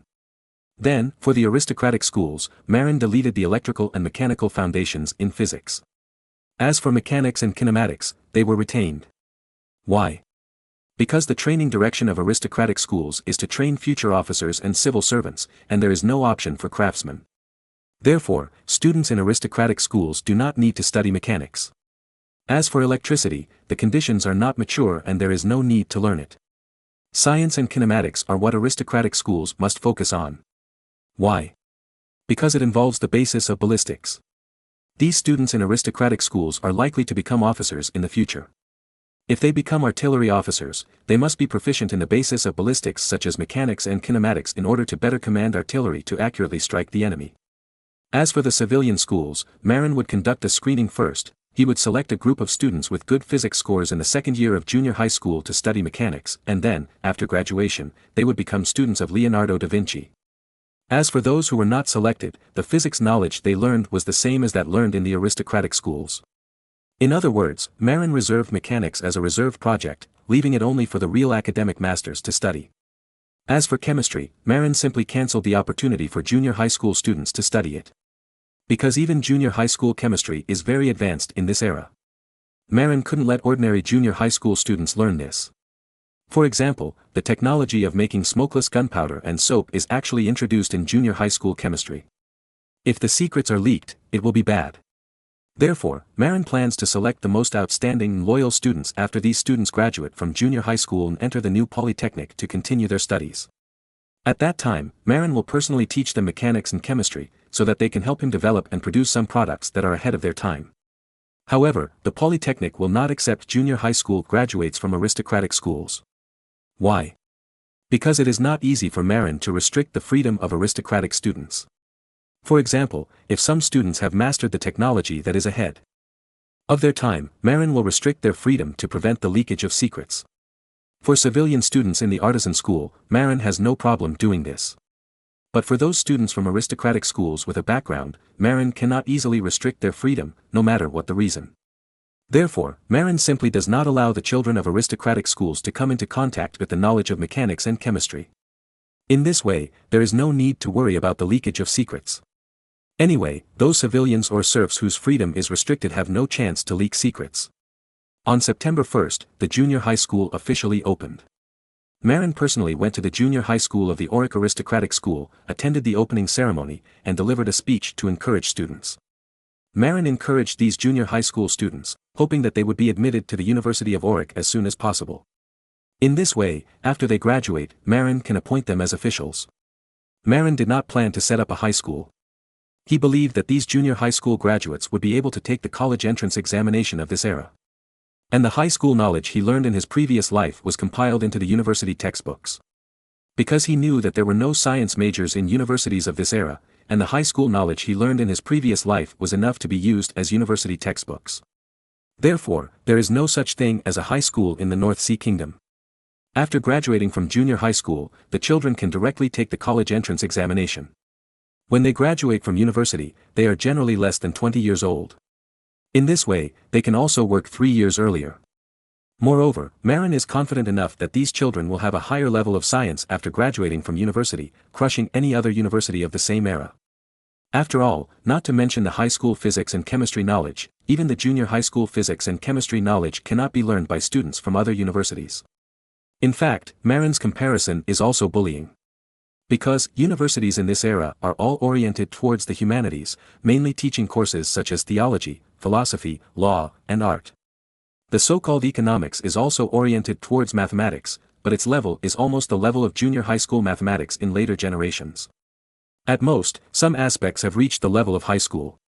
In this way, the students taught by Marin using modern high school physics and chemistry knowledge will definitely crush them in science. After all, Newton and other masters of physics and chemistry have not been born yet. Chapter 853, Primary school students are also top students. What kind of existence is a primary school graduate? In modern times, primary school graduates are almost the same as illiterates. Not only that, primary school students are still a group that is despised.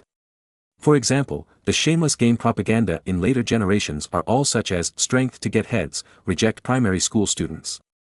It can be seen that in modern times, primary school students are the objects of contempt. However, what surprised Marin was that in this era, the newly graduated primary school students were really popular. Marin's junior high school students only recruited 2,000 academic masters. The other 4,000 primary school students are to be directly pushed into society. There are generally two ways out for them. One is to be an apprentice to a craftsman, and the other is to enter a non-commissioned officer school and study part-time. What is a non-commissioned officer school? It is a school for training the lowest level junior officers. Non-commissioned officers are below the status of officers, but higher than ordinary soldiers.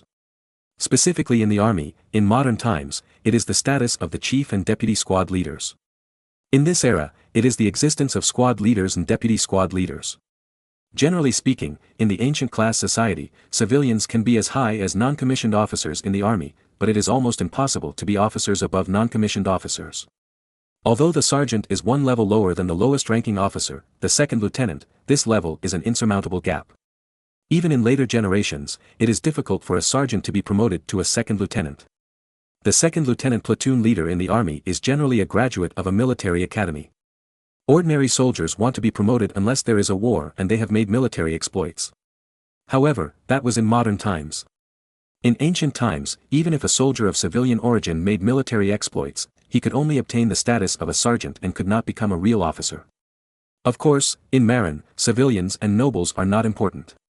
However, since he has become a noble, Marin must abide by some rules.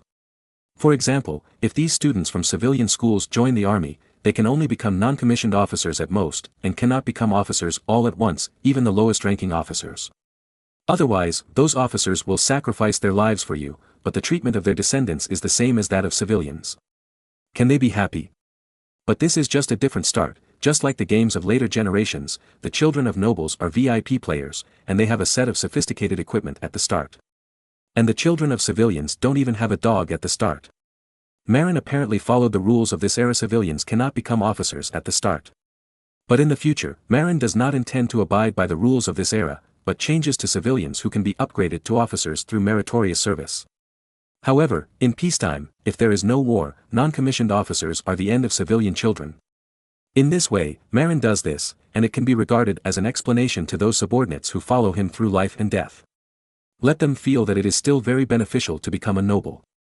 But in fact, Marin feels that wars are so frequent in this era, and there is basically no peacetime. Therefore, civilian children have the opportunity to upgrade their merits. Even if the war in Europe stops, Marin can send them to America to fight the natives, or to Japan to fight the Japanese pirates. In short, there are opportunities for upgrades. This is Marin's definition of non-commissioned officers cultured senior soldiers. Non-commissioned officer schools are very different from ordinary schools. Students in non-commissioned officer schools are not full-time, but take classes during the busy farming season. Once the busy farming season begins, all students in non-commissioned officer schools have to go home to help. In other words, students in non-commissioned officer schools are not full-time students, but must take into account labor. After all, these eliminated people who graduated from elementary school are also 13 or 14 years old. In this age, they can serve as important labor forces in the family. Only during the slack season will Marin gather them in school to learn cultural knowledge and military skills. When these children grow up, they can grow into high-quality grassroots non-commissioned officers. Once the grassroots officers of the army are all educated and high-quality non-commissioned officers, then Marin's North Sea Army can be transformed into a powerful army like the Prussian army. In Marin's view, the combat effectiveness of the army has a lot to do with the quality of grassroots officers. The German army is stronger than the French army because of the Prussian education in Germany. Prussia is the first country in the world to implement compulsory education for all, but its purpose is largely to improve the quality of military officers. In contrast, it is France. Although the senior French officers have received higher education and are elegant. But the grassroots officers in France are all barbaric and rude, and their quality is far worse than that of the grassroots officers in Prussia. As a result, this caused the French army's combat effectiveness to fail to catch up with the German army. In the Franco-Prussian War, France was defeated. The country was also destroyed in World War II. Only in World War I, with the help of the British troublemaker, did it withstand the attack of the German army. This kind of part-time work and part-time study non-commissioned officer school also has a 3-year school system. After 3 years, these children are almost 16 years old. But it is still difficult to be directly pulled to the battlefield at the age of 16, so Marin decided to temporarily incorporate them into the militia and only gather for training in winter every year. When they are 18 years old, they will be incorporated into the army according to their needs. Marin planned to do this. He planned to incorporate half of them into the non-commissioned officer school, and then send excellent grassroots officers to them as instructors. At the same time, send cultural missionaries to teach them literacy and brainwash them at the same time. However, plans cannot keep up with changes. Because, just for these 4,000 primary school students, Beihai almost fought. How could it fight? It turned out that the great craftsmen in Beihai resisted these eliminated primary school graduates in order to obtain excellent apprentices. They were all eliminated, so why are they still called excellent? This has to start with the background of this era. In this era, there were very few civilians who could read. Generally speaking, the educated were mainly nobles and clergy. Of course, in addition to these two groups, there were also some civilians who could read, they were craftsmen and merchants. However, the number of these craftsmen and merchants who could read was very limited to daily life needs. In addition, they knew a little elementary school mathematics. So, how did these craftsmen and merchants learn to read? Here we have to mention a custom in ancient Europe, apprenticeship. In this era, civilians generally had no chance to go to school. Except for a small number of civilians and wealthy businessmen who spent a lot of money to send their children to school, most civilians had only one way to learn to read, that is, to be an apprentice. Ancient apprentices and modern apprentices are completely different. Modern young people who have just started working, enter factories, nominally as apprentices, but still enjoy apprentice wages, and do not have to serve the master as a master. In ancient times, whether in China or Europe, apprentices were actually free labor recruited by craftsmen and merchants. Moreover, they were generally child laborers. In ancient Europe, the apprenticeship period generally lasted for 7 years. During these 7 years, apprentices work for their masters, craftsmen and merchants, for free, and it is considered good if they can provide food. Some stingy masters do not even provide food. However, the apprentices have no choice. Because the only chance for them to learn a craft is to be an apprentice. During the 7 years of apprenticeship, they can not only learn the craft, but also the masters will teach them to read and do simple mathematical calculations. Generally, this level of calculation does not exceed the 3rd or 4th grade of elementary school. Even so, it is a great fortune for children of ordinary people to learn crafts and simple cultural knowledge. After all, children of ordinary people generally do not have the opportunity to go to school, and they can mostly learn to read from their masters. However, those craftsmen and merchants actually only have a half-baked cultural level, and it will not be very good if they pass it on to their apprentices. Often, after 7 years, the cultural level of those apprentices may not catch up with the level of third graders in elementary school. And the cultural level of this group of eliminated elementary school graduates in Marin's hands may be higher than that of most craftsmen. In this way, these craftsmen can take these children who have graduated from primary school as apprentices, and they can directly skip the stage of teaching them to read and write, and directly enter the stage of teaching skills. Of course, those craftsmen are not so kind. Another important reason why they want this batch of primary school graduates is that these primary school students have a higher level of mathematics than many craftsmen. Moreover, the school also teaches the basics of drawing in the last semester of primary school. In this way, the apprentices obtained by those craftsmen are not simple apprentices. Such apprentices not only have a good cultural foundation, but also have certain drawing skills. Even their math level exceeds that of many craftsmen and businessmen themselves. In this way, it is very easy for craftsmen to get such apprentices. Some troublesome things in calculation and drawing can even be thrown to such senior apprentices. What? Are you afraid that these apprentices will learn the skills and leave? Not true, because these apprentices will sign a 7-year apprenticeship contract at the beginning. During these 7 years, the apprentices are equivalent to selling themselves to the master, and have no freedom at all. Usually, the apprentices not only have to help the master work. Even, they need to help the master with housework. For example, they need to help the master empty the urinal or something like that. Even if the apprentice has learned the skills, it is difficult for him to leave and become independent under the constraints of the contract. Within 7 years, the apprentice is a free helper for the craftsman. If the ability is stronger, the craftsman can help more. Moreover, it saves a lot of teaching time. Therefore, for this batch of 4,000 primary school graduates, the craftsmen and businessmen in Beihai are very jealous.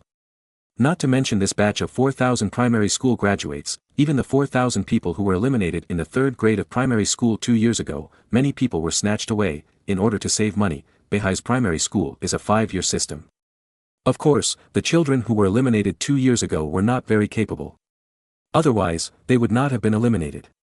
But even those not-so-good children are at the level of the 3rd grade of primary school after all, which is much better than those apprentices who can't read a single word. At least, the teaching link can be saved. You know, those craftsmen are also very troubled about how to teach apprentices to read and calculate. After all, they are not professional teachers.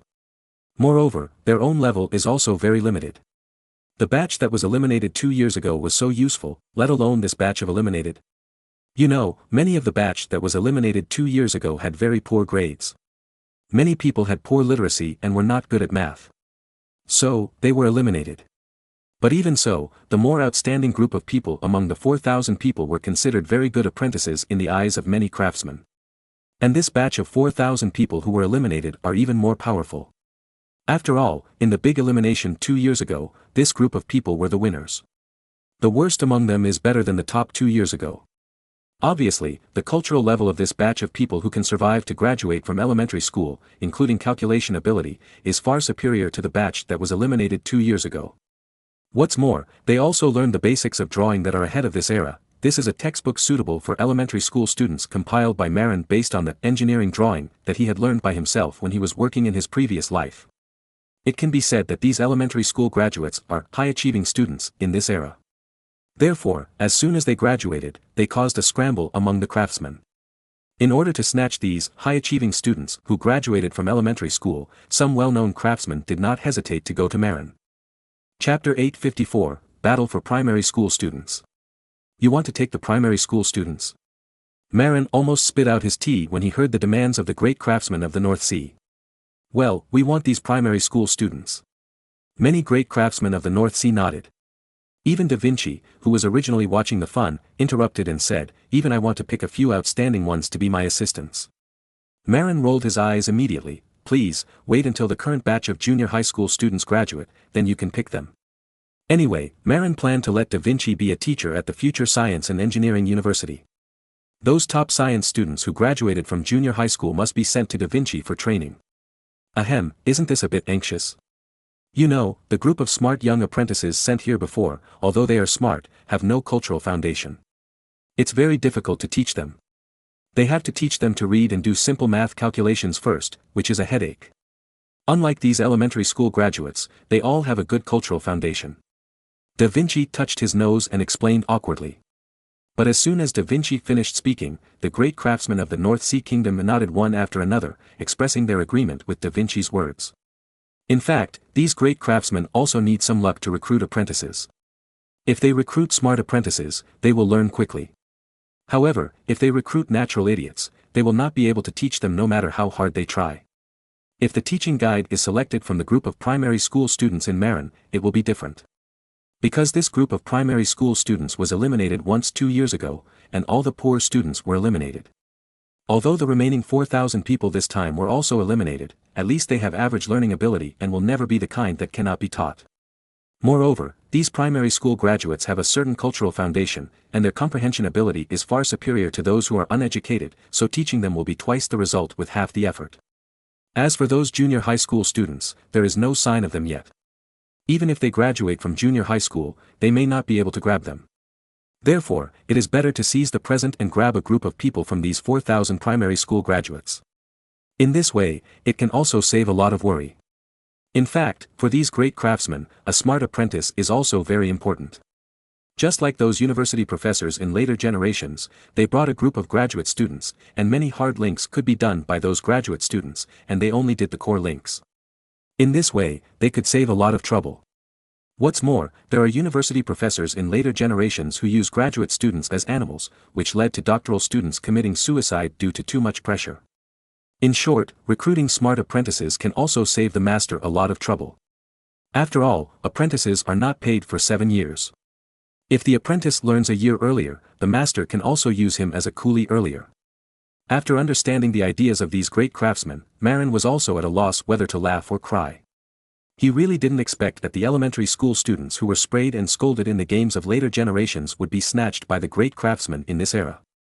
In fact, these craftsmen didn't know that Marin had a bigger education plan in the future. Marin planned to wait until the first batch of talents in East Frisia were trained, and then he would select some of the higher level ones from them to serve as teachers in several provinces of the North Sea Kingdom to train more elementary school students and junior high school students. Knowledge. Now this education plan is still in the initial and experimental stage, and there is a serious shortage of teachers, so the scale cannot be increased. Originally, Marin planned to select 2,000 people from these 4,000 primary school graduates to go to the part-time work and study non-commissioned officer school. In this way, after a few years, he will have 2,000 high-quality non-commissioned officers. In this way, the combat effectiveness of the army can also be improved. However, seeing the meaning of the great craftsmen present today, it seems a bit difficult to explain. For this reason, Marin had to modify the plan and reduce the number of the first batch of non-commissioned officers to 1,000. After all, there will be another batch of primary school students graduating next year, and they can be selected again. So Marin immediately signed an order and ordered the teachers of the 20 craftsmen schools to select the 1,000 most courageous, calm and obedient people and send them to the non-commissioned officer school for study.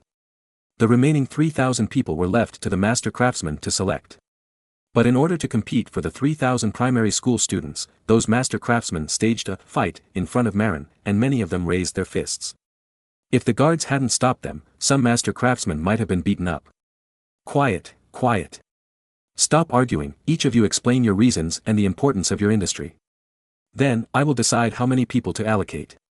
Marin had just finished speaking when Stephen, the person in charge of the steel plant, and chief craftsman, raised his hand and stood up. Me. Okay, Stephen, tell me your reasons. Marin gestured. Yes, Grand Duke. I believe you know the importance of our steel mill. All the guns, swords, armor and farm tools of the North Sea Kingdom are made of steel supplied by our steel mill. Therefore, our position is very important. Therefore, our steel mill needs 500 apprentices. As soon as he finished speaking, Perini, an Italian watchmaker from the watch factory, was unhappy. That being said, Stephen, do you think children who are only 12 or 13 years old can adapt to such heavy labor in the steel mill? They are all children. They can do some delicate work, but their bodies can't handle steel. Well, so it's more appropriate for them to come to our watch factory. Making watches doesn't require much strength, the key is to be smart and careful. I also applied for 500 people. Our gun factory also needs 500 apprentices. Barrett, the director of the gun factory, also shouted. Well, Barrett was appointed as the director of the gun factory by Marin because his name sounded like a military weapon. Of course, his own ability is not bad. Are you kidding? Gun factories require more strength than steel factories. You know, gun barrels are hammered out by blacksmiths with heavy blacksmith hammers. Can those 12 to 13-year-old kids do this? So, it's better for you to come to our textile factory. I want 500 apprentices too. The director of the textile factory, Percy, said loudly. Come on, Percy, textiles are for women. These young gentlemen, it's better for you to come to my leather factory to make leather products. The leather factory also wants 500 apprentices. The director of the leather factory, also the chief craftsman, Link said loudly. As far as I know, the straw sandals invented by the Grand Duke are more popular among the common people in the North Sea. Link, you are an old shoemaker who has no place to use your skills, and you are dragging 500 kids with you to be useless. So, it's better for you to come to our glass factory. Our glass factory wants 500 apprentices. The director of the glass factory, also the chief craftsman, Luo Mani said confidently. Marin was a little dumbfounded. Each of you asked for 500 people, but I only have 3,000 people left, it's not enough. At this time, the shipyard director Abish, who had been silent, stood up and said in a deep voice, Grand Duke, I think the North Sea Kingdom, which aims to conquer the savage continent, should have more high-level shipbuilding craftsmen. Therefore, I want 1,000 apprentices. Abish didn't say much, but he touched Marin's heart. After all, a great voyage requires a lot of ships. To build a ship, not only materials are needed, but also enough shipbuilding craftsmen. Therefore, Marin approved it immediately. However, other master craftsmen refused to do it and started to quarrel. Marin was also very troubled, but he didn't indulge them. Instead, he just said, there are only 2,000 people left, you can take it or not. As for how to distribute it, you can discuss it among yourselves and tell me. I'm going out first. Then, Marin fled from the palace meeting room. However, he still left dozens of guards, mainly to prevent those factory directors and master craftsmen from fighting. Then, those guys quarreled for a day and a night, and almost had a fight several times, before finally determining the specific shares. Afterwards, Marin signed directly and let them go back. It's really difficult. I didn't expect that assigning jobs to a group of primary school students would cause such a big disturbance. If those college students who have difficulty finding jobs in the future heard it, they would probably envy these primary school students to death. Of course, they envied the ease with which primary school students found jobs, but they would never envy their treatment. After all, jobs in the future are covered by 5 insurances and 1 fund, as well as various holidays such as weekends. And apprentices in this era have no human rights. Chapter 855, Accepting Da Vinci as the First Disciple. The biggest winner in this battle for primary school students was the shipyard director Abish. Because he alone took up 1,000 places, accounting for 1/3 of the total number. But after taking the 1,000 primary school students back, he was not able to send them directly to the shipyard, but first sent them to the shipbuilding craftsman school under the shipyard. This is an authentic craftsman school, not the so-called craftsman school that Marin sells under the guise of sheep's head and dog meat, which is actually a primary school. What is an authentic craftsman school? It is a school where children learn craftsmanship seriously. Of course, the craftsman school also teaches culture, but only teaches cultural knowledge related to craftsmanship, including some professional-related terms, and very simple basic operations such as addition, subtraction, multiplication and division. Unlike regular school students who study in the classroom, the craftsman school, in addition to the initial basic cultural courses, is studied in the classroom. Once it involves professional knowledge, they will go to the workshop to observe and learn. For example, before, this shipbuilding craftsman school also enrolled 2,000 young apprentices. However, those 2,000 people were all illiterate teenagers. After all, in this era, it is very difficult to find an educated person among the civilian teenagers. Therefore, after the 2,000 apprentices entered the school, they first learned basic culture for 2 years. But unlike the primary school run by Marin, the cultural teachers of the craftsman school are also craftsmen who have no work to do temporarily, and their own level is average. In the primary school run by Marin, the cultural teachers are all missionaries of the East Frisian Church under the charge of Bishop Taylor. Missionaries are generally well educated. Although they are biased towards liberal arts, they can also do mathematics. At least, there is no problem teaching elementary school students. However, those missionaries may not be able to handle the more difficult mathematical content such as algebra and geometry in junior high school. Therefore, Marin had already teamed up with Leonardo da Vinci and taught several of Leonardo da Vinci's apprentices as junior high school mathematics teachers. Moreover, the reason why Marin only recruited 2,000 junior high school students from the civilians was not because he had high requirements, but because there was a shortage of junior high school teachers. Now, the only people who can teach junior high school mathematics in Marin are Leonardo da Vinci and his several outstanding apprentices. For this reason, Marin can only divide 2,000 junior high school students into several groups and concentrate on large classes.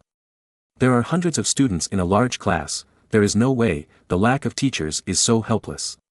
Marin has even planned it. When he teaches basic physics in the second year of junior high school, he may have to go into battle barehanded and serve as a physics teacher in person.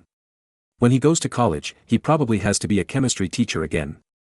However, the difficulties are temporary. Because as long as the first batch of talents are trained, Marin will have new teachers. At that time, Marin can select a group of academic masters to serve as assistants. After 1 year of internship, physics and chemistry classes will be handed over to them for teaching. But thinking about it again, Marin suddenly realized that he might not have time.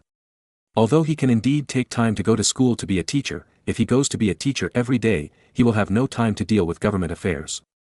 By then, he will spend several years teaching children, and government affairs and military affairs will inevitably be overlooked.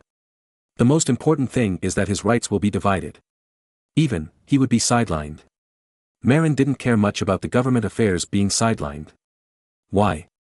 Because he could replace the prime minister if he was unhappy. But if the military power was sidelined, it would be serious. If the government affairs were sidelined, Marin could rely on the support of the army to forcibly replace the prime minister and dissolve the cabinet. However, if the army did not support him, it would be super serious. Therefore, Marin could not teach the children all day. Otherwise, he might really lose control of the country. Maybe, some people say that military affairs can be temporarily handed over to old Hoffman. After all, old Hoffman is not too old. But Marin is not willing to do this. Why? It's not that he dislikes old Hoffman's inability, but that he feels that he can't rely on old Hoffman for a long time. Why do you say that? Because, after all, Marin is just one of old Hoffman's sons. And for old Hoffman, Marin is his son, and so are Adler, Simon and Albert. If old Hoffman is allowed to hold military power for a long time, he will inevitably take care of Adler and Simon. Albert has become a civil servant. At that time, if old Hoffman puts Adler and Simon in key positions in the army, what do you want Marin to do? Purge his brothers afterwards? Isn't this despised? But if he doesn't purge, Marin will not feel at ease. After all, the example of Edward IV's son being killed by his uncle to seize the throne is right in front of us. However, on this point, Marin and old Hoffman have different positions. Marin guards against his brothers, but old Hoffman does not. After all, they are all his sons. Moreover, old Hoffman is very stubborn. Marin said that he would not listen to him, because he felt that it was very embarrassing for his father to listen to his son. Therefore, Marin could let him take over the domestic defense temporarily in the short time when he left the country, but he could not rest assured that old Hoffman would control the military power of the North Sea for several consecutive years. After all, it would take Marin several years to teach those children. If he spent several years teaching and had no time to take care of military affairs, he might become unfamiliar with everything after returning to the army. So, Marin felt that he could not take on the job of teaching full-time. However, if he did not do it himself, who could replace him to teach physics and chemistry? After thinking about it, Marin only thought of Leonardo da Vinci. Because, in this era, only a perverted genius like Leonardo da Vinci could quickly learn the knowledge of physics and chemistry. If Marin taught others physics and chemistry, he would probably be asked stupid questions. So, Marin called Leonardo da Vinci. Ada, sit down. Why do you want me to do it? I'm doing an experiment. Obviously, Leonardo da Vinci was very dissatisfied with being disturbed in scientific research. Don't worry, Ada, I asked you to come this time to teach you some mysterious scientific knowledge. Just like the preparation of hydrogen and ether I taught you last time, they are all the most basic. Really? Leonardo da Vinci was full of disbelief. However, thinking of the mystery of ether and hydrogen. So, where did you get all that knowledge? Did the great sage Einstein teach you? Leonardo asked curiously. Yes, that's right.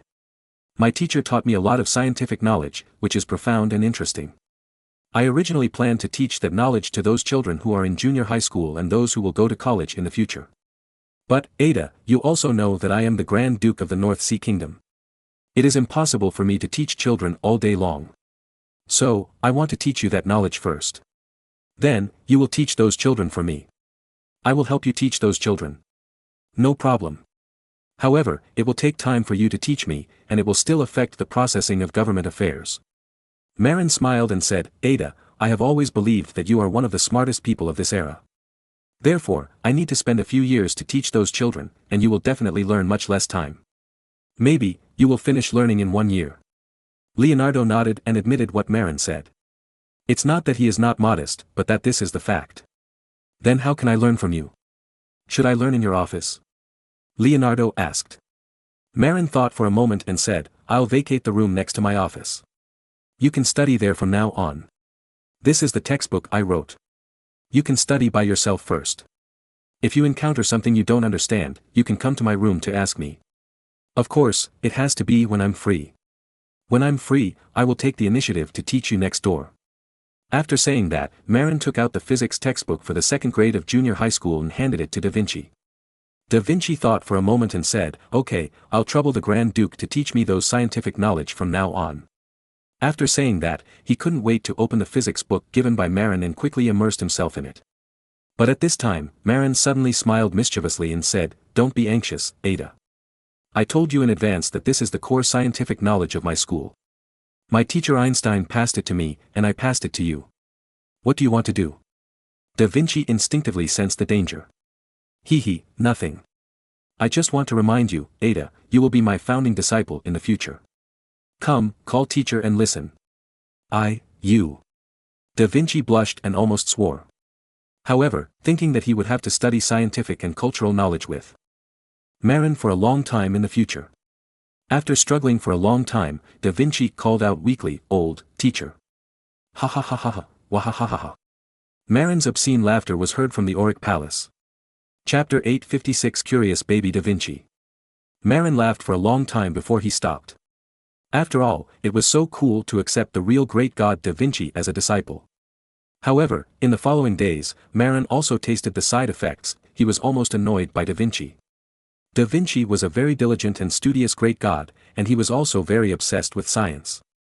After opening the physics book of the second grade of junior high school, he was deeply involved. Then, when he encountered a problem that he couldn't figure out, he came to trouble Marin.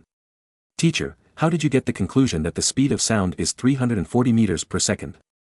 Marin rolled his eyes when he heard it. Paralysis, how could I know how it was obtained? I am a liberal arts student. But he knew that this problem could be verified. So he said to Da Vinci, This is what my teacher told me, and I don't know how to get it.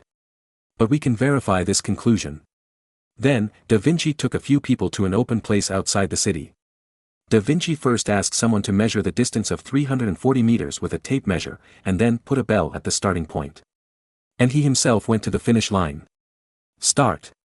Da Vinci waved the flag at the key point. After receiving the signal, the assistant at the starting point hit the bell hard with a gavel. When he saw the assistant's gavel hit, Da Vinci began to mutter, 1, 2. Exactly 1 second, and then, he heard the bell from the other side. It's true. Da Vinci was so excited that his eyes lit up. Then, he excitedly returned to the palace to report the good news to Marin. What's there to be happy about? It's like this. Anyway, the knowledge in my book has been verified, there is nothing wrong with it. Then, Da Vinci continued to study on his own, and when he encountered something he didn't understand, he would bother Marin again. How could Marin have the patience to explain? Moreover, when he was studying, he didn't study it in depth, he just memorized it by rote. In order to fool Da Vinci, he had to say, Go and do an experiment to verify it. Then, Da Vinci went to the sea level and verified that the boiling point of water is 100 degrees Celsius, and the boiling point of alcohol is 78.2 degrees Celsius. Then, he used the saltpeter ice-making method to verify that the melting point and freezing point of water are 0 degrees. But when verifying the melting point of metals, he encountered trouble, there was no thermometer with such a large range. In the end, Da Vinci only verified the temperature of tin and lead. Because the melting points of tin and lead are both below the boiling point of mercury. Any higher, and the mercury thermometer can't measure it. Teacher, how do you know that the melting point of copper is 1083.4 degrees? And how do you know that the melting point of iron is 1538 degrees? We don't have such a large-scale thermometer.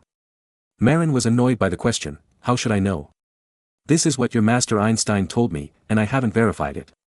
Because, I don't have a large-scale thermometer. Otherwise, you can go to the blacksmith shop and try it yourself. Anyway, the melting point of iron is 400 or 500 degrees higher than that of copper. Da Vinci really tried it, and sure enough, the copper block melted first, and then the temperature rose by several hundred degrees before the iron melted. Then, Da Vinci was full of admiration. The master is really powerful, and he is really a role model for our generation. By the way, teacher, when can we meet the master? The student has a lot of questions to ask. Marin sneered in his heart, it would be strange if you could meet Einstein, he had to wait hundreds of years to be born. But, it's not like that, your master is determined to travel around the world, and I don't know when he will come again. Oh, I really hope to see the master soon. The implication is that he dislikes Marin, the teacher, for his lack of ability. He can't explain many knowledge points and principles. He is really an idiot teacher. Let's rely on the great master to help answer them. At least he is more reliable than an idiot teacher. Then, Marin removed a magnifying glass from the telescope and asked Da Vinci to squat outside the door and aim it at a pile of dead leaves with the help of the sun. Da Vinci's move attracted the naughty child Caesar. Then, the old and the young waited for a long time, and finally saw the magnifying glass light the dead leaves with the help of the sun. Yeah, it's really lit. Da Vinci jumped up excitedly. And little Caesar also danced with joy. Grandpa, what are you playing? It's so fun. Caesar asked in a baby voice. At this time, Marin just walked to the side. So, he casually said, Caesar, don't call him grandpa in the future, just call him senior brother. Because he is dad's student. Da Vinci was embarrassed, but he had to admit that what Marin said was right. And Caesar, who was only a few years old, really said in a baby voice, hello, senior brother. Looking at the way Da Vinci winked at Caesar, he really looked like the senior brother Sun Wukong. Wait, if my son ranks second, wouldn't he become Zhu Beiji? No, I have to accept another disciple as the second junior brother, and I can't let Caesar be the second junior brother. Marin slapped his head suddenly, leaving Da Vinci and Caesar puzzled. 2 days later, Da Vinci came again. Teacher, what does this universal gravity mean? How did it come about? Marin was a little annoyed, but suddenly he had an idea, so he said with a smile, do you really want to know how universal gravity came about? Da Vinci nodded vigorously, and then he was pulled by Marin to an apple tree. It was early September, and the apple tree was full of apples, and they were almost ripe. Marin smiled and called Da Vinci to the apple tree, and explained, there was a great god named Newton, who sat under the apple tree one day to think about a problem. Come, you sit here too, and imitate Newton. Then, Da Vinci sat under the apple tree honestly. After seeing Da Vinci sitting down, Marin shook the apple tree violently, and then ran away. Then, 2 apples fell and hit Da Vinci's head. Fortunately, Da Vinci usually likes to wear a hat. Otherwise, this must have hit him hard. But even with a hat, Da Vinci was still hurt by the hit. After all, he was wearing a fur hat, not a steel helmet. Teacher, you. Da Vinci was angry. Marin said with a smile, don't be angry. It was because Newton was hit on the head by an apple that fell by chance that he came up with the idea of gravity. Then, Da Vinci immersed himself in Marin's amateur physics explanation and forgot about the apple hitting his head. Afterwards, Marin performed archery for Leonardo da Vinci, asking him to pay attention to the process of the arrow falling in the second half of the archery. He brainstormed with Leonardo da Vinci a wave of complex problems combining inertia and gravity, and also mentioned the resistance of air. The curious baby Leonardo da Vinci was full of admiration. Of course, he did not admire Marin's erudition, but admired the masters who discovered these laws, such as Einstein and Newton, who were not yet born. In the days that followed, in addition to handling government and military affairs, Marin was bombarded with 100,000 whys by Leonardo da Vinci, the curious baby. Marin almost went berserk, but considering that he would need Leonardo da Vinci to help him teach students physics and chemistry in the future, Marin had to silently endure the tossing of the curious baby Leonardo da Vinci. The only thing that made Marin happy was that Leonardo da Vinci's learning speed was really amazing. A physics book for the first volume of the second grade of junior high school, which most children would need to study for a semester, Leonardo da Vinci mastered it completely in just 2 weeks. Moreover, it was not difficult for him to give him various exercises. Chapter 857 Ma Yun and Ma Li. What is it like to have a genius as an apprentice? Marin will tell you, I am so depressed that I want to die. When Marin first accepted the genius Leonardo da Vinci as his apprentice, he was very happy. However, as all kinds of difficult questions came to Leonardo da Vinci during his study, Marin gradually couldn't stand it. Leonardo da Vinci is not one of those naughty kids who can pass the test by just fooling around. Marin felt very difficult to answer many questions raised by Leonardo da Vinci. Because he really couldn't answer them. In desperation, whenever he encountered a question that he couldn't answer, Marin began to shirk responsibility. I don't know, this is the conclusion your master Einstein came to, but it is basically correct. And every time at this time, Leonardo da Vinci was particularly eager to meet the legendary master Einstein. At the same time, he also silently despised the nominal teacher Marin in his heart. In short, in front of the real genius Leonardo da Vinci, Marin was very ashamed and didn't dare to regard himself as a teacher. If Marin was in his 50s or 60s and Leonardo da Vinci was only in his teens, maybe Marin would still be happy to watch the younger generation grow up day by day and surpass himself. But the problem is that Marin is only 29 years old, while da Vinci is already 55 years old. This is really a contrast. Therefore, Marin has no comfort at all for the rapid progress of his genius student da Vinci, only fear. Because he feels that he can't teach such a great god. That feeling is like a substitute physical education teacher, trembling with fear to teach mathematics to the geniuses in the junior class. Anyway, there is no confidence. To be honest, Marin now wants to expel da Vinci from the school, so that he can relax. However, thinking that da Vinci will need to teach physics and chemistry to those academic children in the future. In the end, Marin still endured it. At most, he will be despised by da Vinci a few more times. Anyway, even if da Vinci despises him, he only dares to despise him in his heart and dare not say it out loud. If he dares to say it out loud, he must let him taste the casserole-sized fist of the young and strong knight. But after Marin himself gave up the idea of establishing a reliable teacher image in da Vinci's mind, the whole person relaxed instead. Then, Marin was not nervous anymore. He answered all of da Vinci's questions if he could. If he couldn't answer any, he would just evade them with a simple excuse: ask your master when you see her. Being fooled by Marin, da Vinci became more and more excited about the legendary master. He, the native who believed in God the least in this era, Marin was a time traveler, not a native, often began to pray to God, God, please let the great master Einstein appear soon, I'm really fed up with the stupid teacher. Days passed, and Felice's belly grew bigger day by day. At the end of September, Felice finally gave birth. In the side room in the backyard of the palace, Marin was also waiting nervously outside the door. Speaking of which, Marin was the most arrogant noble in Europe. Other nobles kept mistresses and knew to keep them in the outer house. But Marin kept them directly at home. Of course, Marin's mistress had a special identity, she was the biological sister of his wife Angela. Angela was too kind, and Felice was very scheming.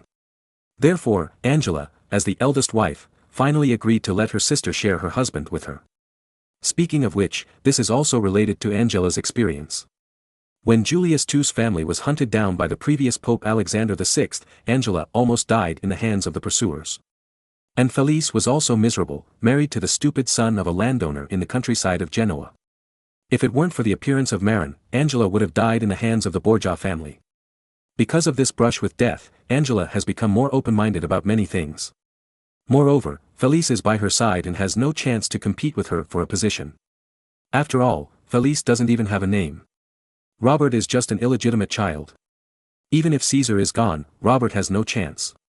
This is also a feature of the West. Illegitimate children are not considered sons and have no inheritance qualifications.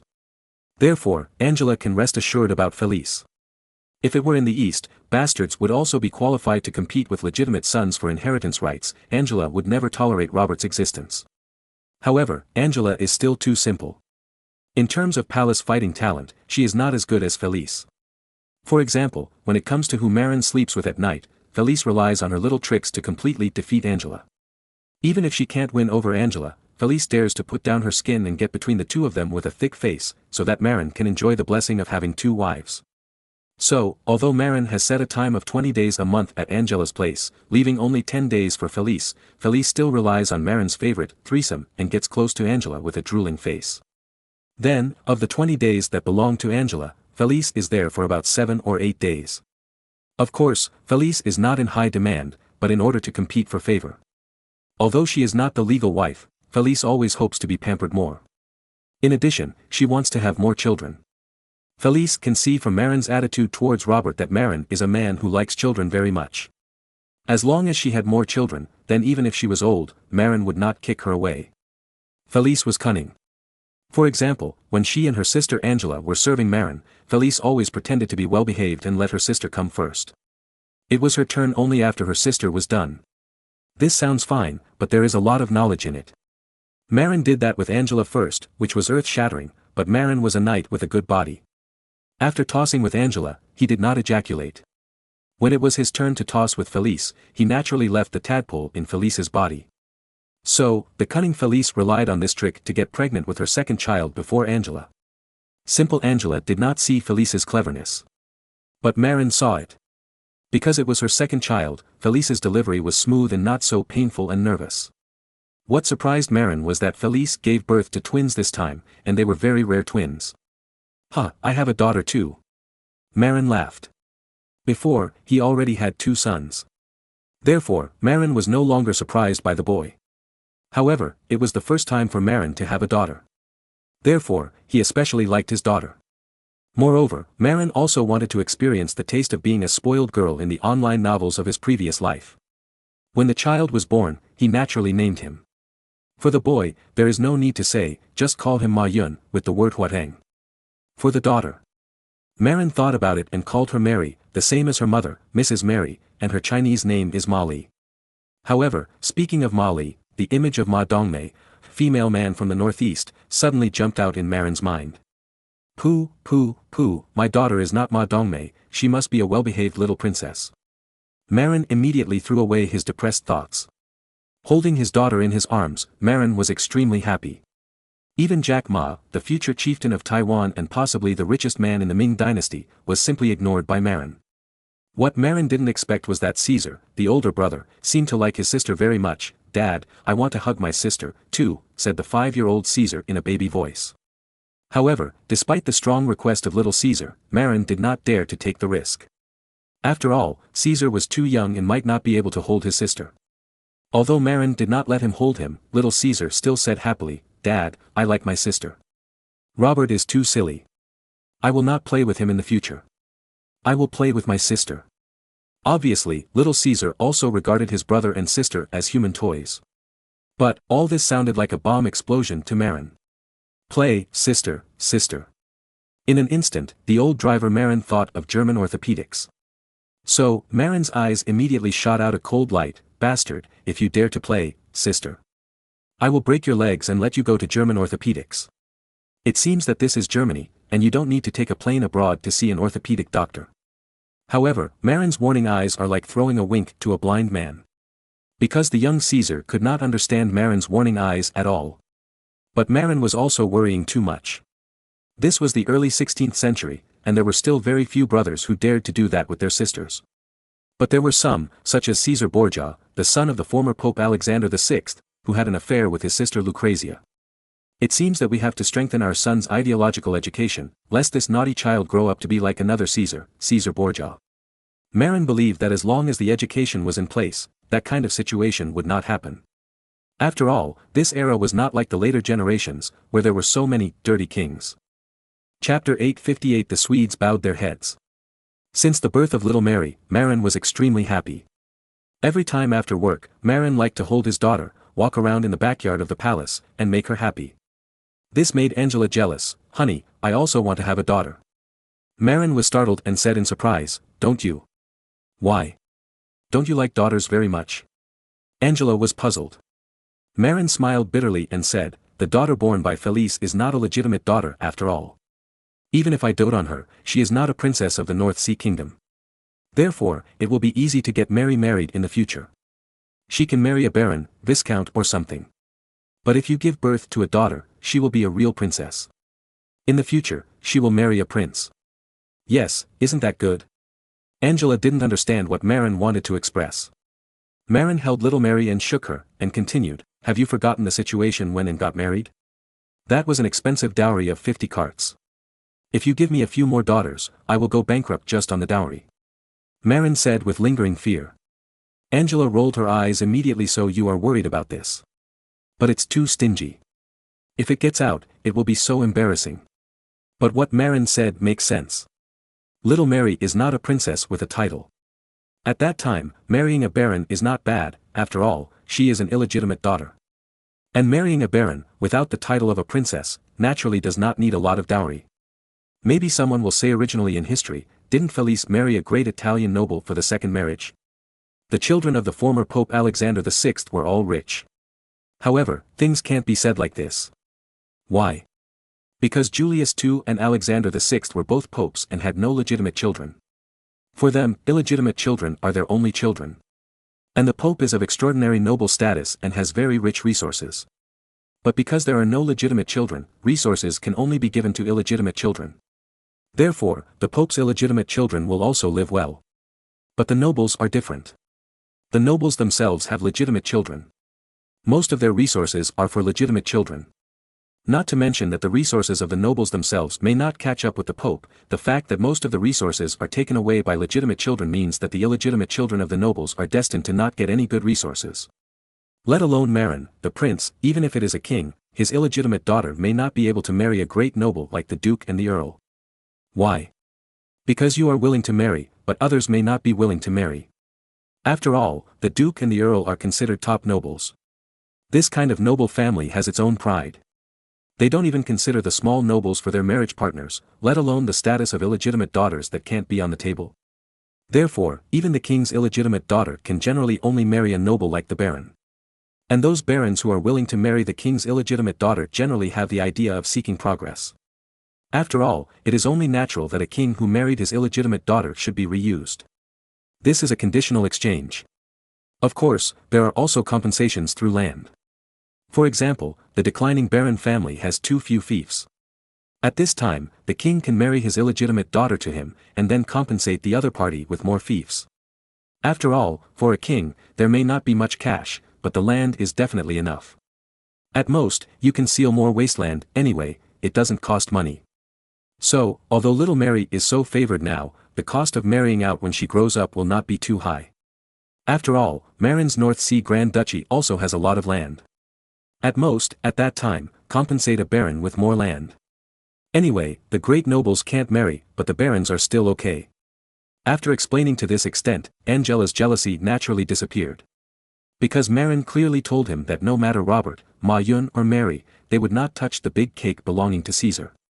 Moreover, the reason why Angela could tolerate Robert living in the palace was because Marin told him that he planned to make Robert the pope in the future. If Robert could really become the pope as Marin said, then it would definitely be a huge help to Caesar and even Caesar's son. Apart from anything else, Angela's father, Pope Julius II, is a great help to Marin. Therefore, it is also necessary to keep Robert in the palace and enhance the brotherly relationship with Caesar. Felice gave birth in late September, which happened to be the time when the North Sea entered the autumn harvest stage. Of course, only some parts of the North Sea began to harvest in autumn. Because the original East Frisian region of the North Sea, including Schleswig Province, Oldenburg Province and North Munster, used fertilizers including phosphate fertilizers, which caused the rye to mature earlier than other regions. After all, the important role of phosphate fertilizers is early maturity. Or, it can be said the other way around, the role of phosphate fertilizers is to prevent crops from growing slowly. Now, Marin is not very interested in autumn harvests. Anyway, it must be a bumper harvest. He would be surprised if it wasn't. After all, as long as there is no major drought or flood, there is no big problem with food. Moreover, drought basically does not exist in northern Germany. Even if there is a drought, there are large rivers such as the Ems River to regulate the water volume. As for floods, there are some, but it seems that there are not many. Germany's floods are mainly concentrated in the middle and lower reaches of larger rivers such as the Rhine. As for rivers such as the Ems River, the water volume does not seem to be large enough, and the number of floods is relatively small. Generally speaking, droughts often occur in areas with little precipitation and insufficient river water, such as northern China. Floods often occur in areas with high precipitation and large river water volume, such as the middle and lower reaches of the Yangtze River. Marin's North Sea Kingdom, on the North Sea, there are many small and medium-sized rivers flowing through, so droughts are rare. As for floods, because the river water volume is not large, it seems that there are relatively few. However, with the acquisition of the land on the east bank of the Rhine, I am afraid that there will be many flood problems in the future. After all, the Rhine is a big river. As October approaches, the autumn harvest season in Europe is about to begin. Just as everyone was preparing for the autumn harvest, the Swedes became anxious. Why were they anxious? Because the forces of the Kingdom of Sweden were basically surrounded in Stockholm, and Finland had not been invaded yet. However, the essence of Sweden is the southern region currently occupied by the Danish army. Sweden is a high-latitude country, and most of its areas are not suitable for agriculture. Only the southern region, which is at a similar latitude to Denmark, has some agriculture. But now, October is about to be the autumn harvest season. But Sweden's agricultural production area is currently occupied by Denmark. In other words, when the autumn harvest begins, it will be the Danes who will preside over the harvest of Swedish crops. Will the Danes be kind enough to harvest the crops and then return them to the Swedes? Obviously impossible. Therefore, if it is delayed any further, Sweden's autumn harvest this year will be swallowed up by Denmark. Therefore, Sweden is anxious. In addition to the fact that the crops are about to be lost, Sweden's Falun copper mine is currently occupied by the Danish army. The copper ingots mined and smelted were also taken away by the Danes. In this desperate situation, the Swedes finally bowed their heads and sent people to the North Sea Kingdom to ask Marin to mediate and end the war as soon as possible. In fact, the Danes had long told the Swedes that they could ask Marin to mediate. At the same time, Lübeck and Hamburg also hinted that Marin needed to come forward. But the Swedes were not very happy. Why? Because once the Kingdom of Sweden asked Marin to mediate, the issue of the shares of the Falun copper mine would have to be discussed. Because the Falun copper ore was developed by Marin. Before that, Marin still owned half of the copper mine's profits. Now, if Marin comes forward, this half of the profits may have to be spit out, which is difficult for the Swedish nobles to accept. After all, these greedy nobles are used to swallowing, not spitting out. However, things have developed to this point now, and all the food in Sweden will belong to Denmark. Therefore, before the autumn harvest, the Swedes had to bow their heads and send people to ask Marin to act as a mediator. At the same time, they were also mentally prepared for bloodletting,